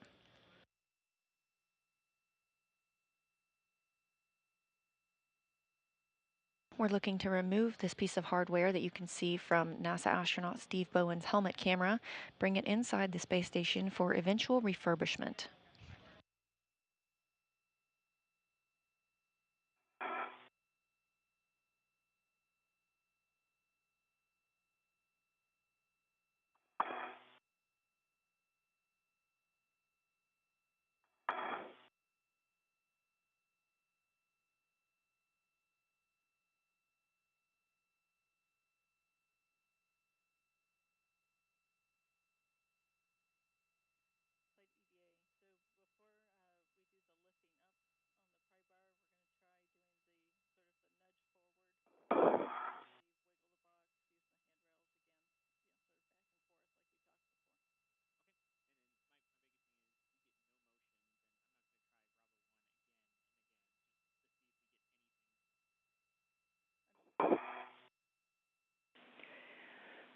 Okay, the next step that we're going to have you both try is a combination of the pry bar on the back with Sultan and then the wiggle on the front with you, Steve. We're thinking that we need to overcome a little bit of stiction between the RFG and the mounting plate. And so some gentle yawing at the same time as we use the pry bar on the back. Okay, tell me when you're in position, Sultan. One. Just get in a good position where you can be steady, with a steady push. Three.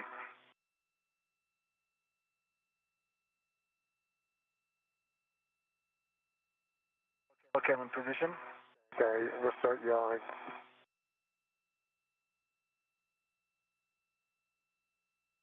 Left, right. Seeing no motion. Are you seeing anything? Nope. Okay, good steady push on it. I am. Yeah, it looks like it. You can see a reflection in your helmet, by the way. With eyes are. I'm seeing nothing. Continuing to yaw.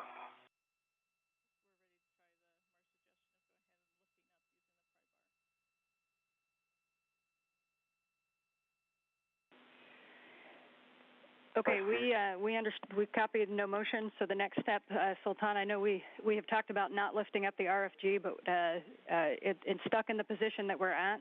That's kind of our next best option. So Sultan, we're going to have you flip the pry bar around and put the long edge just under the RFG and gently try to lift slightly up on the RFG. And what we're trying to do is exercise some of that stiction between the RFG and the stanchion plate. Right, copy you, put that in work. Wrong side. And just to clarify, no action for you on this one, Steve. I'm just standing back there and watching.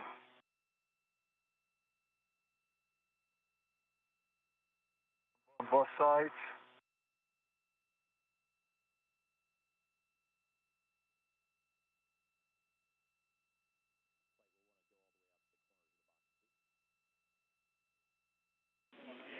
And Sultan, those are good motions, and we'll just have you continue that all the way out to the edges of the box.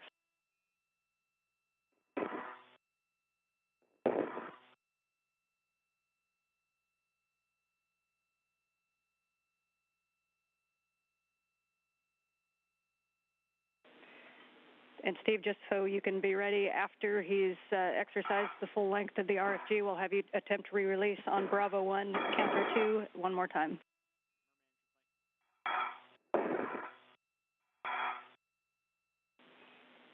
And you guys are about 3 minutes. Bravo 1, counterclockwise 2. Those are good words. And you're about 3 minutes from a sunrise. And just so you know, we are watching the timeline. We have a few more minutes to troubleshoot before we'll have to move on.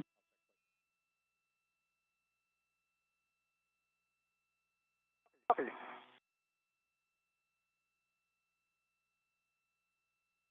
Okay, I tried it in all stations at the back. Go, Steve. Okay. All right, and Steve, you are go to reattempt the center jacking bolt, Bravo 1, counter 2. Bravo 1, counterclockwise 2, work center jacking bolt. Fully seated.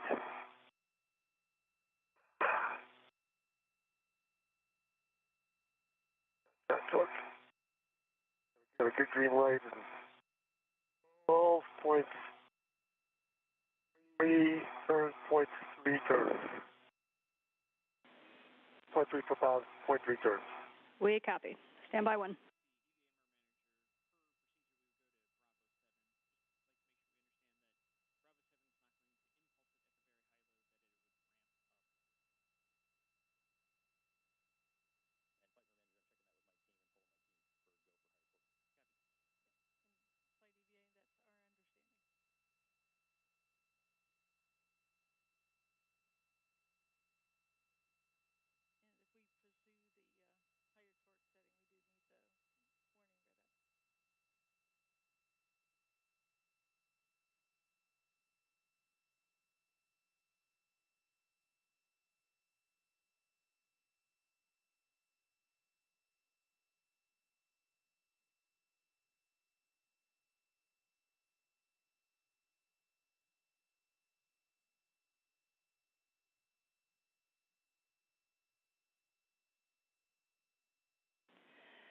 Okay, big picture on the potential next steps. We're not taking the action yet, but there's a couple of associated words here. So the next step is going to be to increase the PGT to Bravo 7. And note that the PGT will only, it'll ramp up the torque that it puts into the bolt until it starts moving. There is a warning associated that this is going to be above the failure torque of the bolt. Increasing in the torque may break the bolt, presenting loose hardware and potential sharp edges at the bolt interface on both the RFG and the stanchion. So be prepared for FOD with a small trash bag and avoid contact with the bolt interface. Copy. Okay, no copies. And stand by 1. I will call you when we want to take that next step.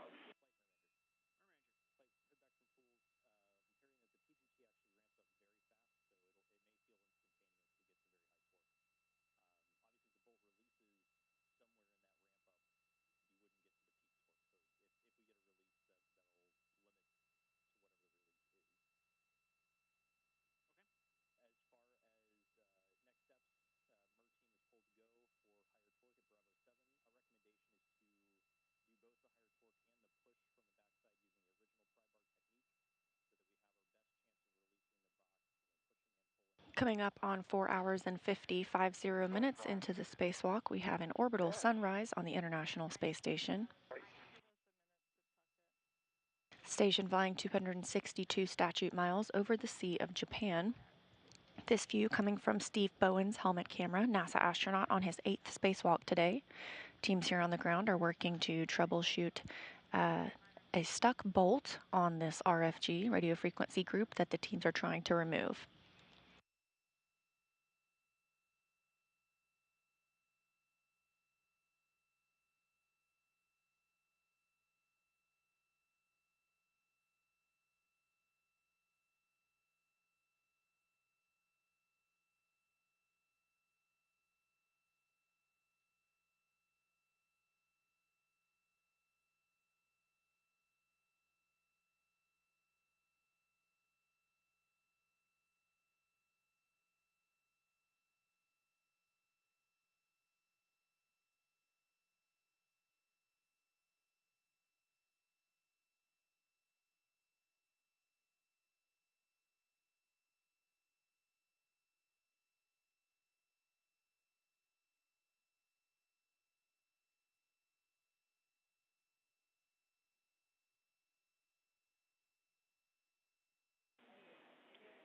And we are still talking about it before we take this next step.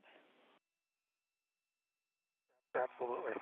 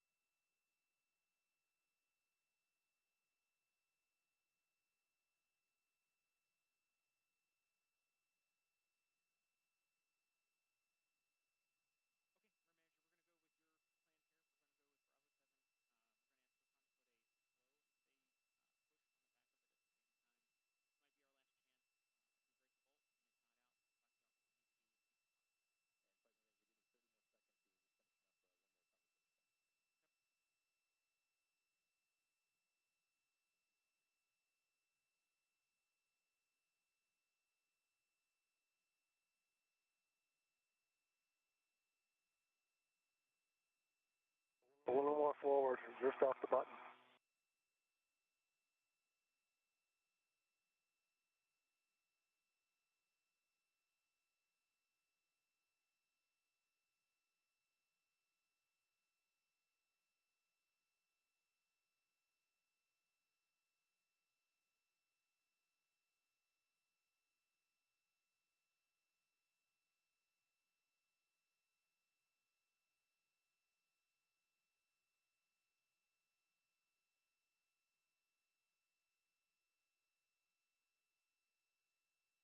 A good one.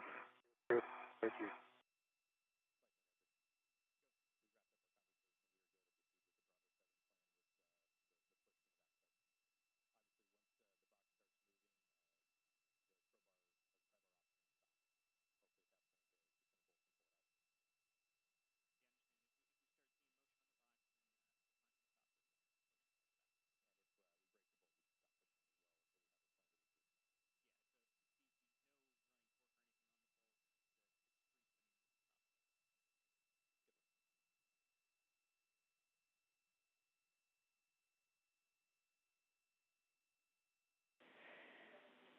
Okay, Steve and Sultan, here's the plan.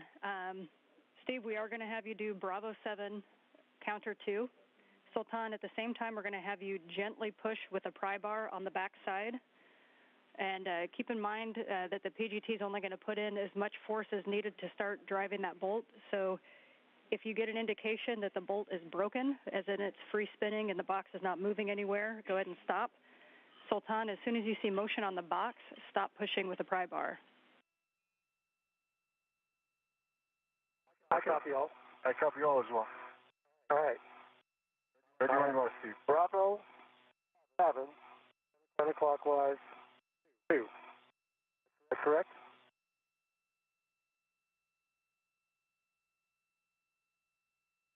Hey, get good position on this. I'm getting motion. Oops, it broke. And let it Yep, and we see that. collect. I'm not going to try and catch the washers.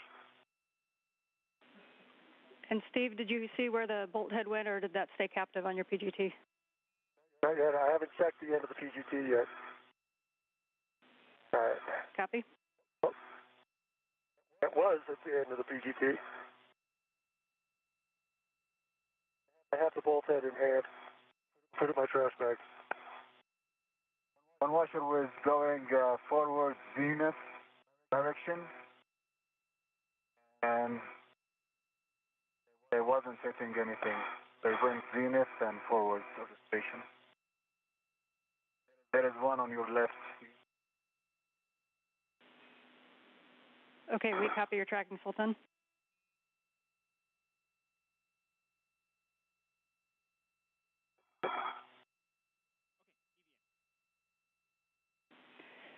Okay, we're going to need a minute to talk about this one. If you see any loose items, please let us know where you see them going. If you don't catch them, we'll take those words, and we're going to talk about this one for a minute. I got the bolt head in the trash bag. Nope, I had it.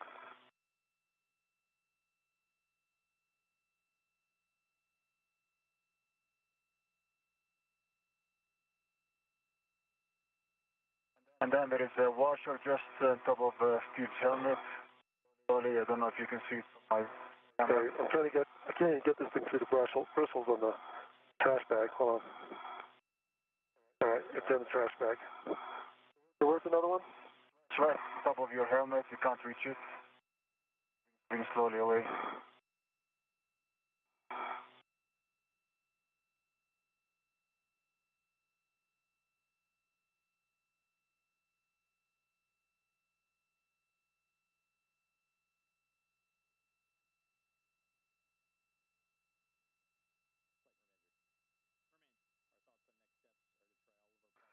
Do a torque and broke at.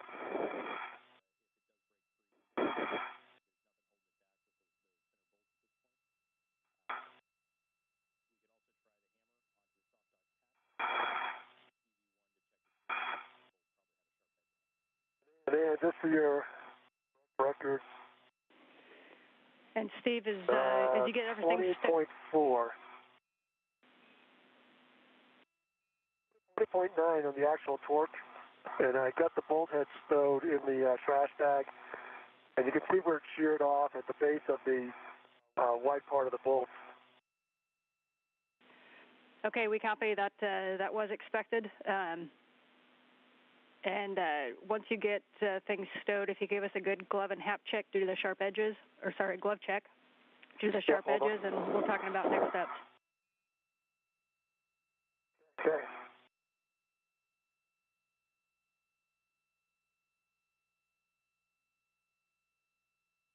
Well, good.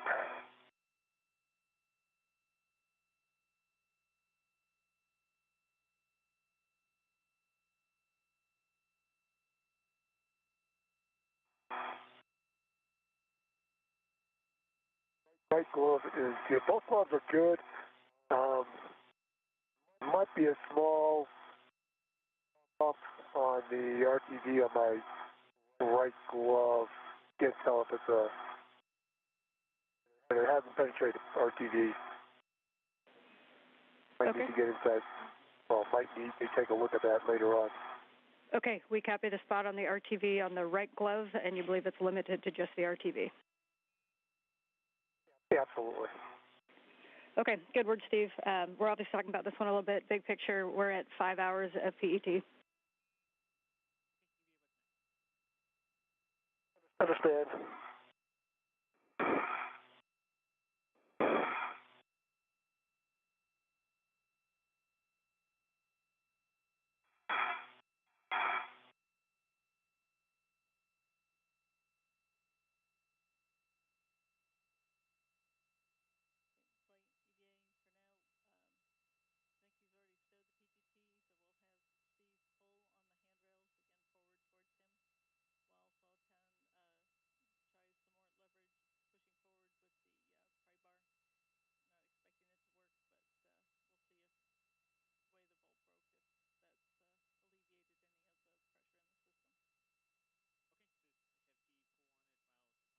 And we are 5 hours into today's spacewalk. This view from helmet camera of NASA astronaut Steve Bowen.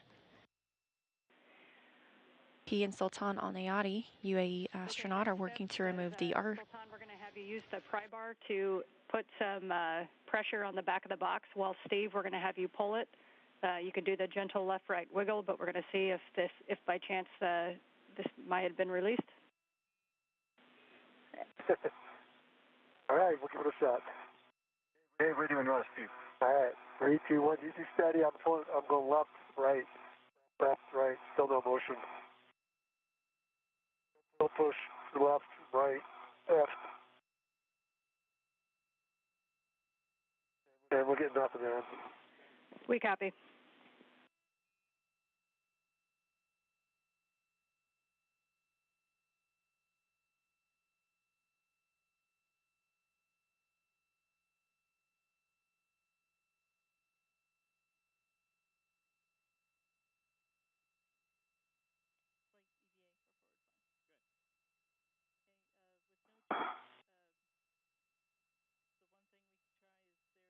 The two astronauts have been working to remove the RFG, the radio frequency group. However, there was one bolt that was through future steps for the rest of the spacewalk.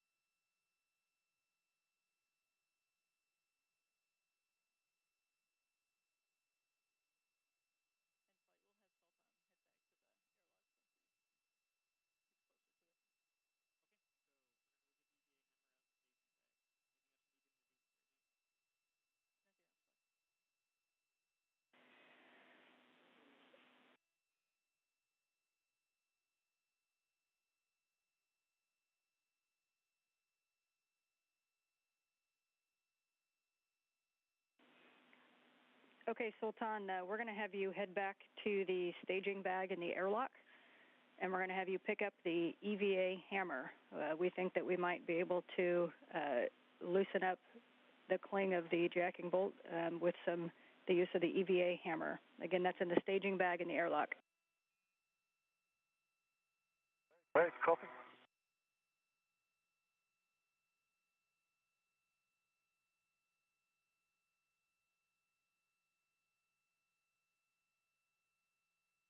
Teams continue troubleshooting procedures here in Mission Control Houston and relaying those up to the astronauts.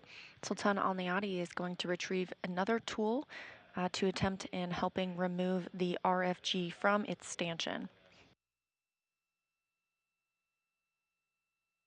The 8 structural bolts released by Bowen all moved as planned. However, the one center jacking bolt would not remove and eventually sheared off. And a reminder, this hardware was not planned to be modified or serviced during a spacewalk, so the goal overall, though, is to have it removed, brought inside the space station, and returned to Earth for refurbishment ahead of another launch to the station. This hardware is part of the S-band system, which is our critical command and data link to and from the station.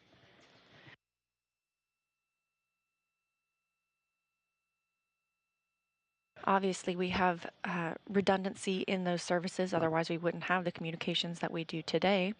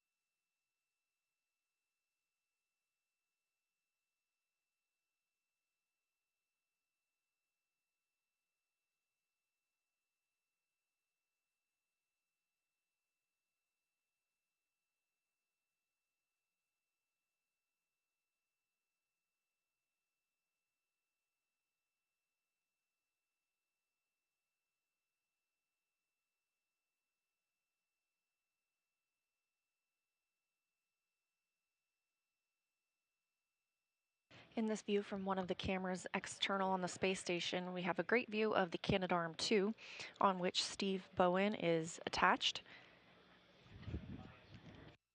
At the top of your screen, that beautiful blue below is the North Pacific Ocean, the space station traveling 261 statute miles above and approximately 17,500 miles per hour, or 5 miles per second.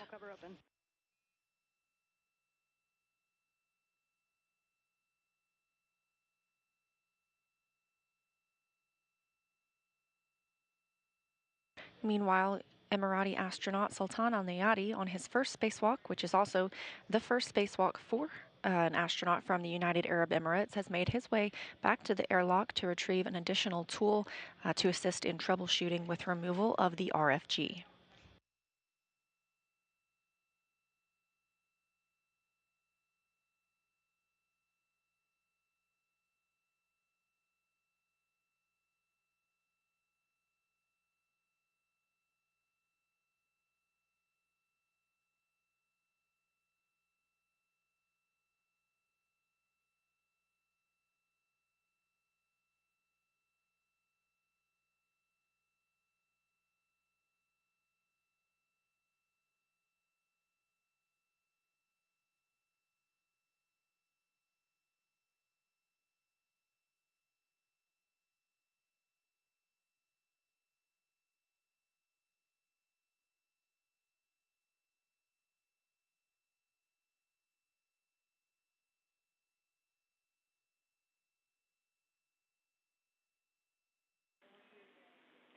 And just status for you, Steve, as you hang out there, it does look like Sultan's in the staging bag in the airlock.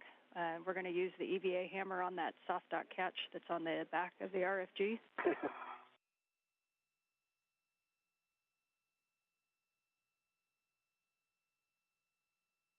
A rare day when you get to use the EVA hammer. We got to cut something, and now we're going to use a hammer. And when he uses the hammer on the back, we're going to let you kind of wiggle the RFG with the handles. I will try.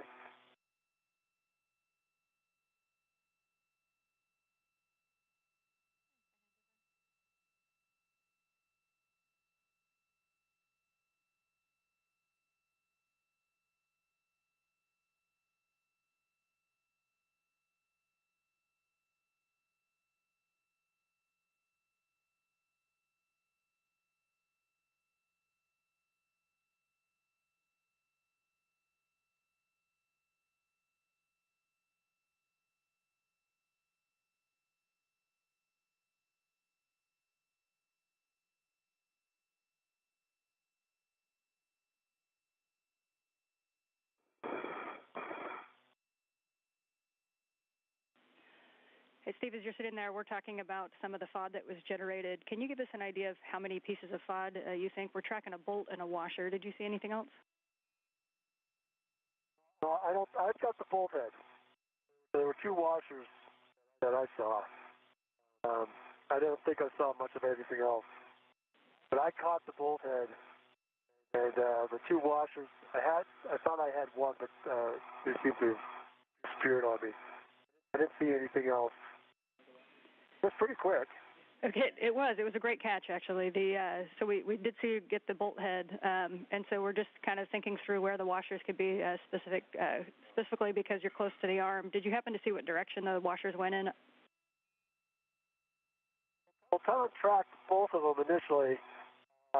If one of them was sitting on top of my head for a while, but it was drifting behind us shortly thereafter. He said I couldn't get it.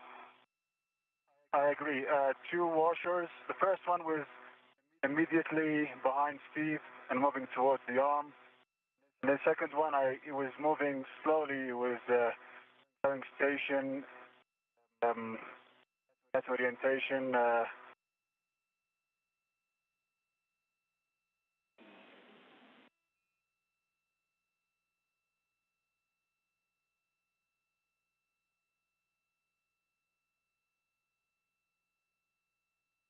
And a brief loss of signal with the International Space Station as teams were discussing with the astronauts some of the pieces from the radio frequency group that came apart whenever trying to remove it from its stanchion. We will regain communication shortly once satellites have handed over.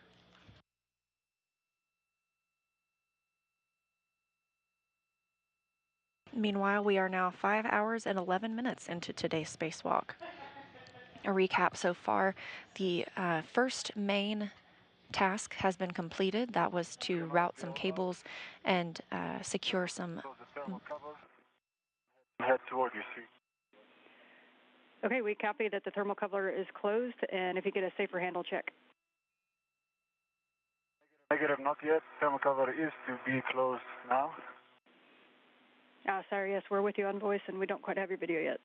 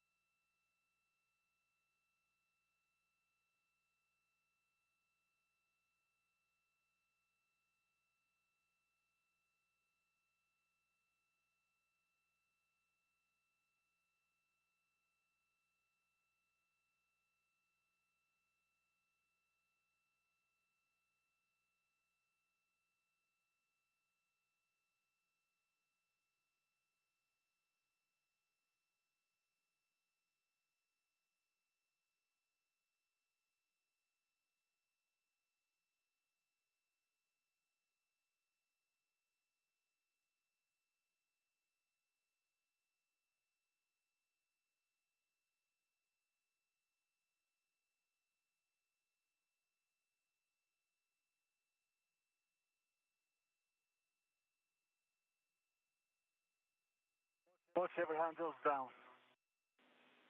Copy, both safer handles down, thanks.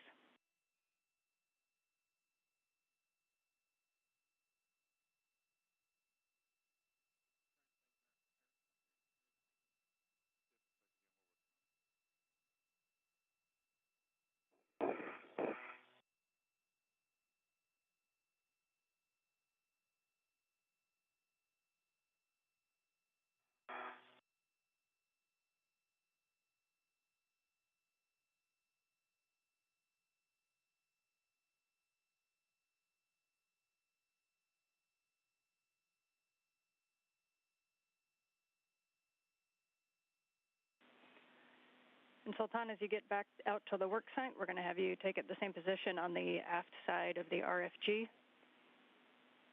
When we use the hammer, we're going to be specifically using it on the soft dock catch.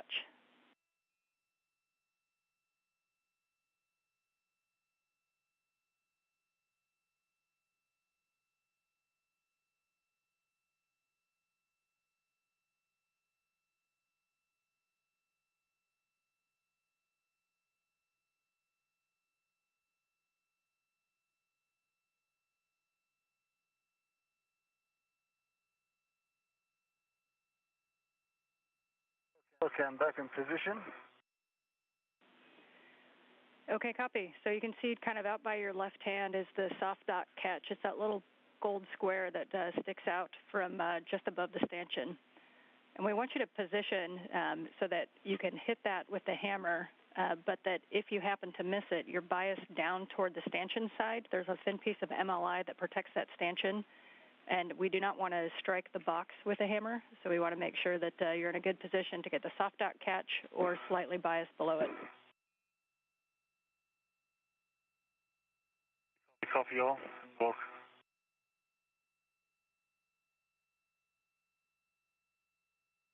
Do you have a specific side of the hammer? Rubber side or the metal side?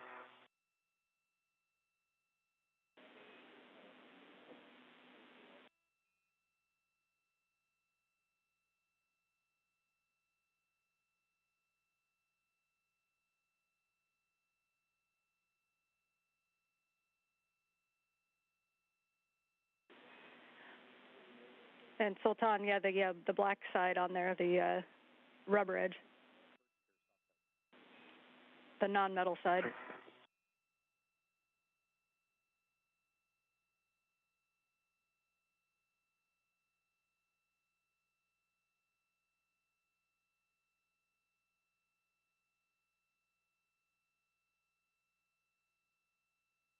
Moving. I don't see any motion.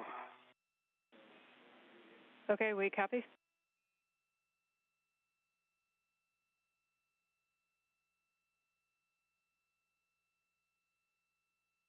This view from the helmet camera of Sultan Alneyadi.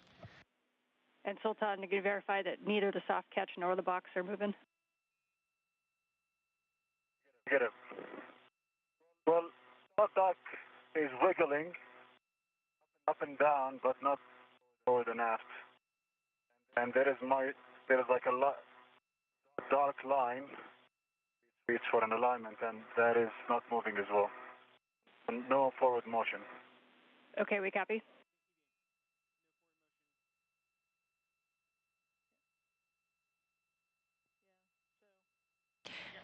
This view, a rare use of the EVA hammer,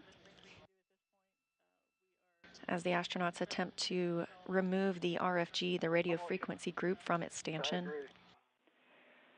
Okay, we copy. Thanks for the try. You can go ahead and stow that tool. You can just put it in the crew lock bag or on your MJBS, whichever you prefer. And we are talking steps to reinstall the RFG.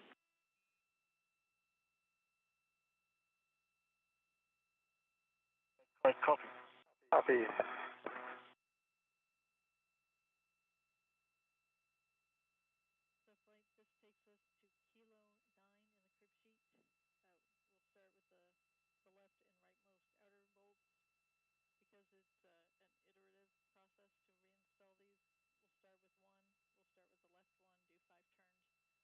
Again, the RFG that the astronauts are working to remove was never intended to be serviced during a spacewalk.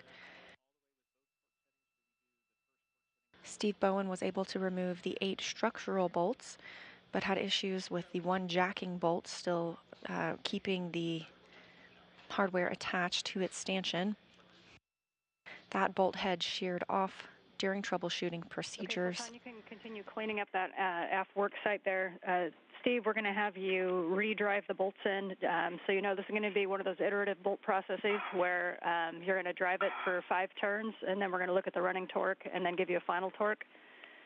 The first bolt we're going to start with is the far left bolt, Bolt Juliet.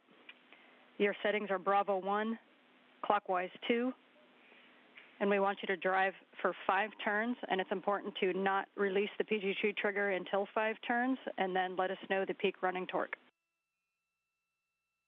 Okay. Bravo 1, clockwise 2. Going 5 turns to get peak running torque, going all the way to the left at Juliet. Good readback. Okay.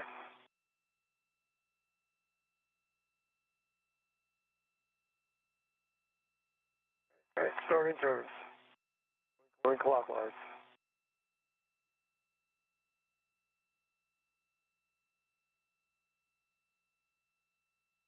Because the RFG will... And I got an actual running torque of 0. I'm not sure. We take a look, see if it's bit. Doesn't look like it's bit at all. We copy. But maybe it has. It doesn't seem as far out as the others. It has definitely gone in. I just have 0 running torque. It must have just entered. We copy. Stand by.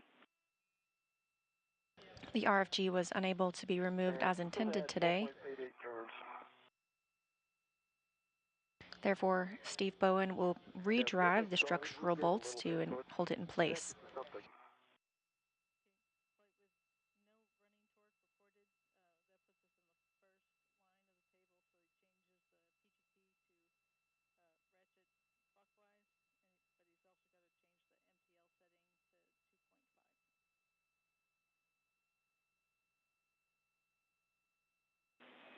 Okay, Steve, with 0 running torque, we're going to have you put the PGT in ratchet clockwise and the MTL at 2.5 foot-pounds. Ratchet clockwise, move the MTL to 2.5. 5.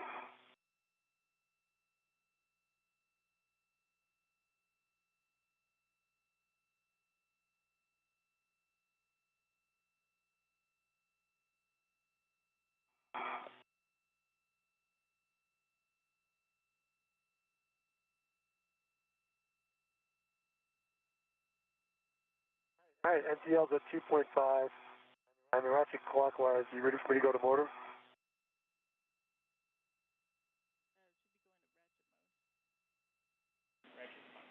Yeah, so you should just, at this point, just ratchet clockwise.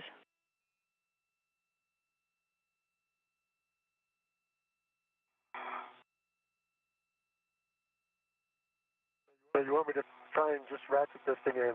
Okay.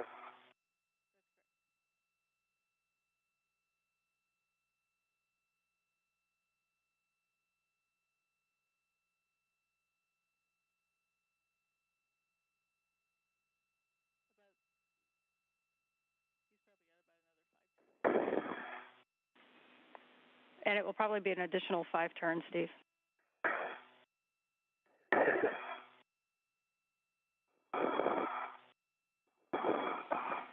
And for Sultan... I'm not sure what I'm getting for turns.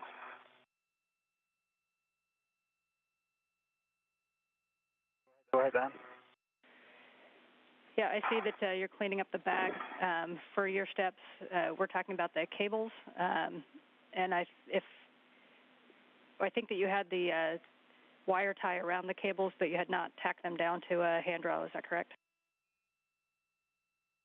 That's affirmative, yes. Okay, if you can get those stowed on a stanchion with a wire tie, you can, and otherwise we'll have to reinstall them.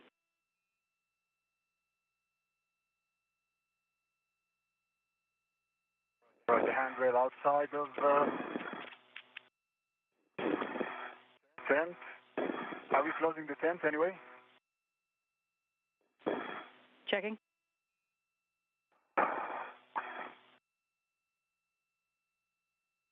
All right, I'm almost there.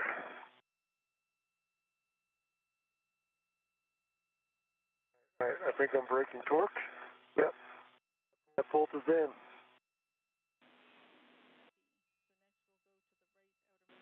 I don't know how many extra turns it was. Probably the 5. Okay, Steve, we're going to do the same thing on bolt alpha. So we're going to start in Bravo 1. You have to reset the MTL to 12 foot-pounds. We'll go clockwise 2. Correction, 30.5. Okay, MTL. Back to 30.5 on the MTL? That's affirmative. And for Sultan, we'll end up kind of cleaning up everything back there. So your call on the cables, if you can tack them down out of the way, we will end up reinstalling that MLI. I think if I just tuck them under the RFG, they'll be secured. Plus, they're capped, and we can cover with the tent. They'll be secured. They'll be in the tent. Yeah. We are good with that plan, Sultan.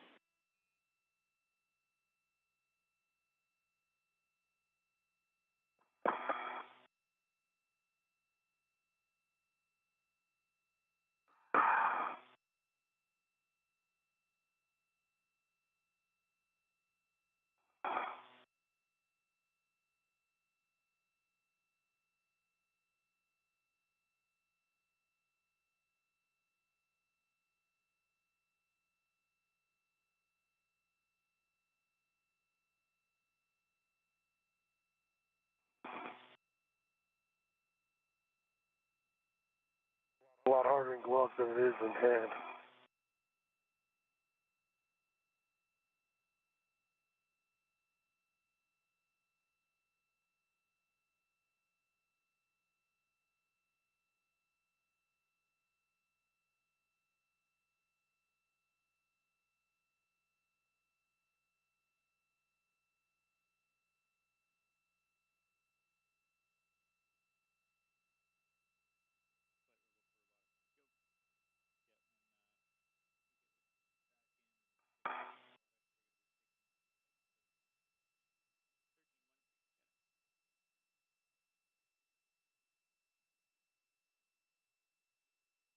All right, 30.5. All right, good config. So we're Bravo 1, clockwise 2, 30.5. You're going to go on bolt alpha, 5 turns. Bolt alpha, 5 turns. Bravo 1, clockwise 2.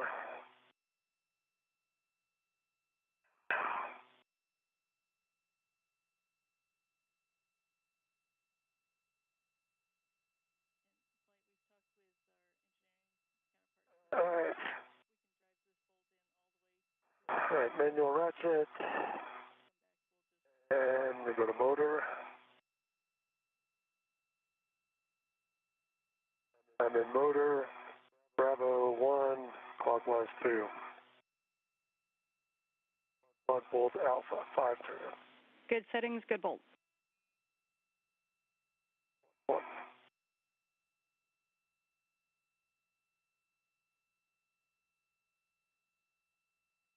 5 turns. 5.06 turns. 0.0. Okay, we copy. And the good news is you can now just go to Alpha 1 and drive it in to torque. That is much better news than going back to MTL. Bravo Alpha 1, to Alpha, verifying I'm in Alpha 1, and clockwise 2 still? Affirmative, clockwise 2. And I'm going to go till torque on bolt Alpha. Good words. Here it comes.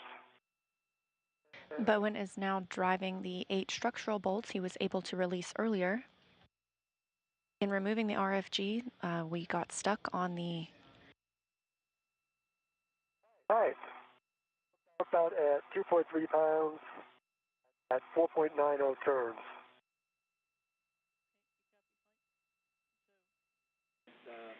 Okay, we copy 2.3 and 4.9, and next we're going to go to the second in from the left, Bolt Hotel, Bravo 1, clockwise 2, 5 turns. Bravo 1, go back to Bravo.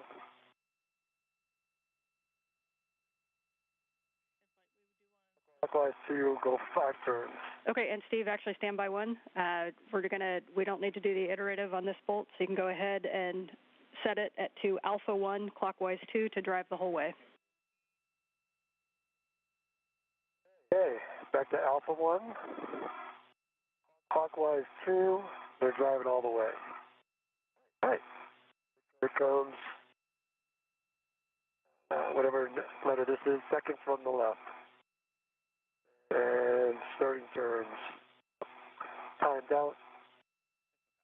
And so let me recal. On.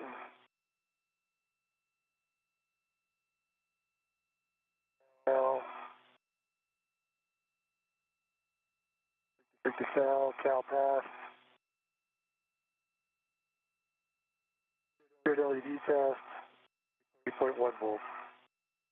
Okay, so Alpha 1, clockwise 2. Good settings. And fit to work, correct? All right.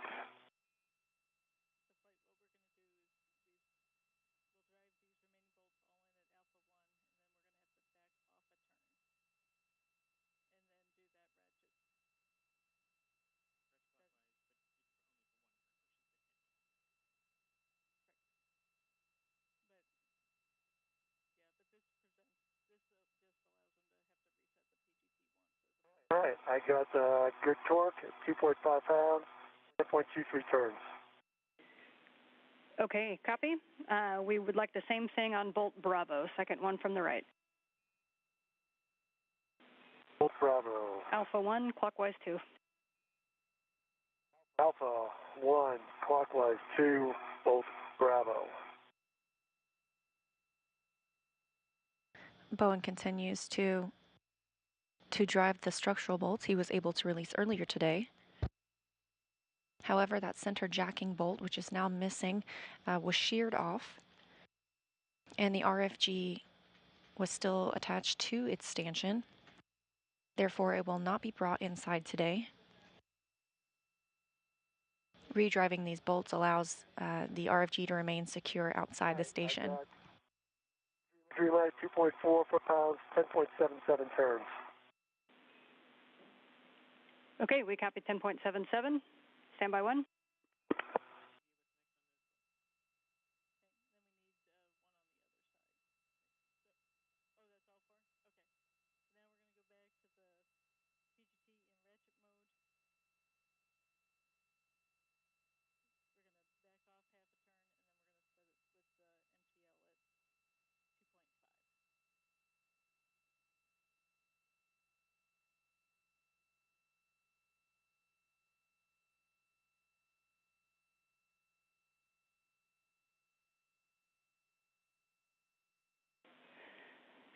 Okay, Steve, we're going to have you do next is that the second 3 that we just drove straight in with Alpha 1, Yep. We're going to take your PGT back to ratchet, and we're going to rackage counterclockwise, and we're going to have you release it half a turn, and then after that, we're going to have you ratchet all the way in just like you did on the far left bolt. So the first thing you want to do right now is put your PGT in ratchet counterclockwise, and we're going to release half a turn on each of the last 3 bolts you did.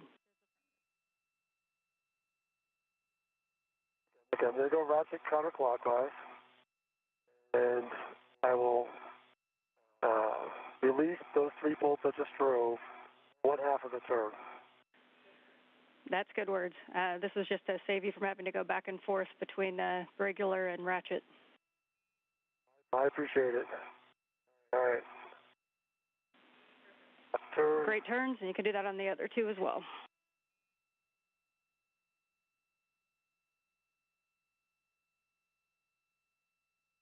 All right, half a turn, and last one.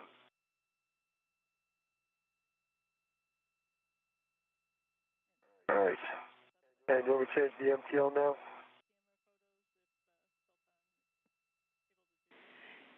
Okay, so now you'll go ratchet clockwise with MTL 2.5. Yeah, I'm going to change the MTL.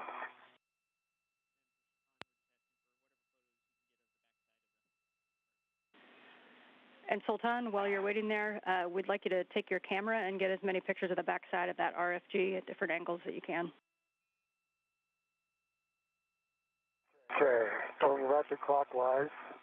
MTL is at 2.5, and I'm going to probably give another half turn or so. Okay? We concur. Work.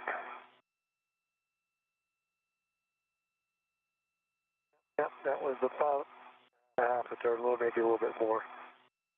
And then coming back over here, the second last bolt.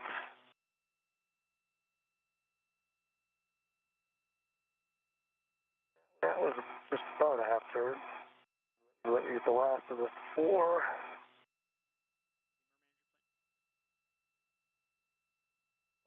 That was about half a turn as well. Okay, those 4 bolts are all manually set. The torque at 2.5 pounds. All right, good work. Thanks for that, Steve. You can stow your PGT. Okay.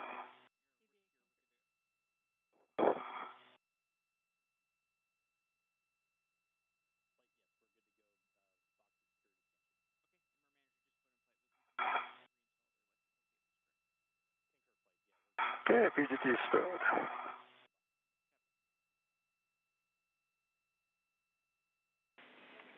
And Steve, you can release that large small ret.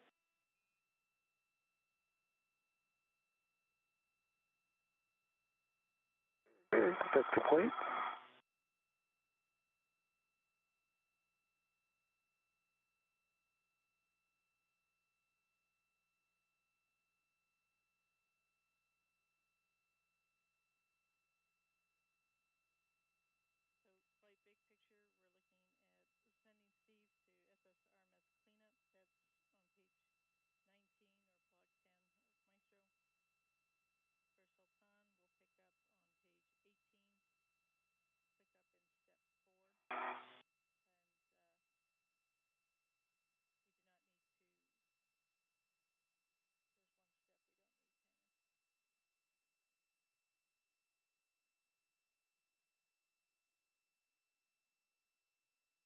We are 5 hours and 36 minutes into today's spacewalk. This view from the helmet camera of NASA astronaut Steve Bowen. You're looking at the RFG, the radio frequency group. We were unable to remove that from its stanchion today. The plan was to bring it inside for future refurbishment. So the astronauts just bolted it back in place, so it will remain safe outside the space station. Okay, big picture. We are going to be moving a few pages ahead in the procedure. Sultan will be working ESP2 cleanup, and Steve, you're going to be working SSRMS cleanup. And so let me know if this is a good egress position for you, or if you'd like to go to the published APFR egress position, in which case we'll hand you back to Robo. I think I can get out here. I'm not sure I can remove the APFR from here, but I'll get out and then I'll assess. Okay, copy.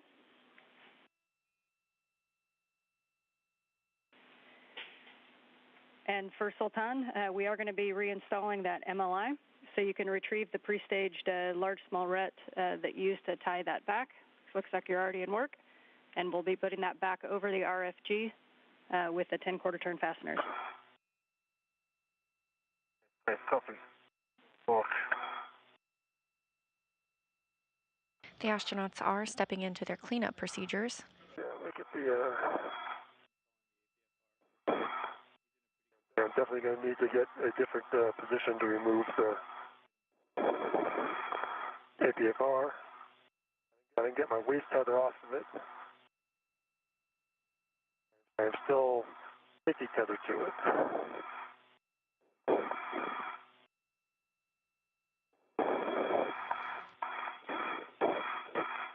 Steve Bowen on the left, wearing the red striped suit, is removing the articulating portable foot restraint from the Canadarm2.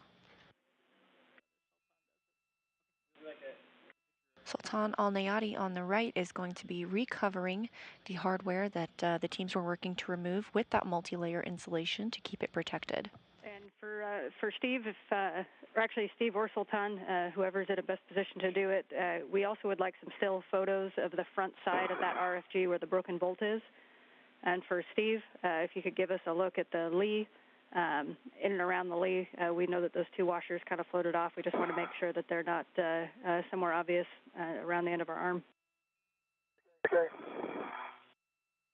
Can you see the lee now?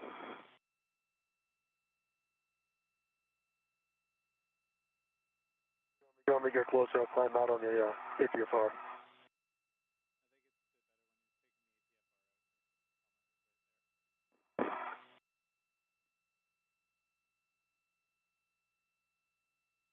Okay.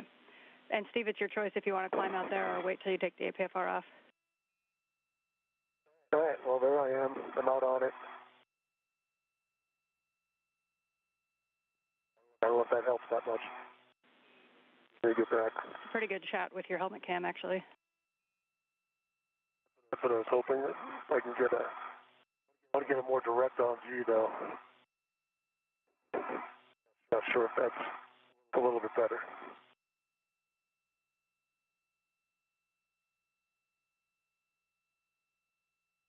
Could have them repositioned. I could look straight down the barrel if you want. Yeah, and your call, Steve. If you don't see anything, any FOD in that area, then that's good with us. I don't see any FOD. Can't check the. Well, that would have been in the wrong direction. Must have bounced. Can't see the wires that are immediately next to me, whatever face that is at this point. If that's aft. Yeah, I can't see the aft wire. Everything else is clear. Okay, that's Steve, we're ready to support GCA if you need it. All right,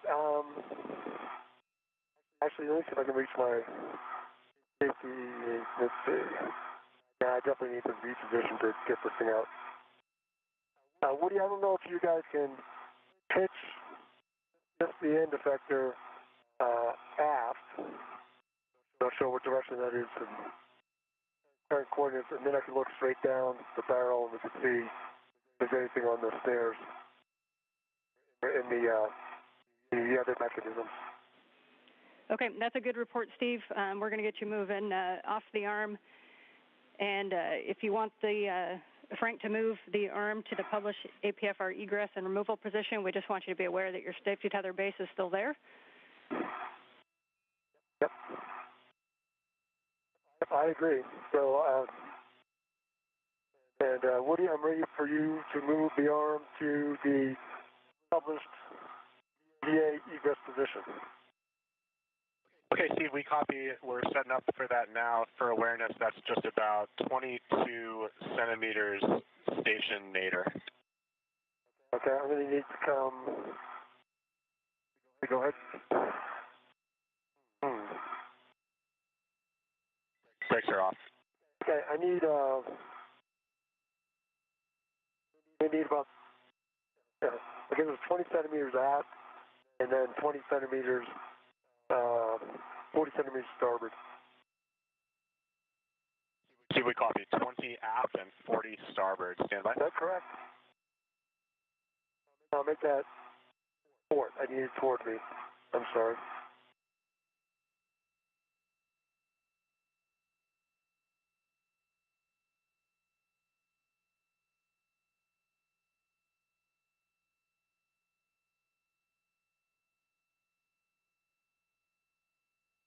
Good motion.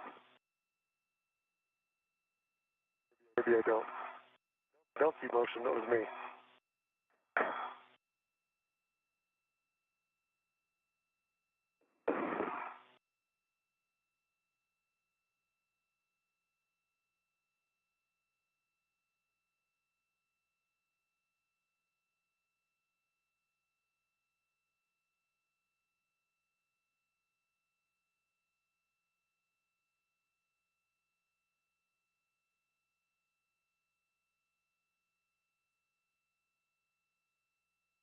So what have you got?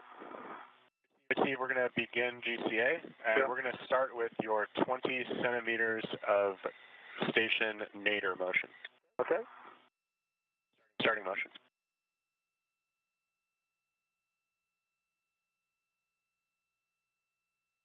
Take good motion, nadir. Copy, good motion.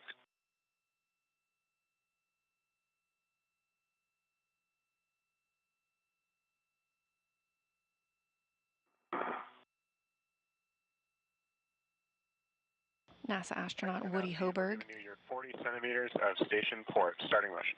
Thank you. Hoberg is inside. Watch your feet for a moment. Right. Stop here. Just stop there for a minute.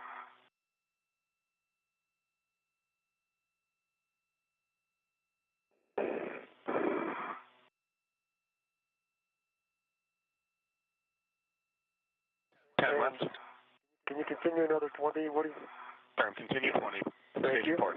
Station port. 10 to your 20. All right, that's a good position. Stop there. Copy, hold position. All right, and if I can get 20 centimeters aft. Firm, 20 centimeters station aft. I've got the clearance.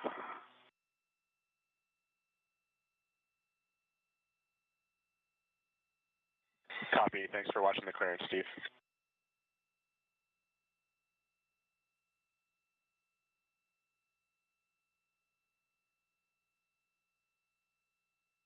All right, you can stop motion there. That should do it, I hope. Copy, hold position. And you put the brakes on. I think I can get everything else taken care of here. Cube, we copy. GCA complete. Brakes are on. All right, thank you. Okay, and before we get into your tether swamp, a couple more words for Sultan and the cleanup. You're going to do those 10 quarter turn fasteners, and then you're going to be looking to stow the large small ret back into crew lock bag 1, and then we'll get ready for a crew lock bag 1 inventory. For Steve, Relax. we are ready for your safety tether swap, so when you have a local down, I will read you the steps when you're in position. Okay, let me get a bit better config here. All right, I have my right brake tether down, get close by the lock, and this is going through my left E-ring extender. Oh, yes. I will just do that directly.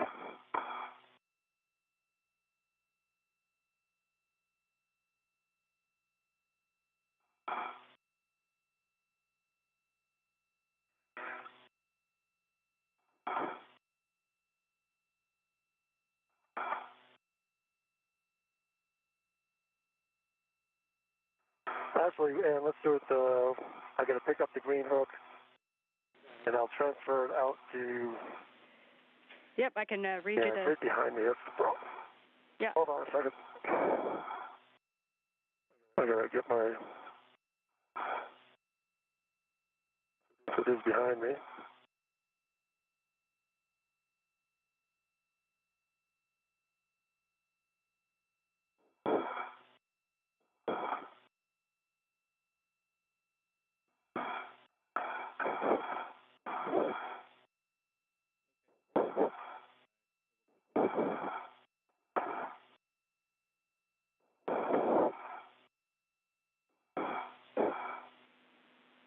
And Steve, Sultan might be able to help out with that reel.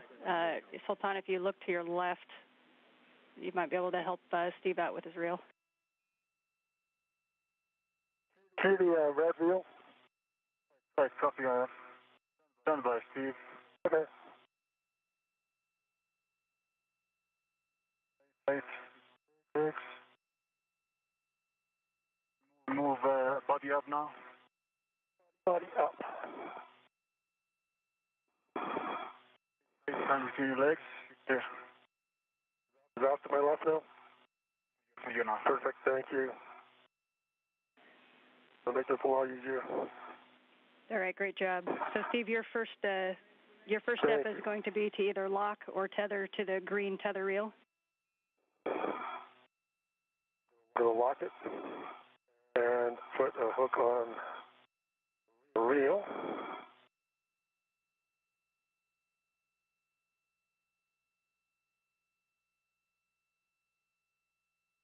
Okay, got a large thread on it. Okay, you can retrieve your green hook, and you're going to attach the green hook with the gate closed and hook locked to your red tether reel. All right. Hooks didn't work.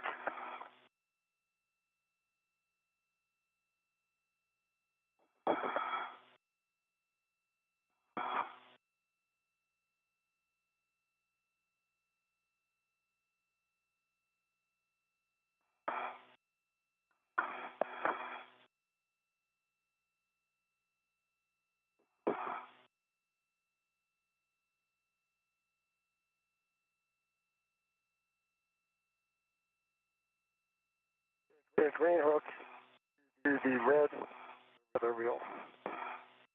That's complete. Copy, and we want to lock that one. It's locked.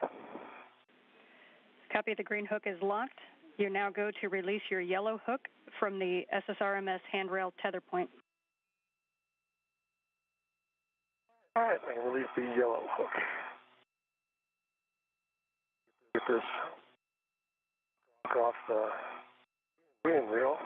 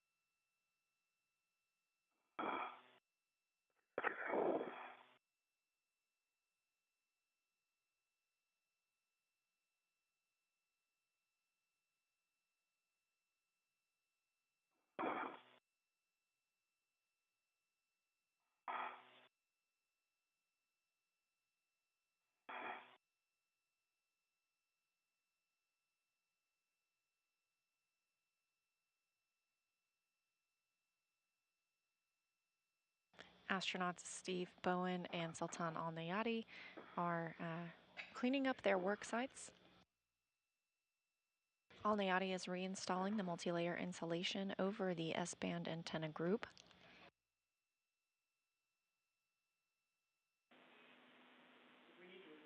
We're about 45 seconds to a handover, and Steve, once you get your yellow hook from the SSRMS handrail tether point, you're going to be attaching it to the green reel and ensuring that it's locked. Copy.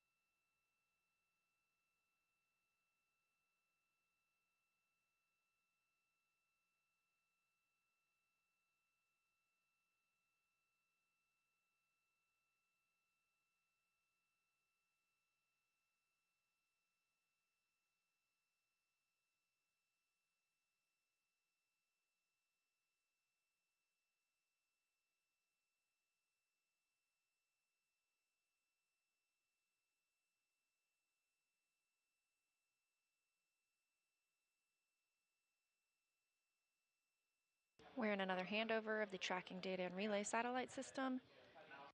The astronauts aboard the International Space Station began their spacewalk 5 hours and 53 minutes ago.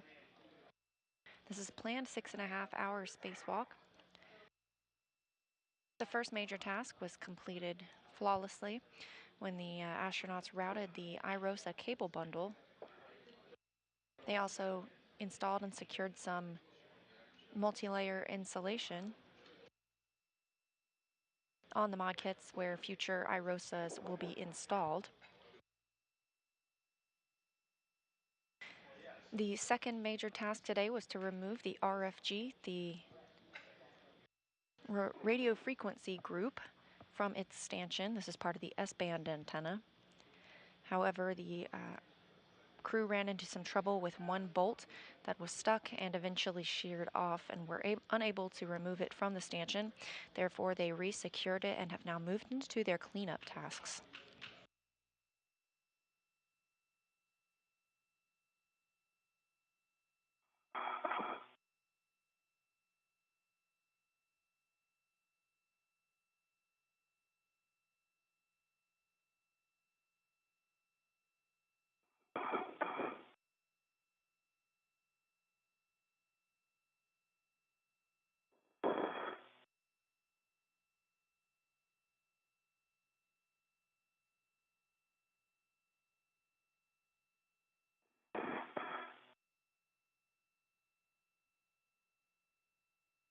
All right, yellow hook and green, gate closed, slider locked. And I'm going to unlock my reels. Okay, good word, Steve. We understand yellow hook is locked and on your green rail, and you unlocked it, so you do have good safety tether pack. All right, I understand I have a good safety tether pack.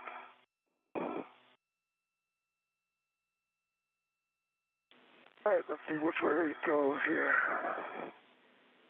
All right, Steve, your next step is going to be to retrieve the APFR from the arm and stow it on your BRT. All right, we'll work next. And Sultan, we see you working the MLI. We do have one delta step for you on the MLI. We're going to have to secure that clamshell down, so when you're at a stopping point, let me know, and I will give you words to go do that.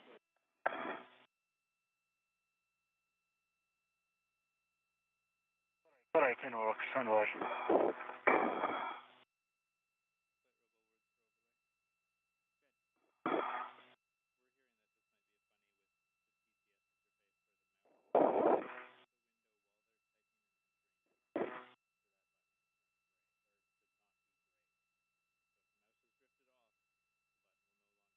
This is a view from Steve Bowen's helmet camera as he works to remove the articulating portable foot restraint from the cannon arm too. Probably already tracking, but we are going to continue these cleanup steps and head back inside.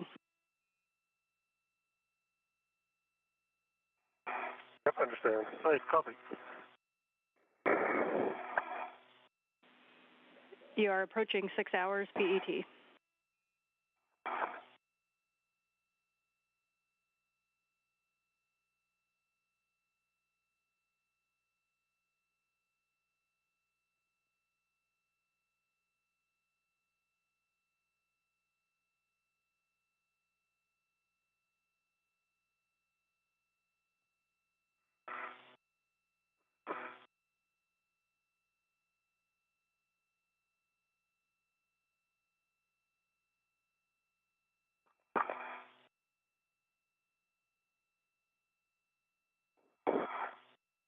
Okay, Woody, I might need you to do something here and take the APFR, well, take the arm,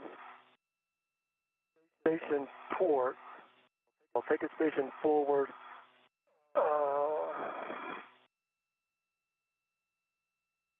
yeah, take a station forward 30 centimeters, and then towards me, and that would be station 4. Correct, Woody?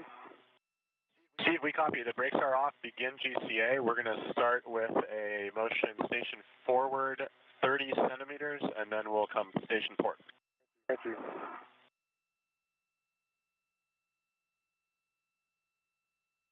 Starting motion, station forward.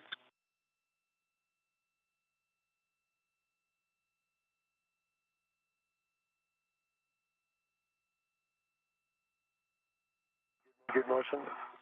Continue motion. Continue. 15 to go.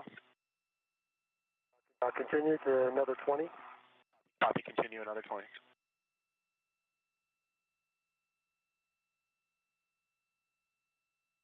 10 to go.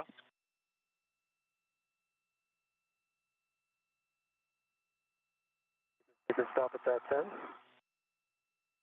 Okay, copy, Steve. That's your 20 now, 30 centimeter station port? Yep, get 30 centimeter station port, and then we'll start from there. Okay, Steve, starting motion, 30 centimeter station port. All right, watch it.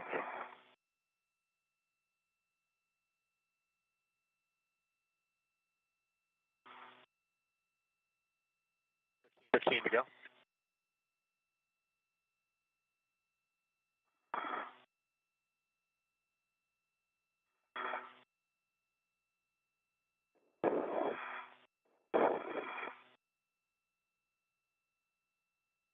Steve, that's your 30.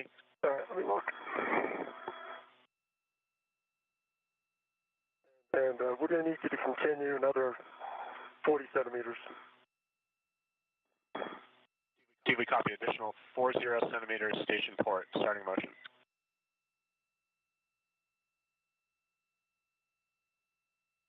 Good motion. Copy, good motion. 6 hours since the start of the spacewalk, NASA astronaut Woody Hoberg inside the space station is maneuvering the Canadarm2.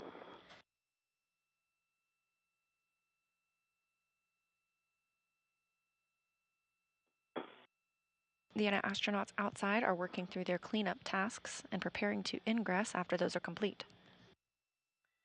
Steve, that's your 40. Okay. Stop there and then bring me station aft, 30 centimeters. We copy station aft, 30 centimeters.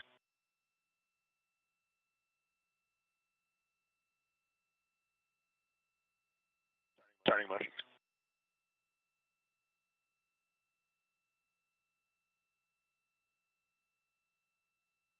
To go.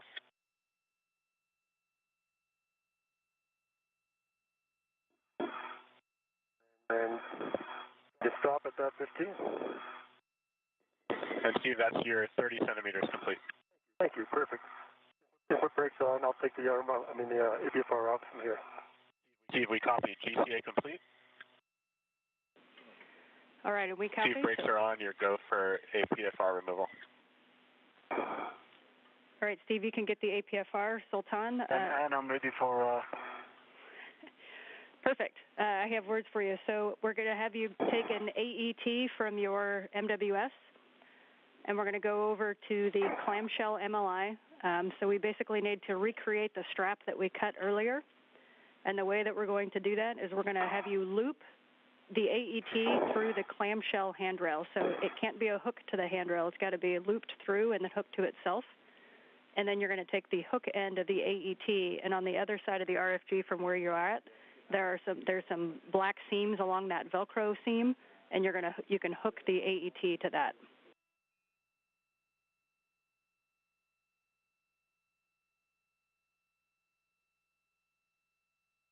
Okay, I don't see any black seams here on the side. Yep, and it's just on the other side of that if you translate around to your left. I mean the Steve side. Yeah, good word. So it's over on Steve's side. It's kind of that Velcro seam. It's right along where that Velcro seam was that you buttoned up when you put it back on. And there should be some black loops. Copy, I see it. I see it, and I'm just waiting for Steve to go. I have 2 fasten motors on that forward area.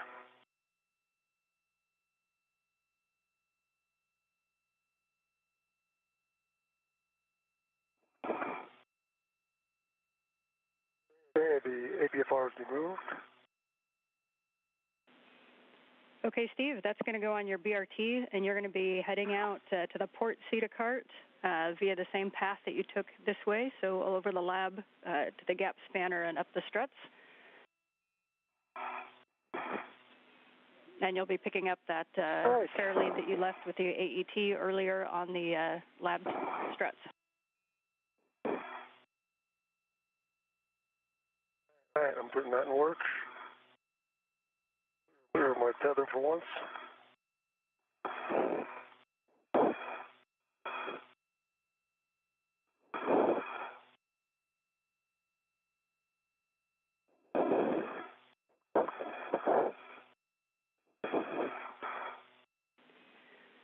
And Steve, as you translate, we'd appreciate if you double check the ingress aid to make sure that it's retracted.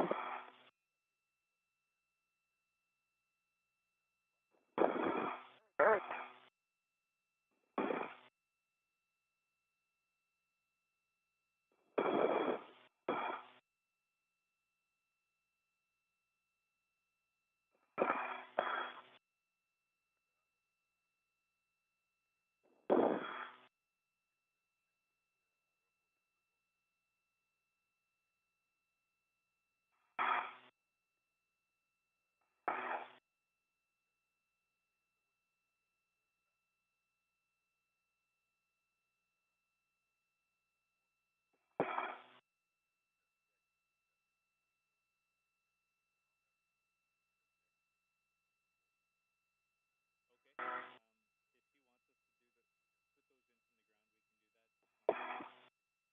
All right, it's fully retracted and folded over. Thank you for asking, and thank you for checking. Copy, Steve. Thank you for that. And you can head out to your fair lead on the lab strut. And that's the lab strut fair lead.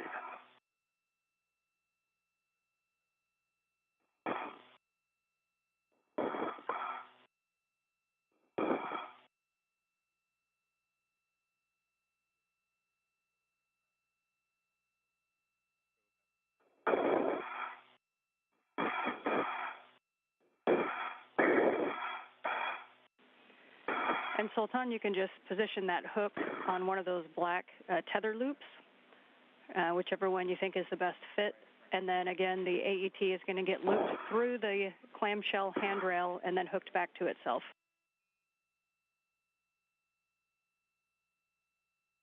All right, copy that, and in work.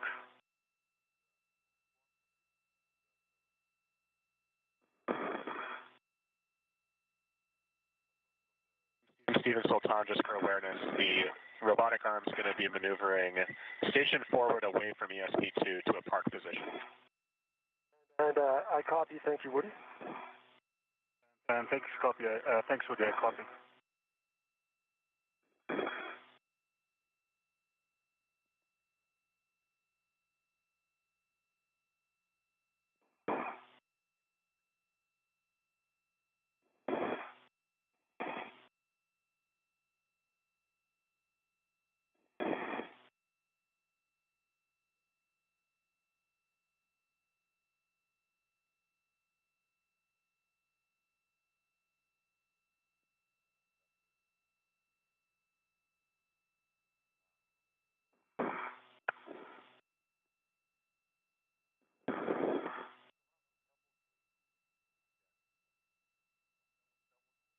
All right, stopping to pick up my fair lead. We copy your picking up your fair lead.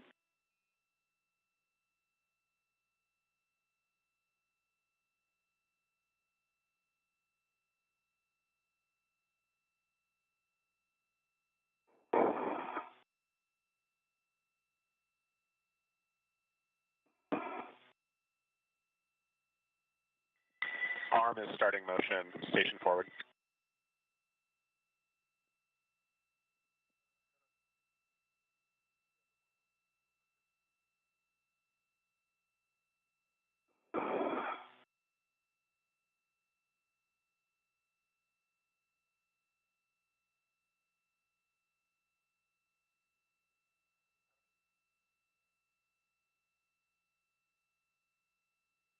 Okay, adjustable equipment tether is installed in the clamshell on one side and to the back roof on the tent, the other view side. All right, good work, Sultan. We saw the same thing. We like that config. So we're going to have you head back over to crew lock bag 1. And there was a large small that you had pre-staged outside of that. We want to make sure that's back on the crew lock.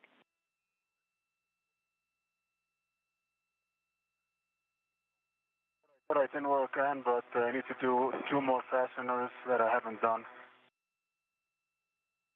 In the port side.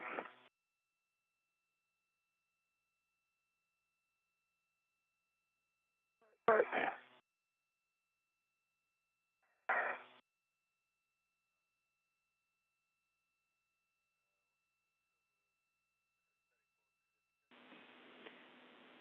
And for big picture, Sultan, when you... Just go back in 3. And yes, for Steve, you're going back into width 3, which is the top left.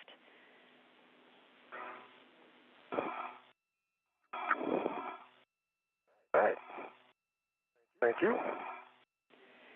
And your settings are 6, Papa Papa, Fox 6.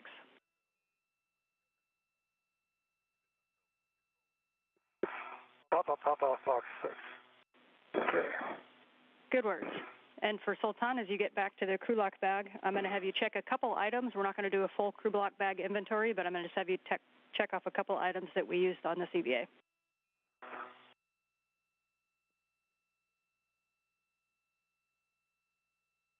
Yan, and there a minute, your full view.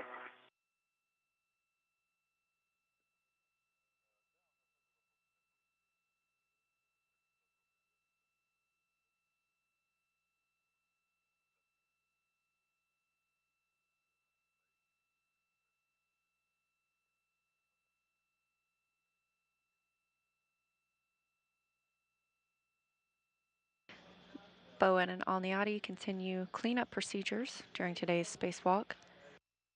As you can see, the articulating portable foot restraint has been removed from the cannon arm 2.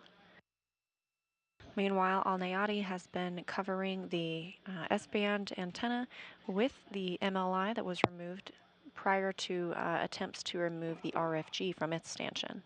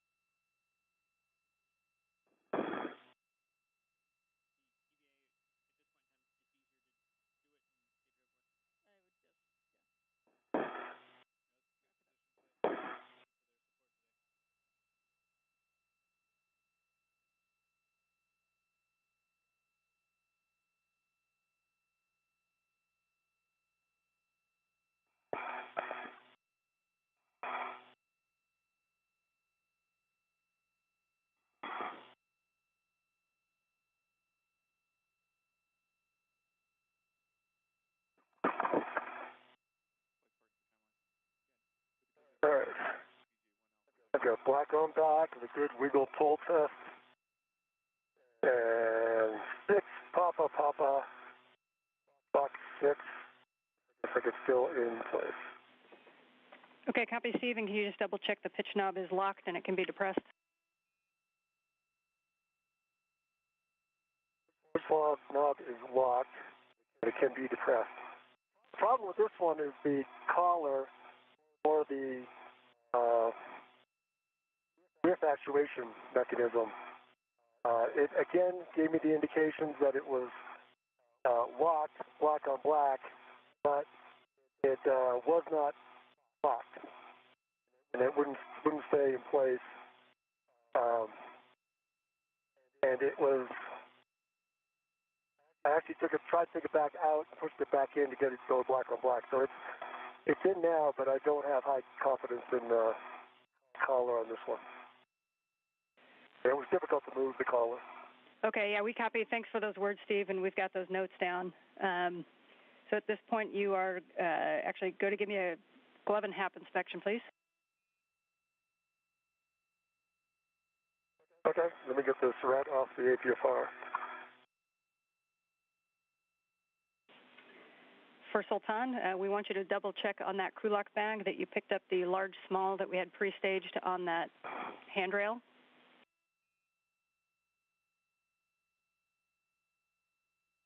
That's affirmative. It's hooked to the bag again. Copy, and then we want you to verify that the hammer and the pry bar are in the crew lock bag.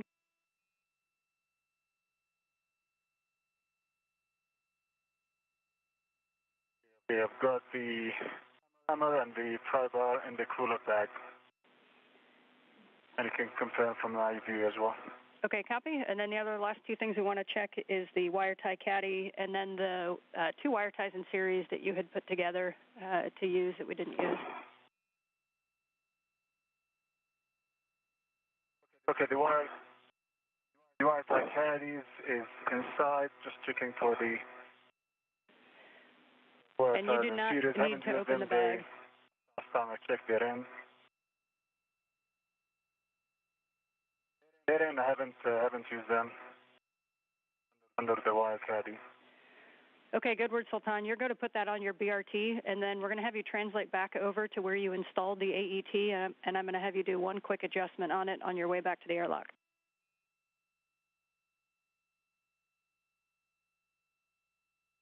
All right, copy and work. All right, and my gloves are good, my hat is dry. Copy, Steve. So you can translate off of the CETA cart, and as you do so, please depress the port CETA brake pedals twice as you go by, and then you can translate to the anchor hooks. The port CETA brake, I go by. I will put that in work.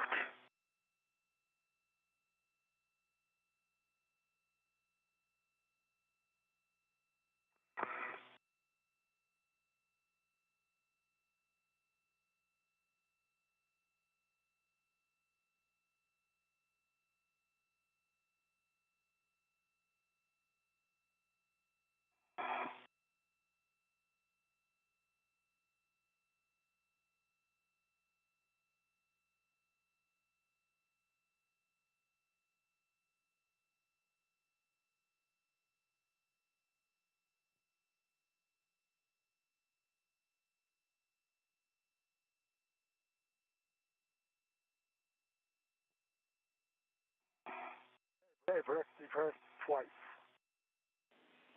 And we copy the brake pedals. Thank you.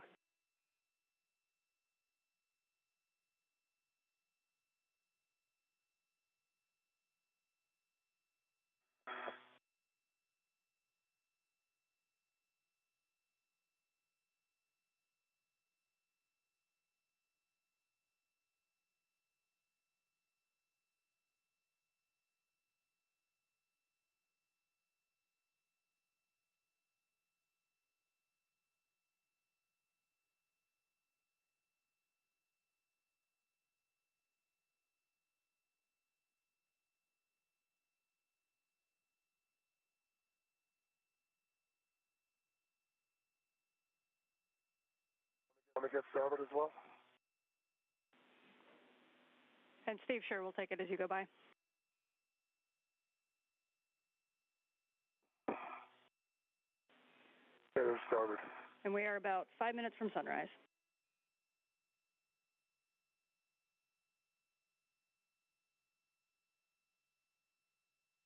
Okay.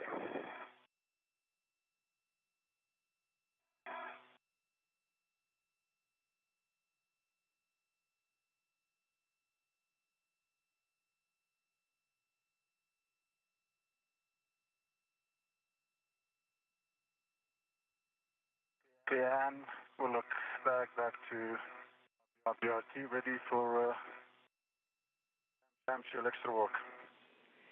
Yeah, so the AET, we had you loop one side on the clamshell, and then the other side we said to hook it.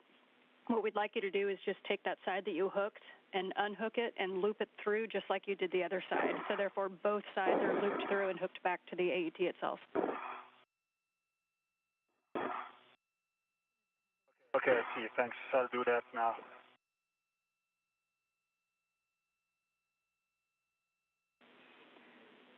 And Steve, reminder, you're looking for mile marker 5760. Yeah, I thought I could, maybe I could run down and put those other two bags back in the crew lock. Give Sultan one less thing to do.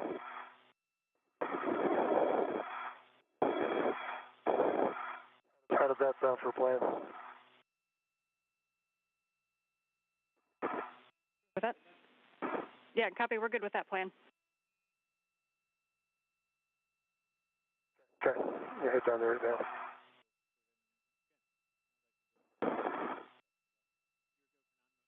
Okay, ET, loop back to itself, both sides.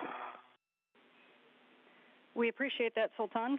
And so now you can translate over to the airlock.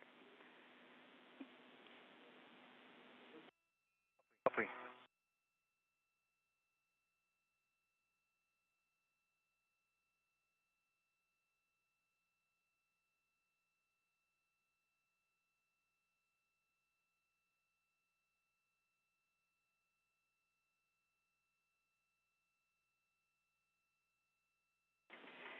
So as you get back to the airlock, you can coordinate how you guys want to get things back in. We have crew lock bag 2 and crew lock bag 3 above the airlock toolboxes, and we have the GoPro on the side of the crew lock.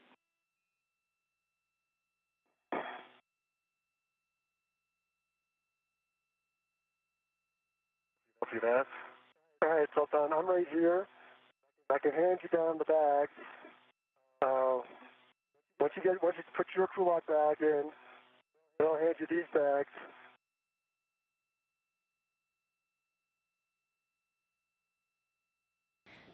This is Mission Control Houston. We have a handover of our satellites that allow us to communicate with the International Space Station. Both astronauts Steve Bowen and Sultan Alneyadi have completed the cleanup portion of today's spacewalk. They are now moving back toward the Quest airlock. That's west. Point of view. Oh, I see it. They have a couple bags to retrieve that will be stowed in the airlock.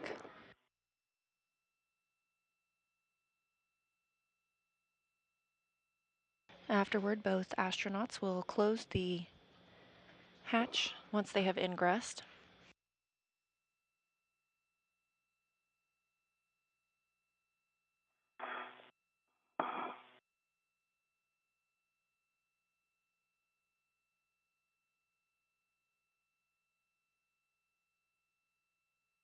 It'll open the thermal cover. And we copy thermal cover open. And a reminder, you have 3 large small rets on that D-ring extender, 1 for each of the crew lock bags 1, 2, and 3.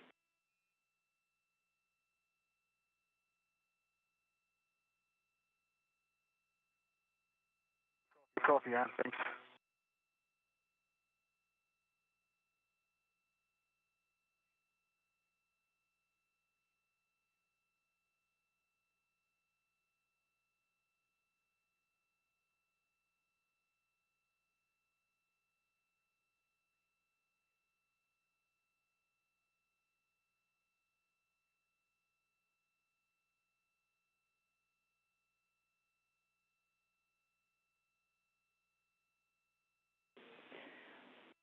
And Sultan, just for your awareness, we're looking at the SCUs.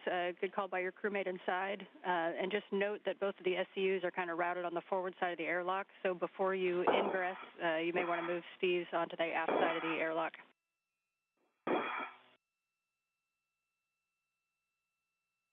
Right.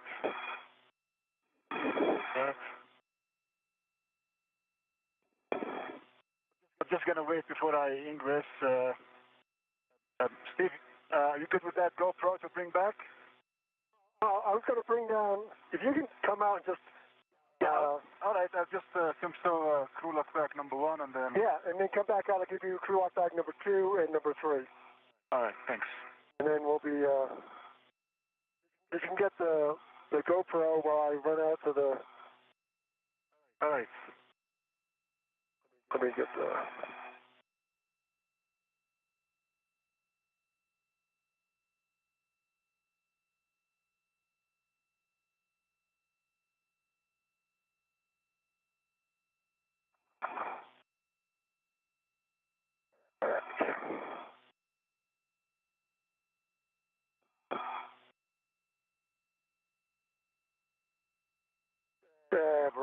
to both of the crew lock bags.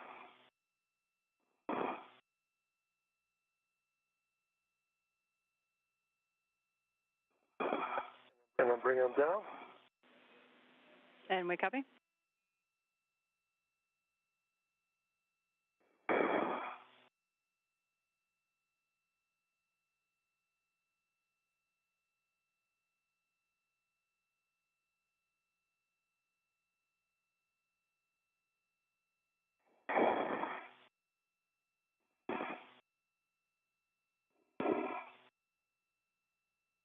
Actually, I can probably grab that GoPro too.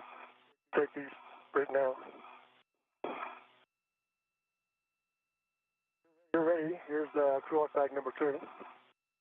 You want to Ingress all the way? What's that? You want to Ingress? I want you to put this inside. Okay, I'll do that. Let me route your SCU first. Okay.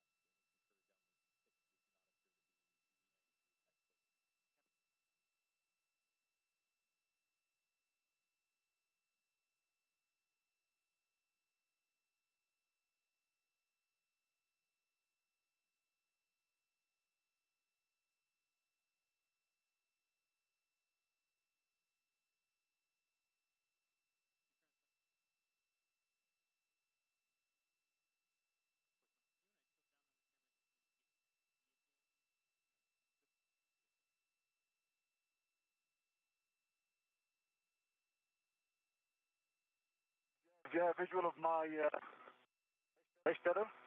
I do. Okay, so I'm going to hook to the intimidating extender Okay. with my other waist tether, and large hook is get closed, lock, black on black. Small hook, get closed, lock, black on black. Okay, yeah, can you use the waist tether from your side? Okay. Waist tether, can you reduce it from your side? What waist tether? To the handrail. Oh, okay. Hold on a second. I've got 2 handfuls of bags. If you already bought the SCUs, I can hand these bags to you. All right. Hold on.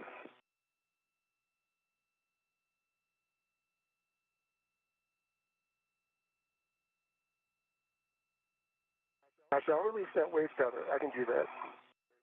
Yeah, that'd be helpful, and I'll be ready once you're done. Okay, your waist tether is released. Okay, thanks. And I don't have any place to hook it. Just release it. Okay. Be secured inside.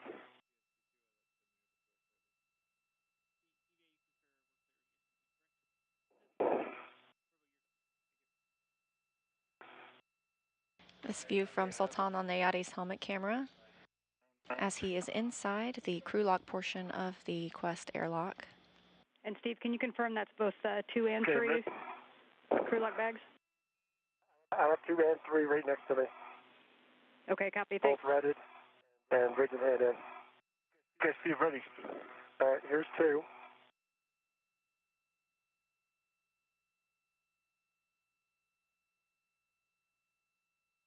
Get it? Hold on. All right, let me try and roll over a little bit more.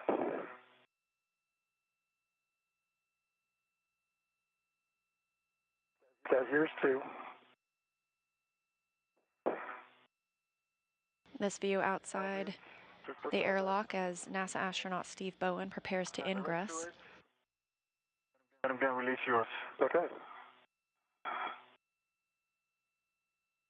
Good. Bye.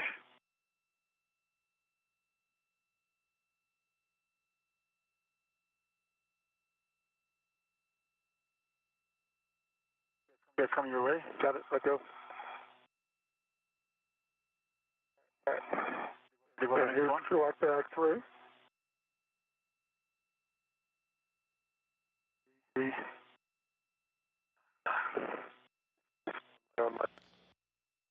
The International Space Station recently crossed into an orbital daytime, but in the distance you can see Earth's moon, the destination of NASA's Artemis program. They have a red switch. Let me release my ret back to you. We've got too many rets out here. Okay, you can do that. Okay, here comes that ret coming up to you. All right. All right, give me 1 second. I'll go get the GoPro, and then I'll head out, and we'll. And we concur. Yep. So crew locks bags 1, 2, and 3 are in the airlock. So once we have the GoPro in, then Steve, you can also you can go out to the anchor hooks. All right.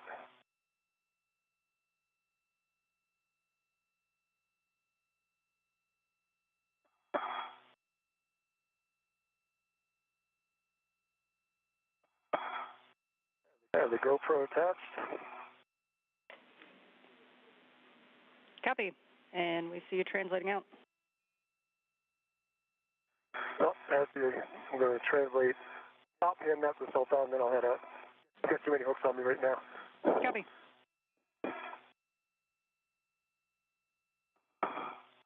Okay, Sultan, if you're ready to receive this, I'll give you the big hook. And tell me when you got it secured to something. Let me get to. All right. Okay, I see what you're doing. Once you just attach the tip point, I'll give you the big hook when you got it. Okay? You release it? Yeah, I can release it. All right.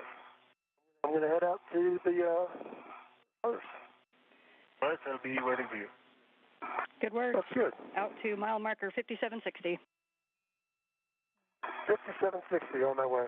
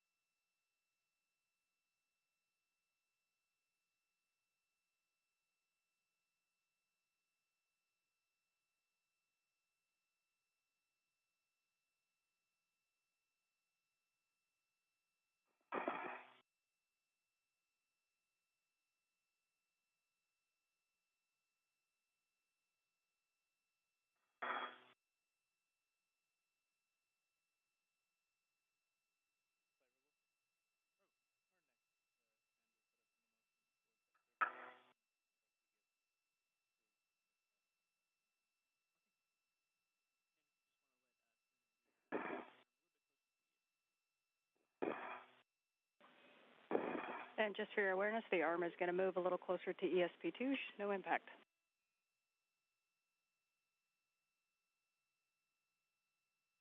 You're doing copies. Thanks.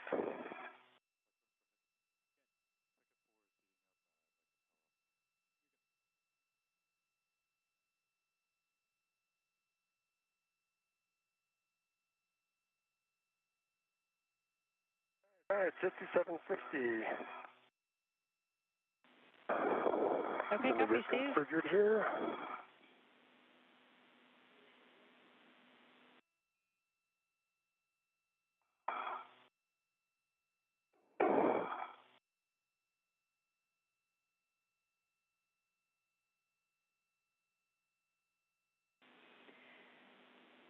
All right, Steve, as you get set, your first step is going to be to ret to EV2's anchor hook. It's the one that's on 3217, the diagonal inboard handrail. 3217, ret to the anchor hook. All right. Release the tension in that a little bit.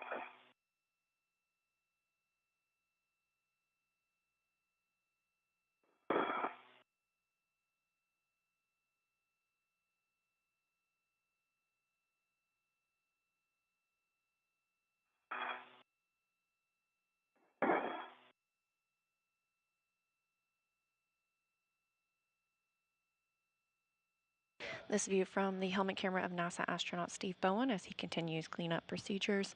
We are now 6 hours and 34 minutes into today's spacewalk. Emirati astronaut Sultan Alneyadi has ingressed to the crew lock portion of the Quest airlock.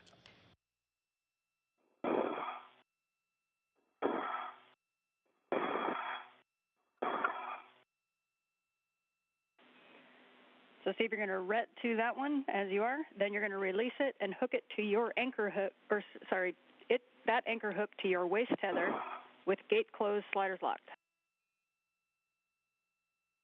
All right.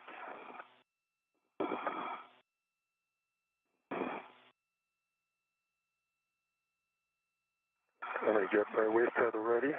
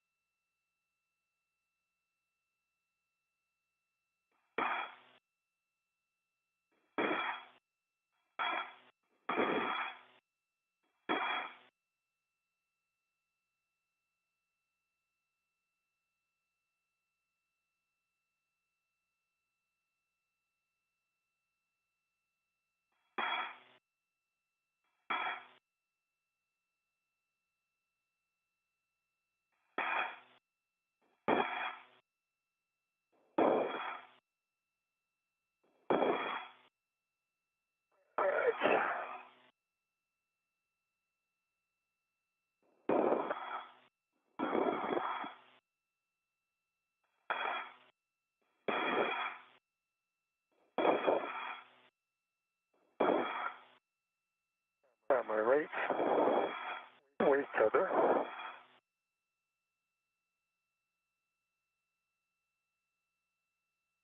His hook.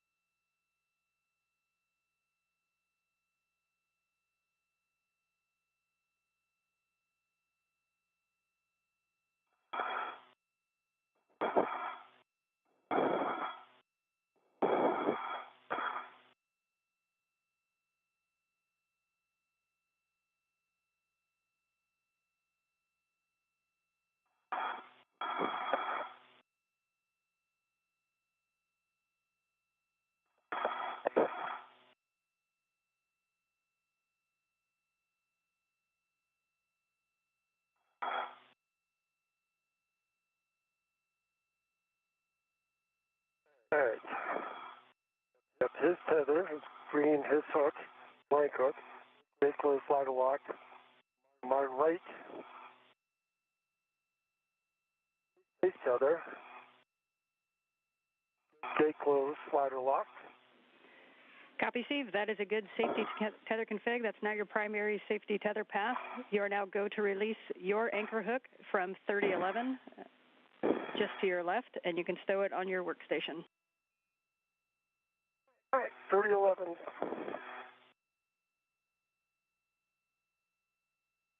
for your awareness, Steve, all hooks are closed, locked black on black, attached to the airlock through my waist tether. Both hooks are closed, locked black on black. You're good to go. All right, then head back. And we copy, Steve, and good word, Sultan.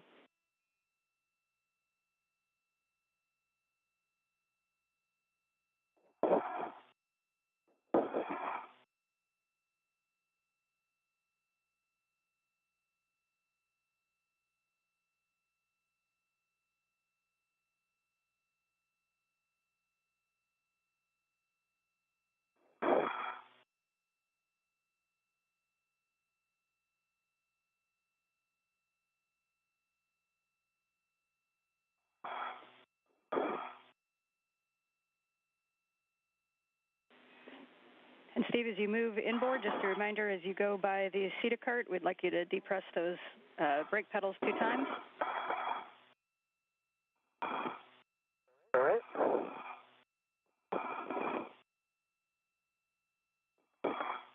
You can call our handrails that didn't know existed.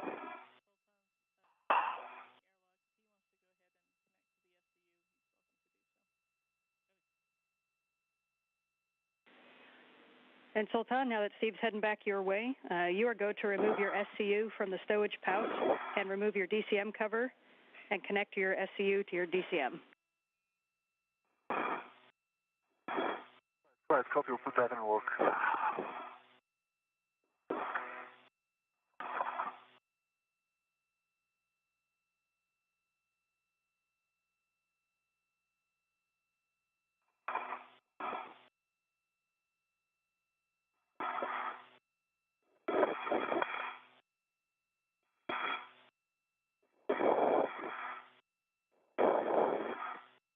Having released the necessary anchor hook as well as Sultan Alneyadi's anchor hook, Steve Bowen is headed back to the airlock following his safety tether.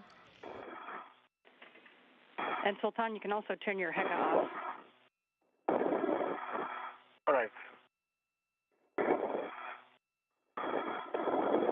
The view below Bowen is that of the North Pacific Ocean as the space station travels 260 statute miles above it. And LEDs off. Copy, LED off. All right. CETA cart. Starboard CETA cart, brakes depressed. We copy, brakes depressed, so you can head back to the airlock. And as you enter the airlock, you can also turn off your HECA. All right. Down through your spur.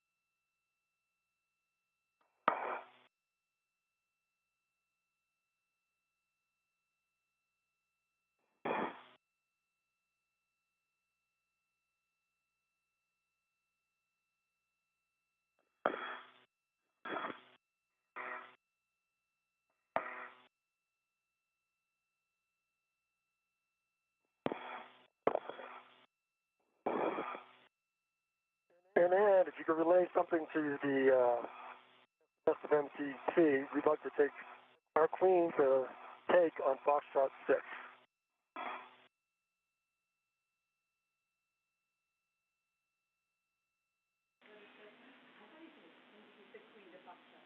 We understand Queen to Fox 6.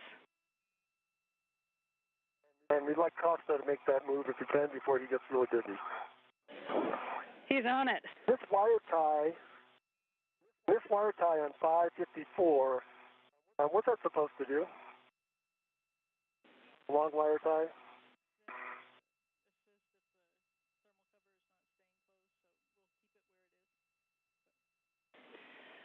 So, Steve, that's to assist if the thermal cover doesn't stay closed, so we can leave it where it is. If you think it might be in the way, you can set it low profile. Right.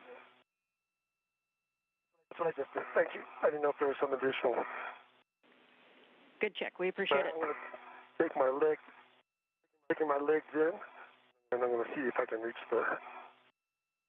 Okay, Steve, you're good to go. I have all the bags. Bend up forward and made that for you.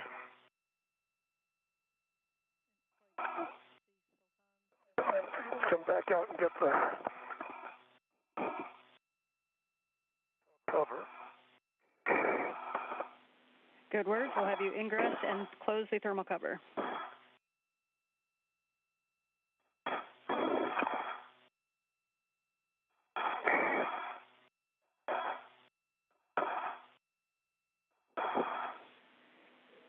And if you both want to, this is where you can reduce your TCV setting. As you get on the SCU, it has warmer water. So to minimize risk of fogging, you can reduce your cooling just a little bit. Okay. Let me take care of that. Get the cover in place. Okay. See where you are. Okay. Clear, Steve. Okay, my legs are coming back then. All right, try and get this on the magnetic. So Steve, you're going to release the hook from the stowage tether point and attach the hook to the magnetic plate D-ring, and then cinch the strap until snug, 6 lines visible, and you're going to verify the magnet is engaged. All right, I'm working on the hook.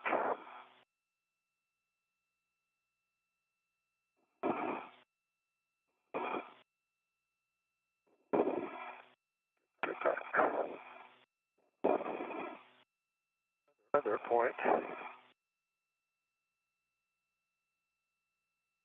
Bowen and Alneyadi both back inside the crew lock portion of the Quest's airlock, now closing the thermal cover ahead of closing the airlock hatch. Okay. Let me get that cinched down.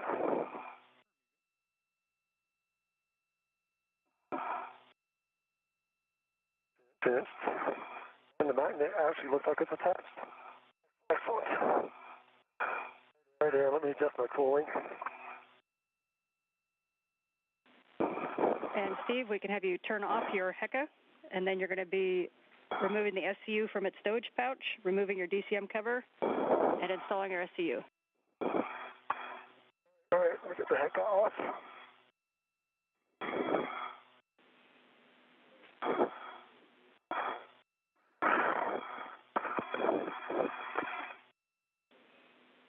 And a reminder now that you're in, if you wanted to reduce your TCV setting to a lower number to minimize the risk of fogging prior to putting on your SCU.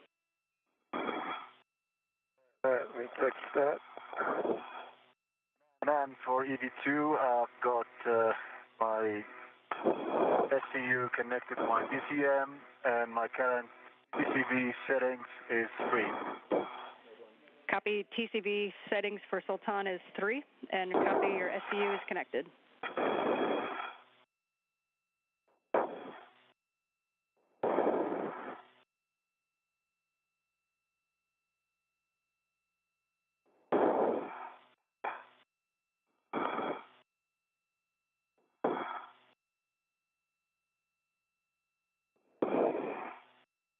All right, I'm going to try to make mine colder. And I am at 7. Okay, now I'm going to get my SCU connected. We copy.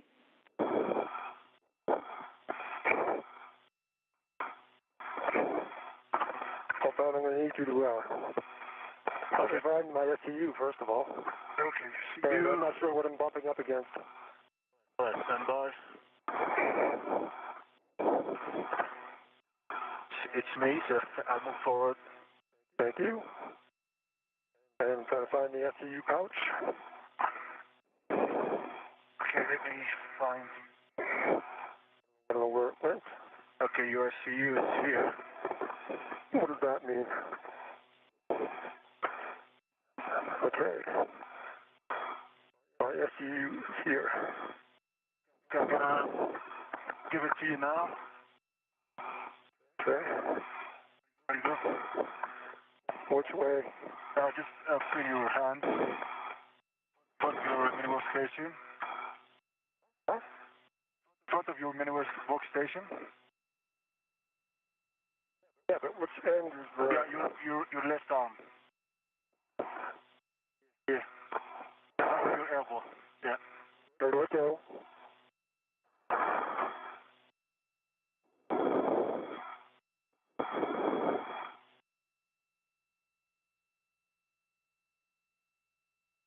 Yeah, we can all stuff that clear again.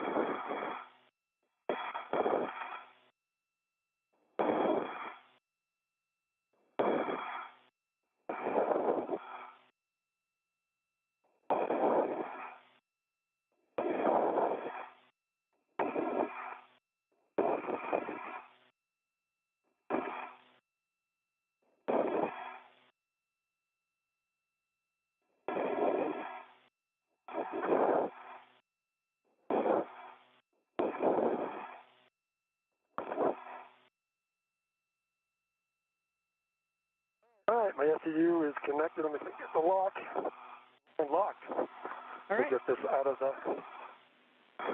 And Steve, we copy that your SCU is connected and locked. If you could give us a line on how many lines visible on the cinch strap for the thermal cover. Sure. I have 1, 2, 3, 4, 5, 6. All right, we like that answer. So for both of you, you can now switch your water to off OFF forward and expect water is off message. Okay, EV1, water is off. EV2, water is on.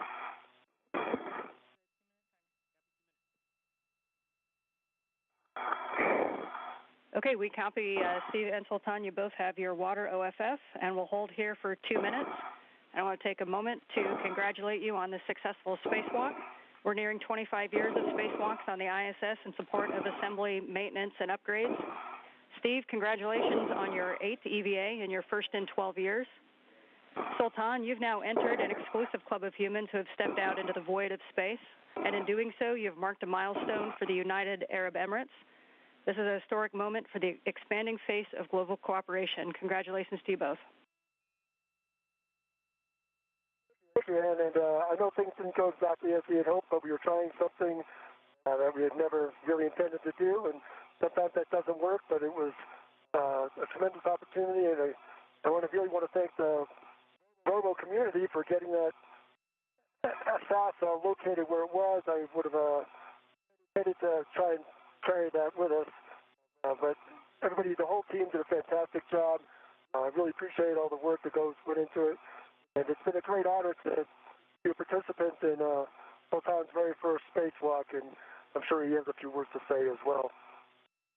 Thank you, Steve, and thank you. It's a great moment for the UAE. I would like to thank my leadership, the leadership of the UAE, and the USA, specifically MBRC and NASA, for believing in us and for giving us this opportunity. This might be the first in the Arab world, but definitely won't be the last. We have astronauts under training now to undergo future missions to the ISS, to the lunar service, and to Mars. So I would like to thank everybody who helped preparing us for this moment. First of all, allow me to say a few words in Arabic. أحب أشكر والدتي ووالدي على هذه الثقة الغالية اللي أعطوني إياها. دعوات مفاقة. أريد أشكر عائلتي، شكرا القيادة الرشيدة في الإمارات وفي الولايات المتحدة الأمريكية بالتحديد، مركز محمد بن راشد للفضاء وناسا على ثقتهم، توصيلنا لهذا المكان، والحمد لله هذه مجرد بداية في مهمات فضائية إلى المحطة وإلى القمر وإلى المريخ بإذن الله. وشكرا جميعا. Thank you so much, Anne. Thank you, Steve and Sultan, for those words. And that takes our 2 minutes. So at this time, Steve, you can verify the outer hatch is clear of hardware and verify the handle position per the hatch decal, and then close and lock the hatch. All right. Outer hatch is clear. And the handle's where it's supposed to be per the decal.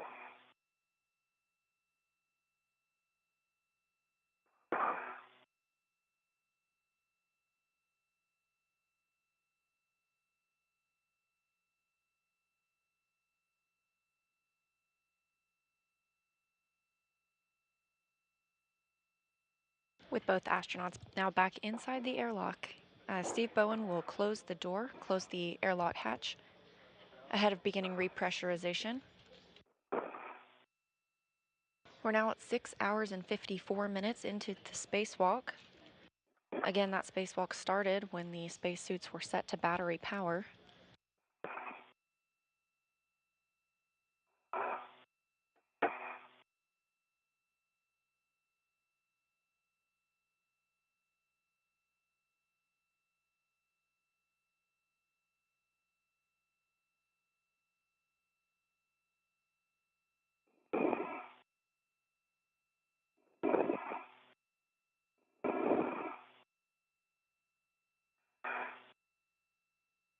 This view.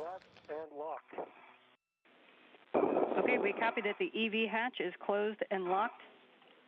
Sultan, on the UIA, you can check that oxygen EMU 1 and 2 valves are open. Okay, oxygen EMU 1 and 2 are open. You can switch the power EV1 and 2 to on and verify the LEDs and volts. All right, copy. On EV1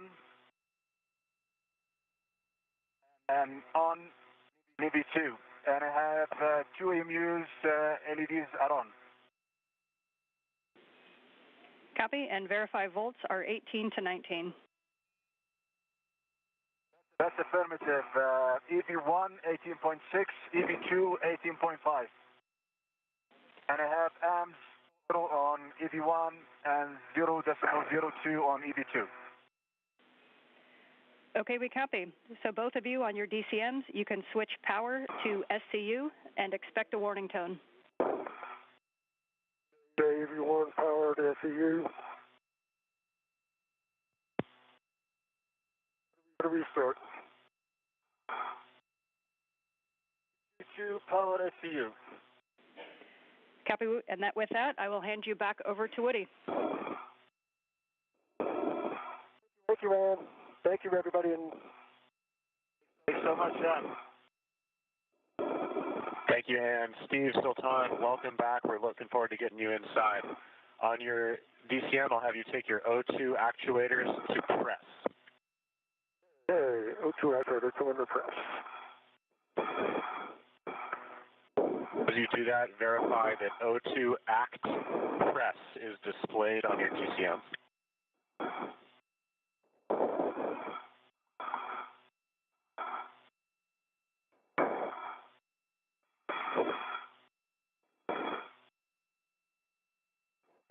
Ground IV Ann McLean has handed duties back over to Suit IV Woody Hoberg. This view of the equipment lock portion. Okay, O2 actuator press on EV2. All right, give me a minute.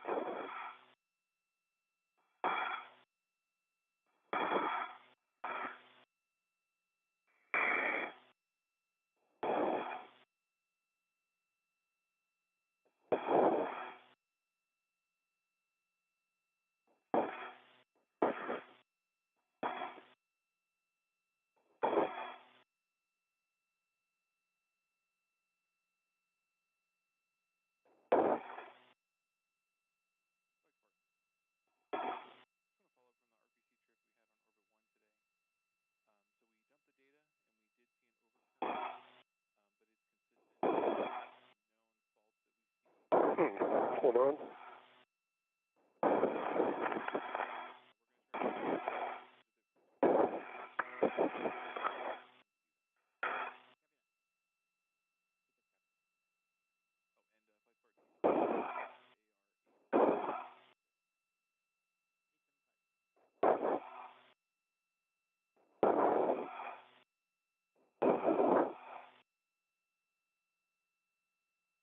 Oh my goodness.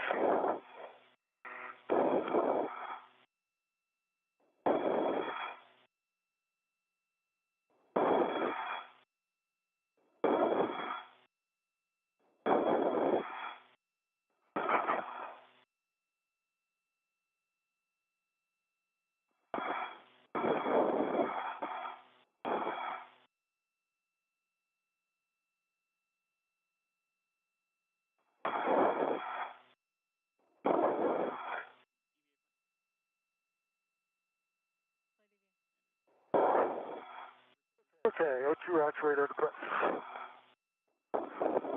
Okay, Steve, copy. And for both of you, just confirm you saw that O2 act press displayed on your DCM. Hold on, I have set O2 act press. To get it over.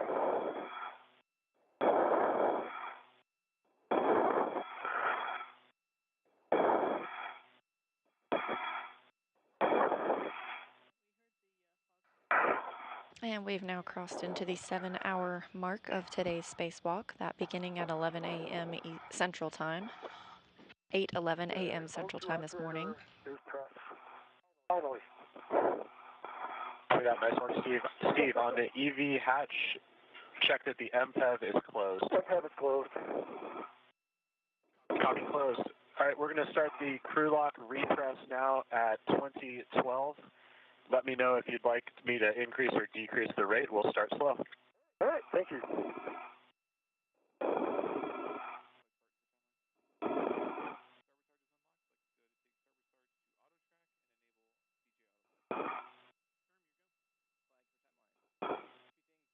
Repressurization of the crew lock portion of the Quest airlock has begun. And for awareness, when we get the pressure up to 4.0 psi, you can expect an alert sound. Copy. Two copy.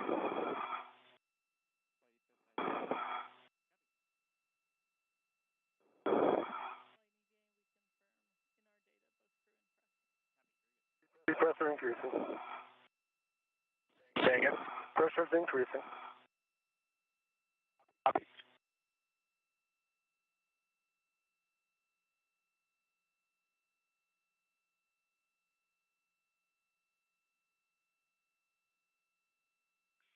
How's the rate feeling? Feels good here. Maybe too good.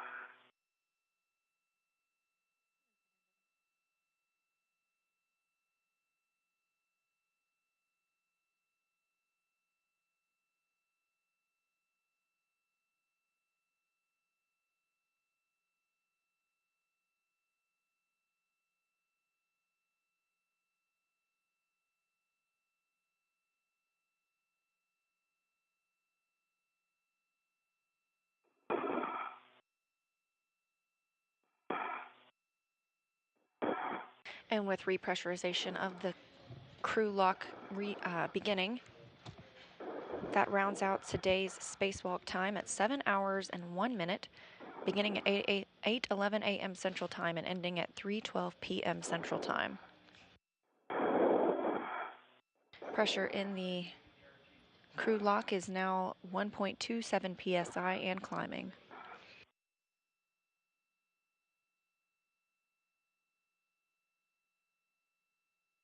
During today's spacewalk, the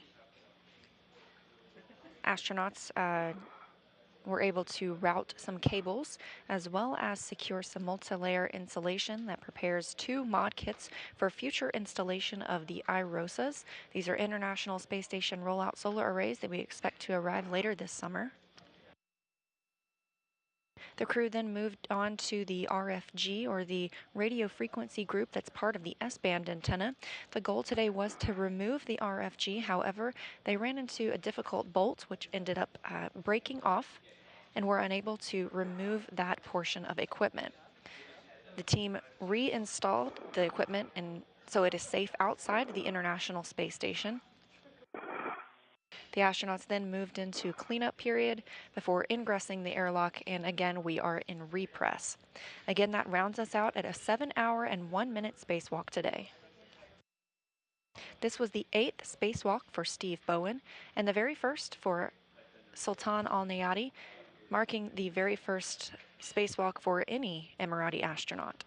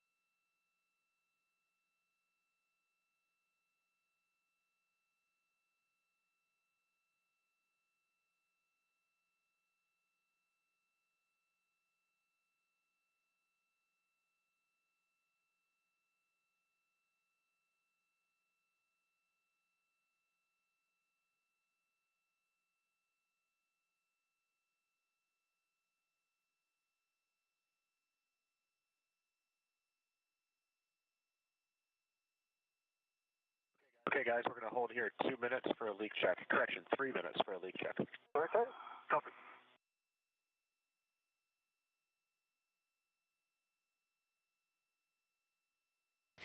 With the completion of today's spacewalk at 7 hours and 1 minute, we have a readout of our spacewalk stats so far. In total, this was the 261st spacewalk in support of space station assembly, maintenance, and upgrades. It was the 4th out of the space station this year, but the 2nd for Expedition 69. Today was the 8th spacewalk for Steve Bowen, totaling 54 hours and 19 minutes, and obviously the very first for Alneyadi with 7 hours and 1 minute. That was today's spacewalk total time, but in total, with those 261 spacewalks, that is equal to 69 days, 3 hours, and 24 minutes of spacewalking time.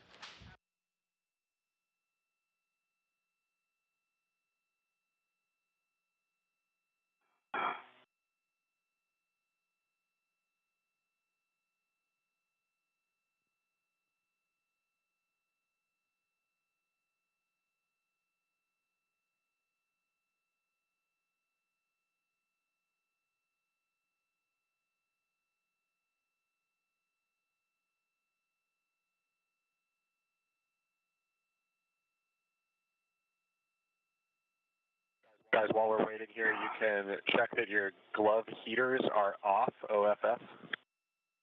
They are off at 81. V2 off. Okay, and check your gloves for contamination. Let us know if you see anything. I just have a couple little smears.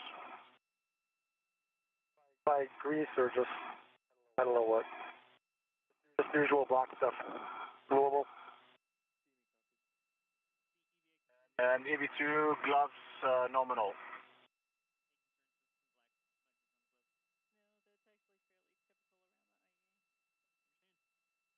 Okay, we copy a couple black smudges on Steve's gloves and nominal gloves on EV2.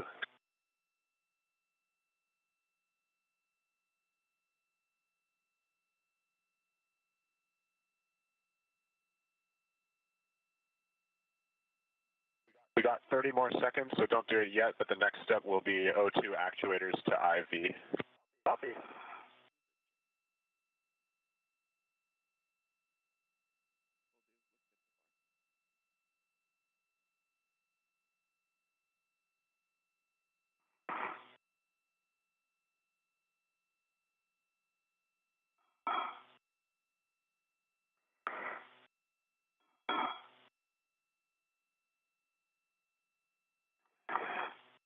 All right, Stephen Sultan, that leak check passed with flying colors. You can take your O2 actuator to IV.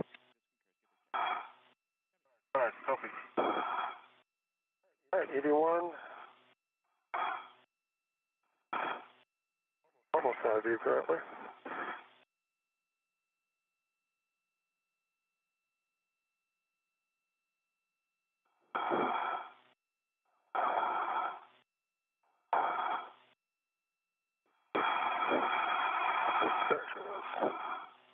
O2 IV for EV2, EV1.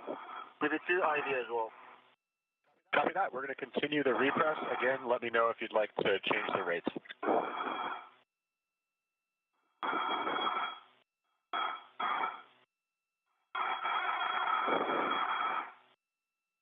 Repressurization of the crew lock continues.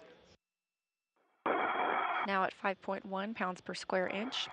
They'll bring that up to about 14.7 psi, which will equal out with the rest of the International Space Station, also similar to what we are used to experiencing on Earth.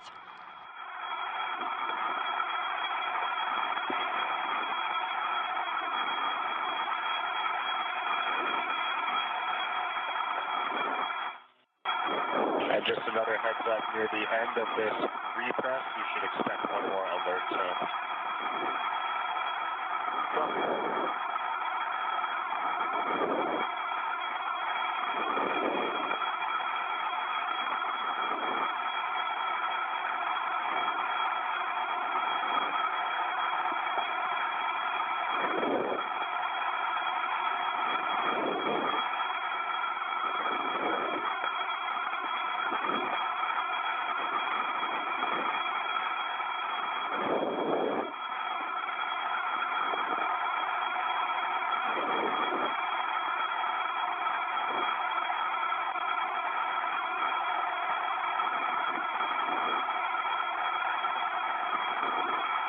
Elsewhere aboard the International Space Station, Sergei Prokopyev, Dmitry Petelin, and Andrei Fedyaev, 3 Roscosmos cosmonauts, are in the pre-sleep portion of their evening.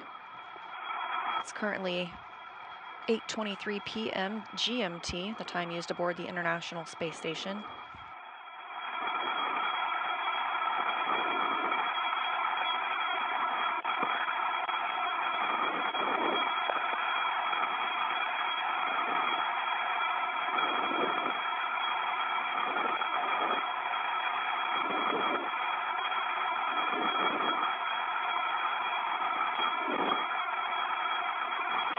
And the pressure in the crew lock is now 8 psi.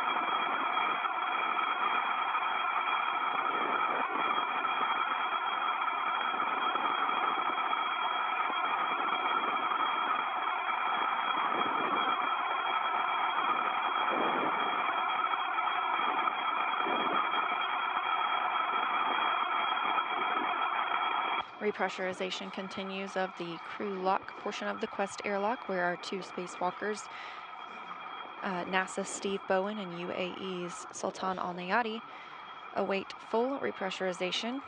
We are now at 11 psi. We'll bring that all the way up to 14.7 to match the rest of the International Space Station before opening the hatches between the crew lock and the equipment lock. Woody Hoberg will then bring both astronauts back into the equipment lock portion and assist them in doffing their suits.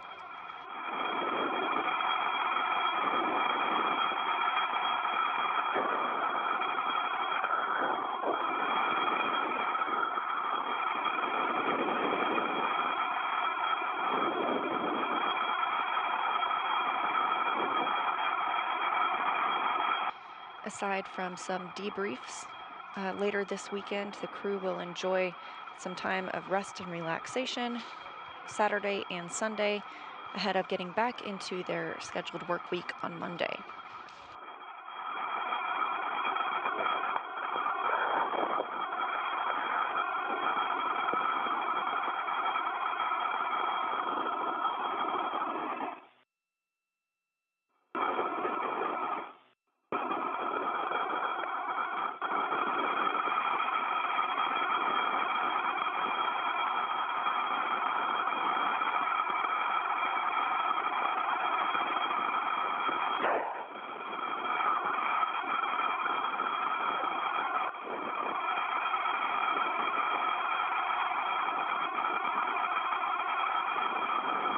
Here in Mission Control Houston, the Orbit 3 team is starting to arrive to take over from Orbit 2. They will conduct a handover in approximately an hour.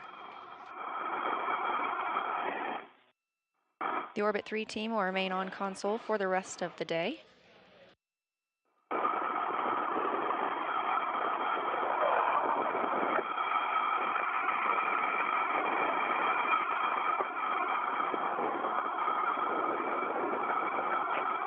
Meanwhile, aboard the International Space Station, repressurization continues, now at 13.7 psi, getting very close to the 14.7 we're looking for.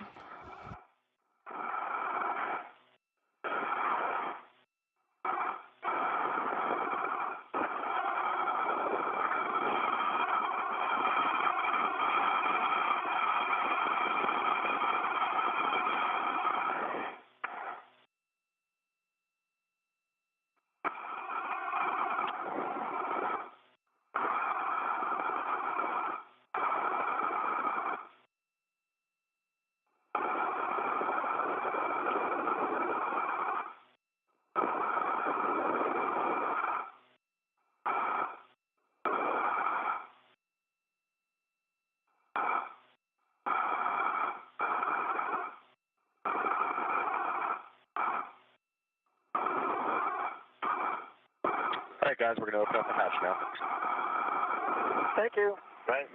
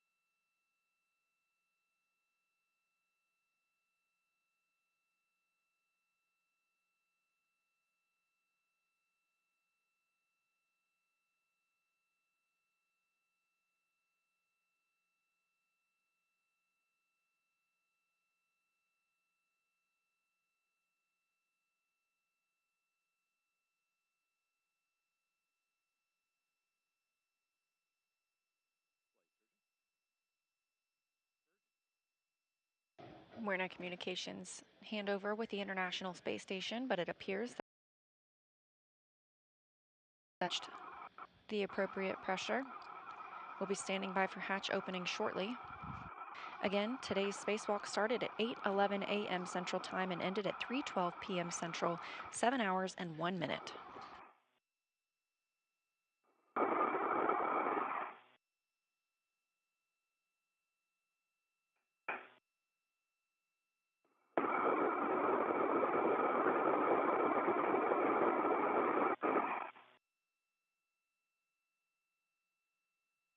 And obviously those hatches have been opened. The crew has been moved into the equipment lock portion of the Quest airlock.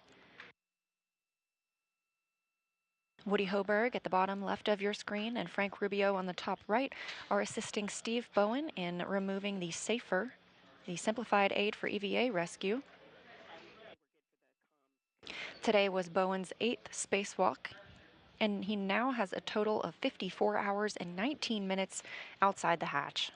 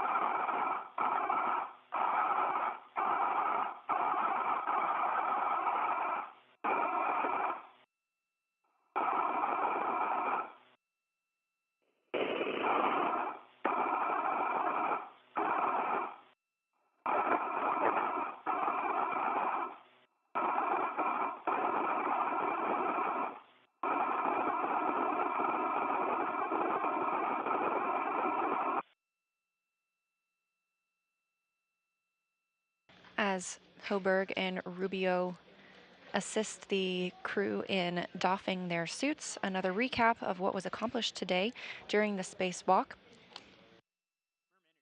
The crew started out by relocating 2 articulating portable foot restraints for future use.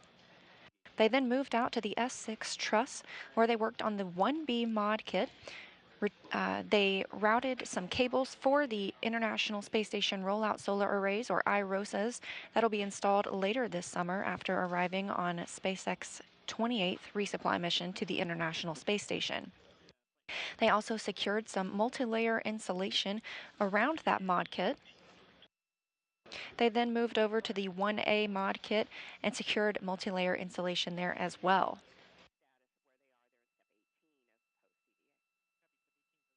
Both crew members then moved to the radio frequency group work on the S-band antenna. The goal was to remove the RFG, bring it inside the International Space Station, and then send it back to Earth for refurbishment. However, one bolt was unable to be removed, and the RFG was unable to be removed from its stanchion. Therefore, it was resecured.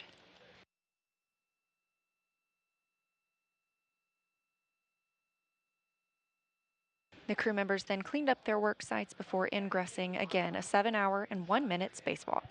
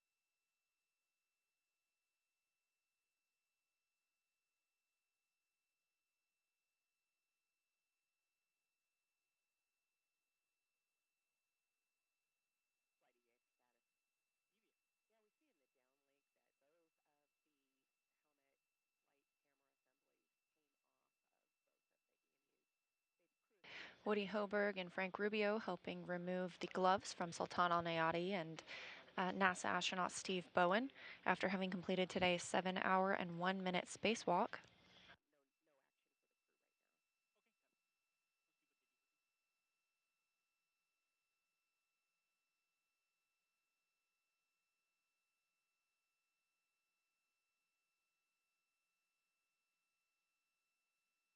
Again, the 8th spacewalk for Bowen and a new history-making day for Sultan Alneyadi. He's the first astronaut from the United Arab Emirates to conduct a spacewalk.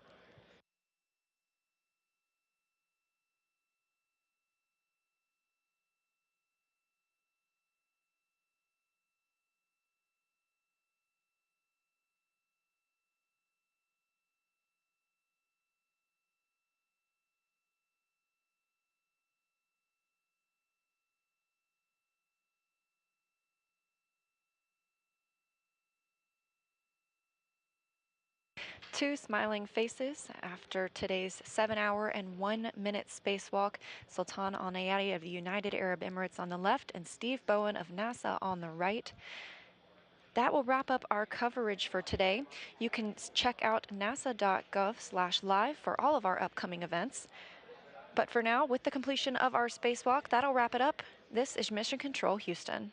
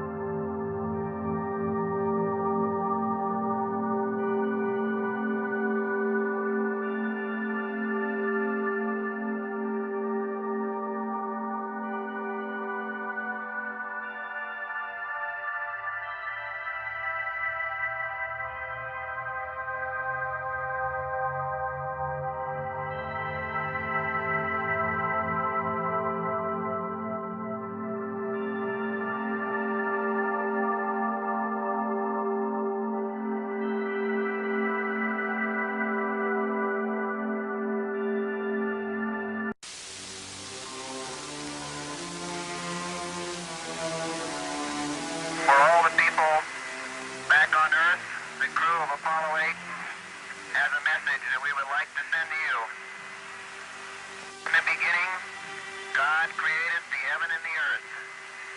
And the earth was without form and void, and darkness was upon the face of the deep. And the Spirit of God moved upon the face of the waters. And God said, let there be light. And there was light. And God saw the light, that it was good. And God divided the light from the darkness. And God called the light day, and the darkness he called night. And the evening and the morning was the first day. In the beginning, the void, the darkness, then light, then life. And from life came man, joining the caravan for the long, slow journey through a world of discovery, invention, exploration. His marks, his milestones, stretch out through the centuries. His footsteps echo down through the corridors of time. Time. July 1969 in Florida. The footsteps, the caravan quickened. The corridors shortened as man reached outside his world into another void.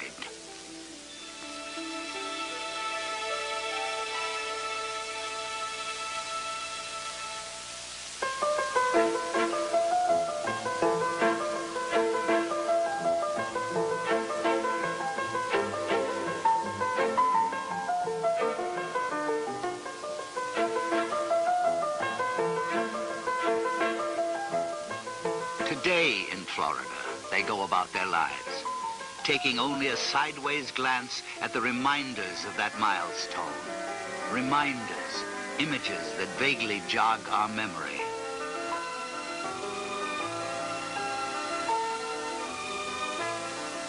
This is Apollo Saturn Launch Control, aiming toward a planned liftoff time of 32 minutes past the hour. The start of our launch window on this mission to land men on the moon. The countdown still proceeding very satisfactorily at this time. Time, it plays tricks on us. It smudges and blurs the sharp edges of reality. But we turn the trick and summon up our own reality, images, sounds, to help us remember. The batteries all look good. The next time we go internal will be at the 50-second mark with those batteries, and they will remain, of course, on internal power during the flight. The lunar module, which has been rather inactive during these latter phases of the count, also is going on internal power at this time on the 2 batteries in the ascent stage and the 4 batteries at the descent stage. They came 1 million of them to this place, drawn by the magnet of history in the making. The astronauts, the prime crew, were awakened at 4:15 a.m. Eastern Daylight and proceeded to have a physical examination in which they were declared flight ready. They sat down for the normal astronaut fare on launch day. As far as breakfast is concerned, orange juice, steak, scrambled eggs, toast, and coffee. The target for the Apollo 11 astronauts, the moon, at liftoff will be at a distance of 218,096 miles away. The astronauts departed from their crew quarters after checking out their suits. They departed from the crew quarters at 6:27 a.m. and some 27 minutes later, 8 miles away from the crew quarters at the Kennedy Space Center, atop the launch pad at Complex 39, 6:54 a.m., the commander, astronaut Neil Armstrong, was the first to board the spacecraft.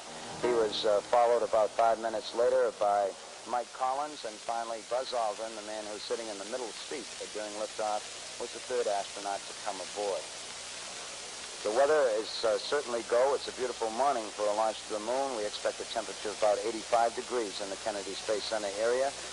We're still go on Apollo 11 at this time. T-minus 25 seconds. 20 seconds and counting. T-minus 15 seconds. Guidance is internal.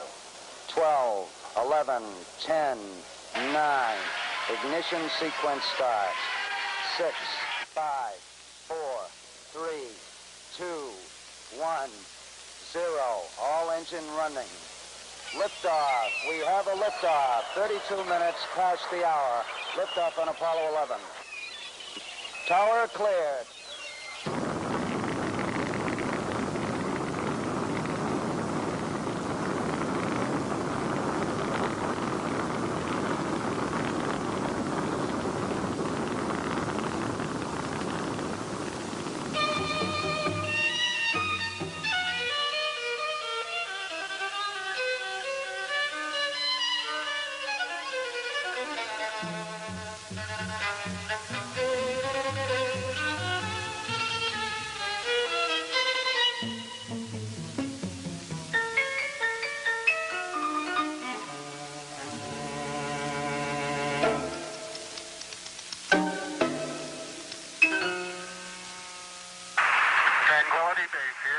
Eagle has landed.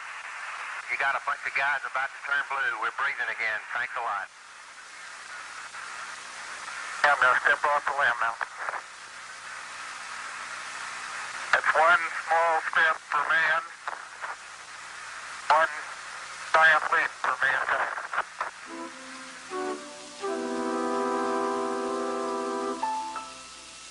Apollo 11, Armstrong, Aldrin, and Collins. They and millions of others reached out and, in their own way, touched another planet.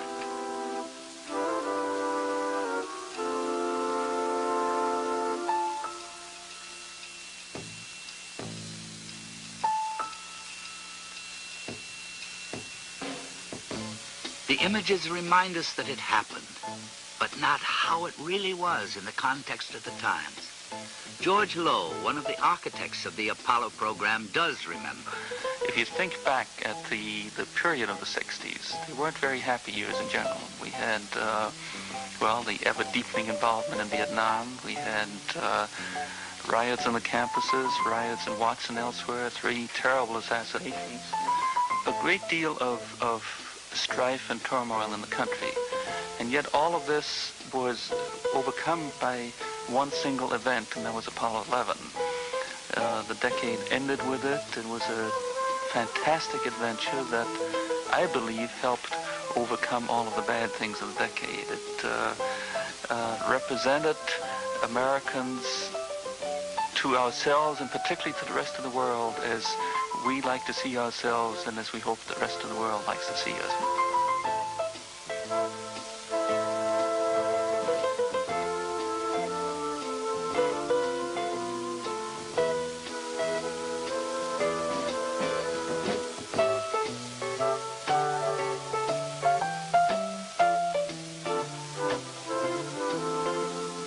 The equipment of Apollo, some of it is now in museums, artifacts from an age of discovery. These strange-looking objects, they're there as reminders that after all, it did happen, and it happened the way we remember.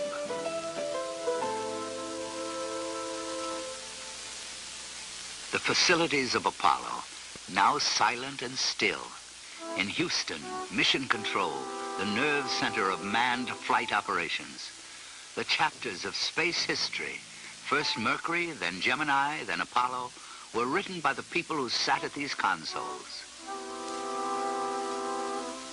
And these chapters of history came at us with breakneck speed. Christmas Eve, 1968, in the beginning, Apollo 8, the footsteps were quickening. A few months later, Apollo 9. The long years of preparation were contracting into days, hours, minutes. The first manned flight of the lunar module, the Spider. Apollo 10, the dress rehearsal for the real thing. In 5 months, 3 missions, and in the 7th month, the payoff. Then, the celebrations.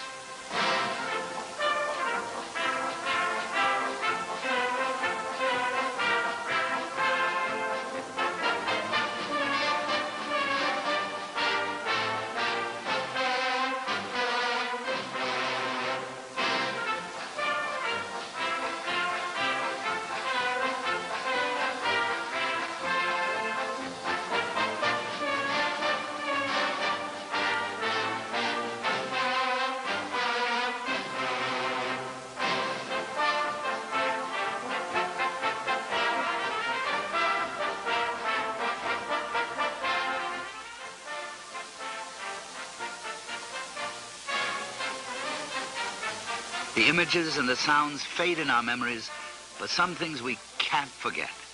Names: Apollo 11, Armstrong, Aldrin, and Collins.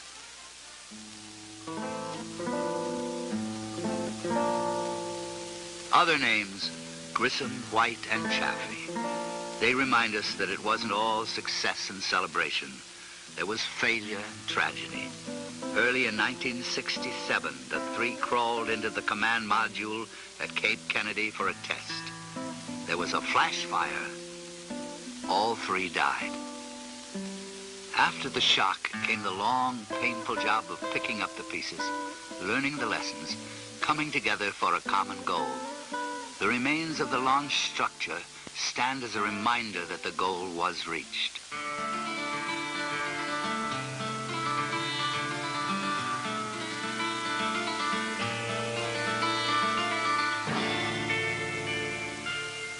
These strange shapes, what do they mean? These towers of steel, what are they? Monuments or leftovers from some earlier age of discovery? In the long history of man, in the slow journey of the caravan, what point do these mark? Historian Arthur Schlesinger, I have no doubt at all that if posterity remembers the 20th century for anything, historians 500 years from now looking at the 20th century, it will be because it will be the century when man first began to break his terrestrial bonds and began the exploration of space. So that's it?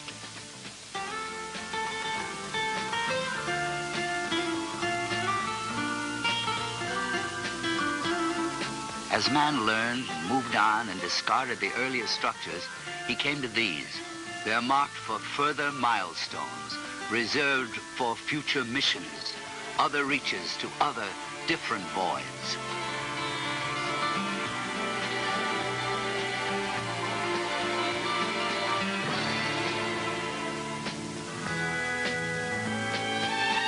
Historians 5 centuries from now will mark this century, this place, and they will further note that from the void, life, man, it took eons to reach this point. But once there, the centuries and years compressed into days, hours, split seconds of exploration.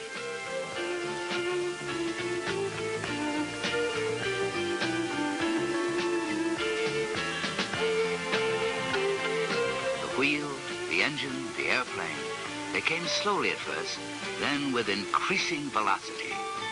And then this, so huge, so powerful, so different that no ordinary modern name would suffice. They reached backward through antiquity to Roman mythology, and they named it Saturn. Saturn. His father was heaven, his mother earth.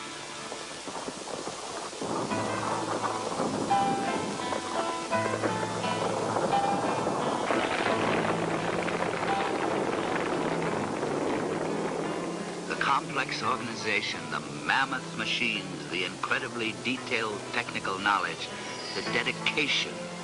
It was all harnessed, sharpened to a fine edge, and focused. The program developed and matured. Apollo 17 was launched at night, and even the old hands, the hardened veterans of the space program, couldn't help but feel the awe, wonder, and excitement. In the excitement of the split second of exploration, man doesn't stop to freeze the moment in history, to look at it and ask what it means. He simply lives it out. But in the Apollo program, on their way to the moon, they found a way to live out their strange moments in those strange spacecraft. It may be the peculiar nature of Americans to make history and to have fun in the making.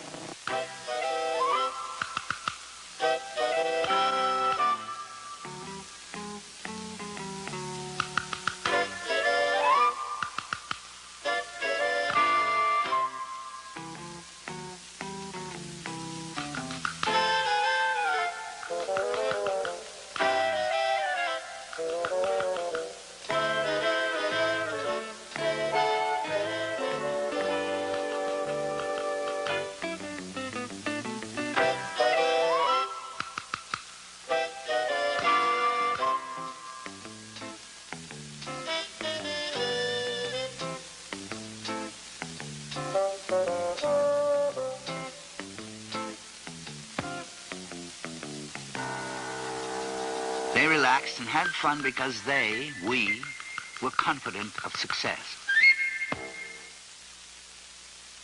But the program teaches lessons. Confidence is a transitory thing. Apollo 13. Hey, Houston, we've had a problem here. Can say again, please. Houston, we've had a problem.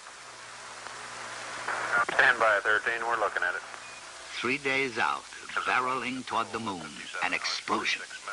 No one would see the problem for some time, but they went to work on it. The people of Apollo coalesced into a single dedicated unit, linked themselves with their technology, and cheated tragedy. A new chapter in space history was written in Mission Control. Eugene Kranz was the flight director when the problem developed.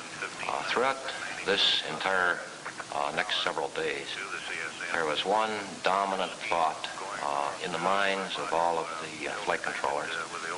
We teach them that between God, country, and your own capability, that you can solve any problem that may occur in flight. Throughout the entire course of Apollo 13, there was never any doubt that we'd get the crew back. So there was a very positive approach, and with this kind of approach, you can solve just about any problem that comes up. Solve any problem, country, capability, old-fashioned words during a time when some said the old-fashioned virtues were forgotten. Well, they weren't forgotten. They were translated into action, into programs which took man soaring above the surface of the moon, away from Earth, but always looking back on it.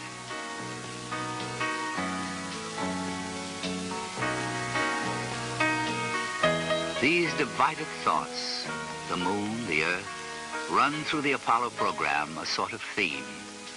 They went there flying in their graceful machines, but they always thought back to where they came from. Perhaps that's natural. The moon is a strange place for men to be flying to.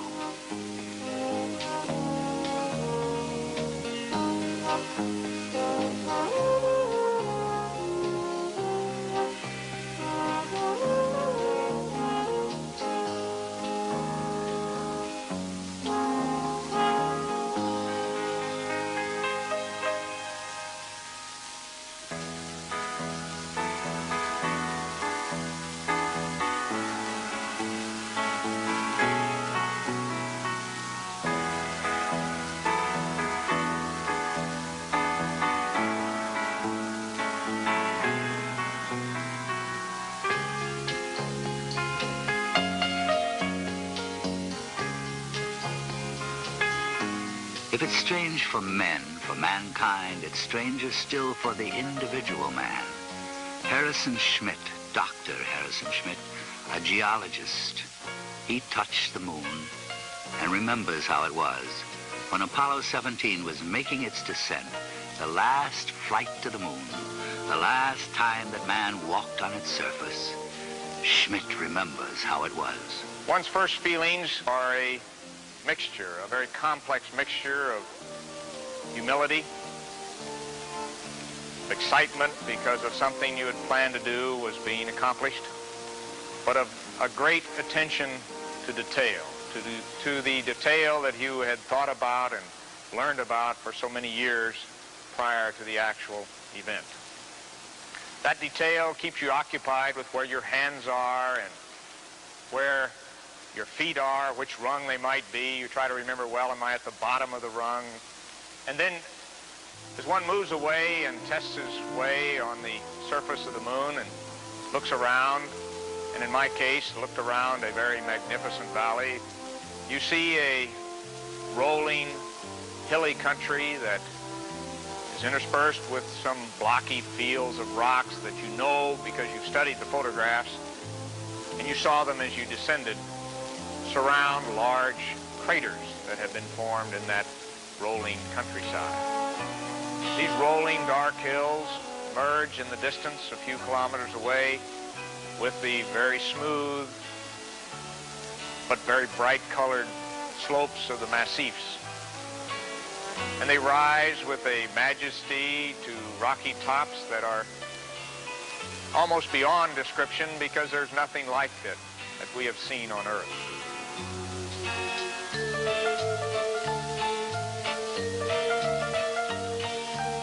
The Sea of Tranquility, Hadley Rill, Taurus Littoral.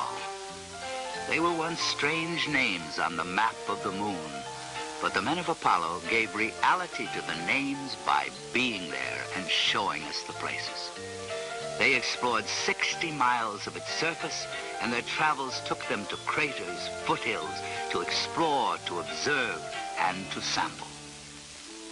The hard rock proof of Apollo, enshrined in the Smithsonian Institution in Washington, D.C., 478.8 grams of microbreccia, under glass for mere earthlings to see and whisper about. Other rocks from the moon, 840 pounds, are being studied and talked about by scientists in laboratories around the world. Not only rocks, tens of thousands of photographs of those strange, exotic features of the moon. And telemetry, data on tape, facts, figures. The studies will go on for years, and the answers will come slowly, answers to questions about the moon and the solar system. The science of Apollo is not merely concerned with samples from past milestones, yesterday's missions. In a special room in Houston, men sit at consoles and command instruments on the moon to send them today's data. And they receive it today within 8 seconds of the command. Science, that's the key, and technology, and something else. In the drama of the moment, few stop to think of the essential element, the one thing that made it happen. People came to this program, government people, university people, contractor people. They brought to Apollo skills and knowledge and determination. This source of human intellectual energy was marshaled, focused, challenged. What came out of the effort was not just a very successful program, but a rich national resource of vast proportions.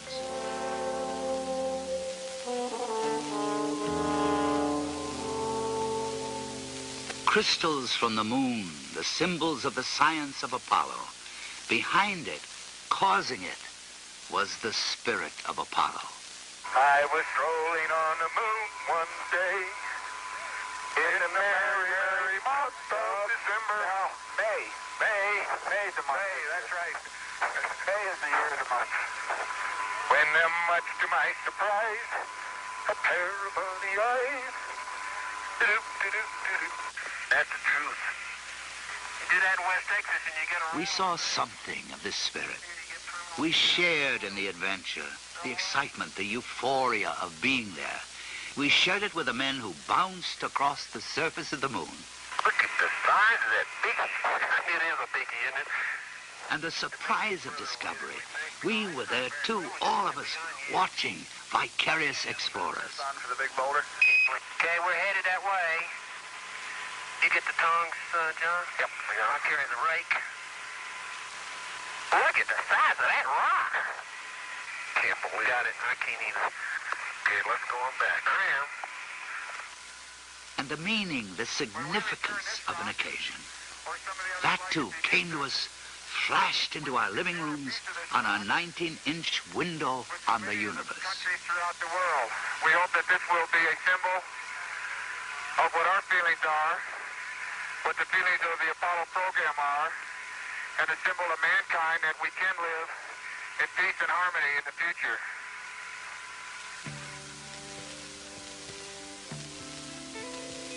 There was also pride. They put up the flag and then posed for pictures as any visitor to a foreign place might do. The flag of each mission stood there as a reminder that we had been there, but there was the realization that in truth, it belonged to all the people. There are no boundaries on the moon.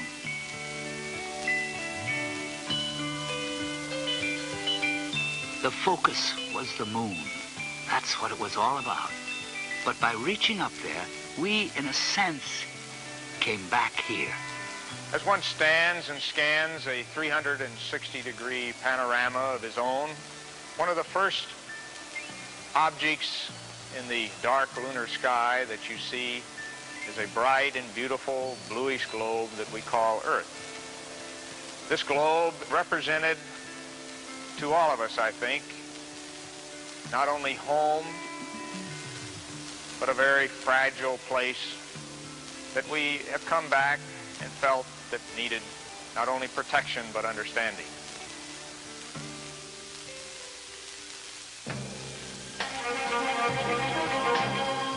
They first went there in 1969. They last left there in late 1972. Between the beginning and the conclusion, they came to feel, to dimly perceive what it was all about, to come to a perspective on the meaning of it all. Poet Archibald MacLeish has said it better than most. To see the earth as it truly is, small and blue and beautiful, in that eternal silence where it floats, is to see ourselves as riders on the earth together, brothers who know now they are truly brothers.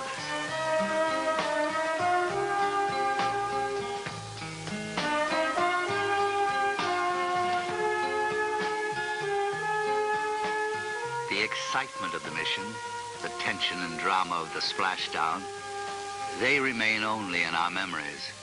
And in time, they'll be replaced in the future by other missions, other memories. The moments of Apollo may be over, but the understanding and the discovery, they go on. And the full meaning, the real meaning, may yet be in the future too. But for now, for the present, the images and the sounds provide meaning enough to each in his own way and to each in his own time.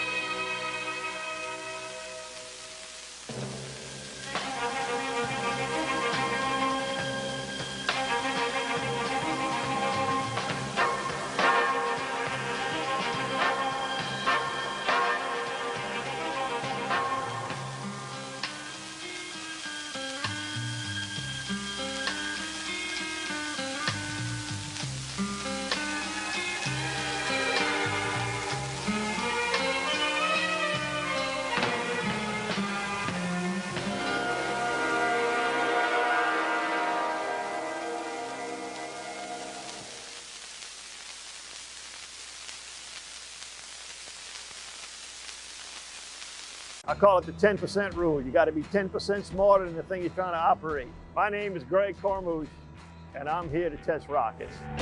We supply helium, air, nitrogen, and hydrogen so that they can use them while they're testing the rocket engines on a big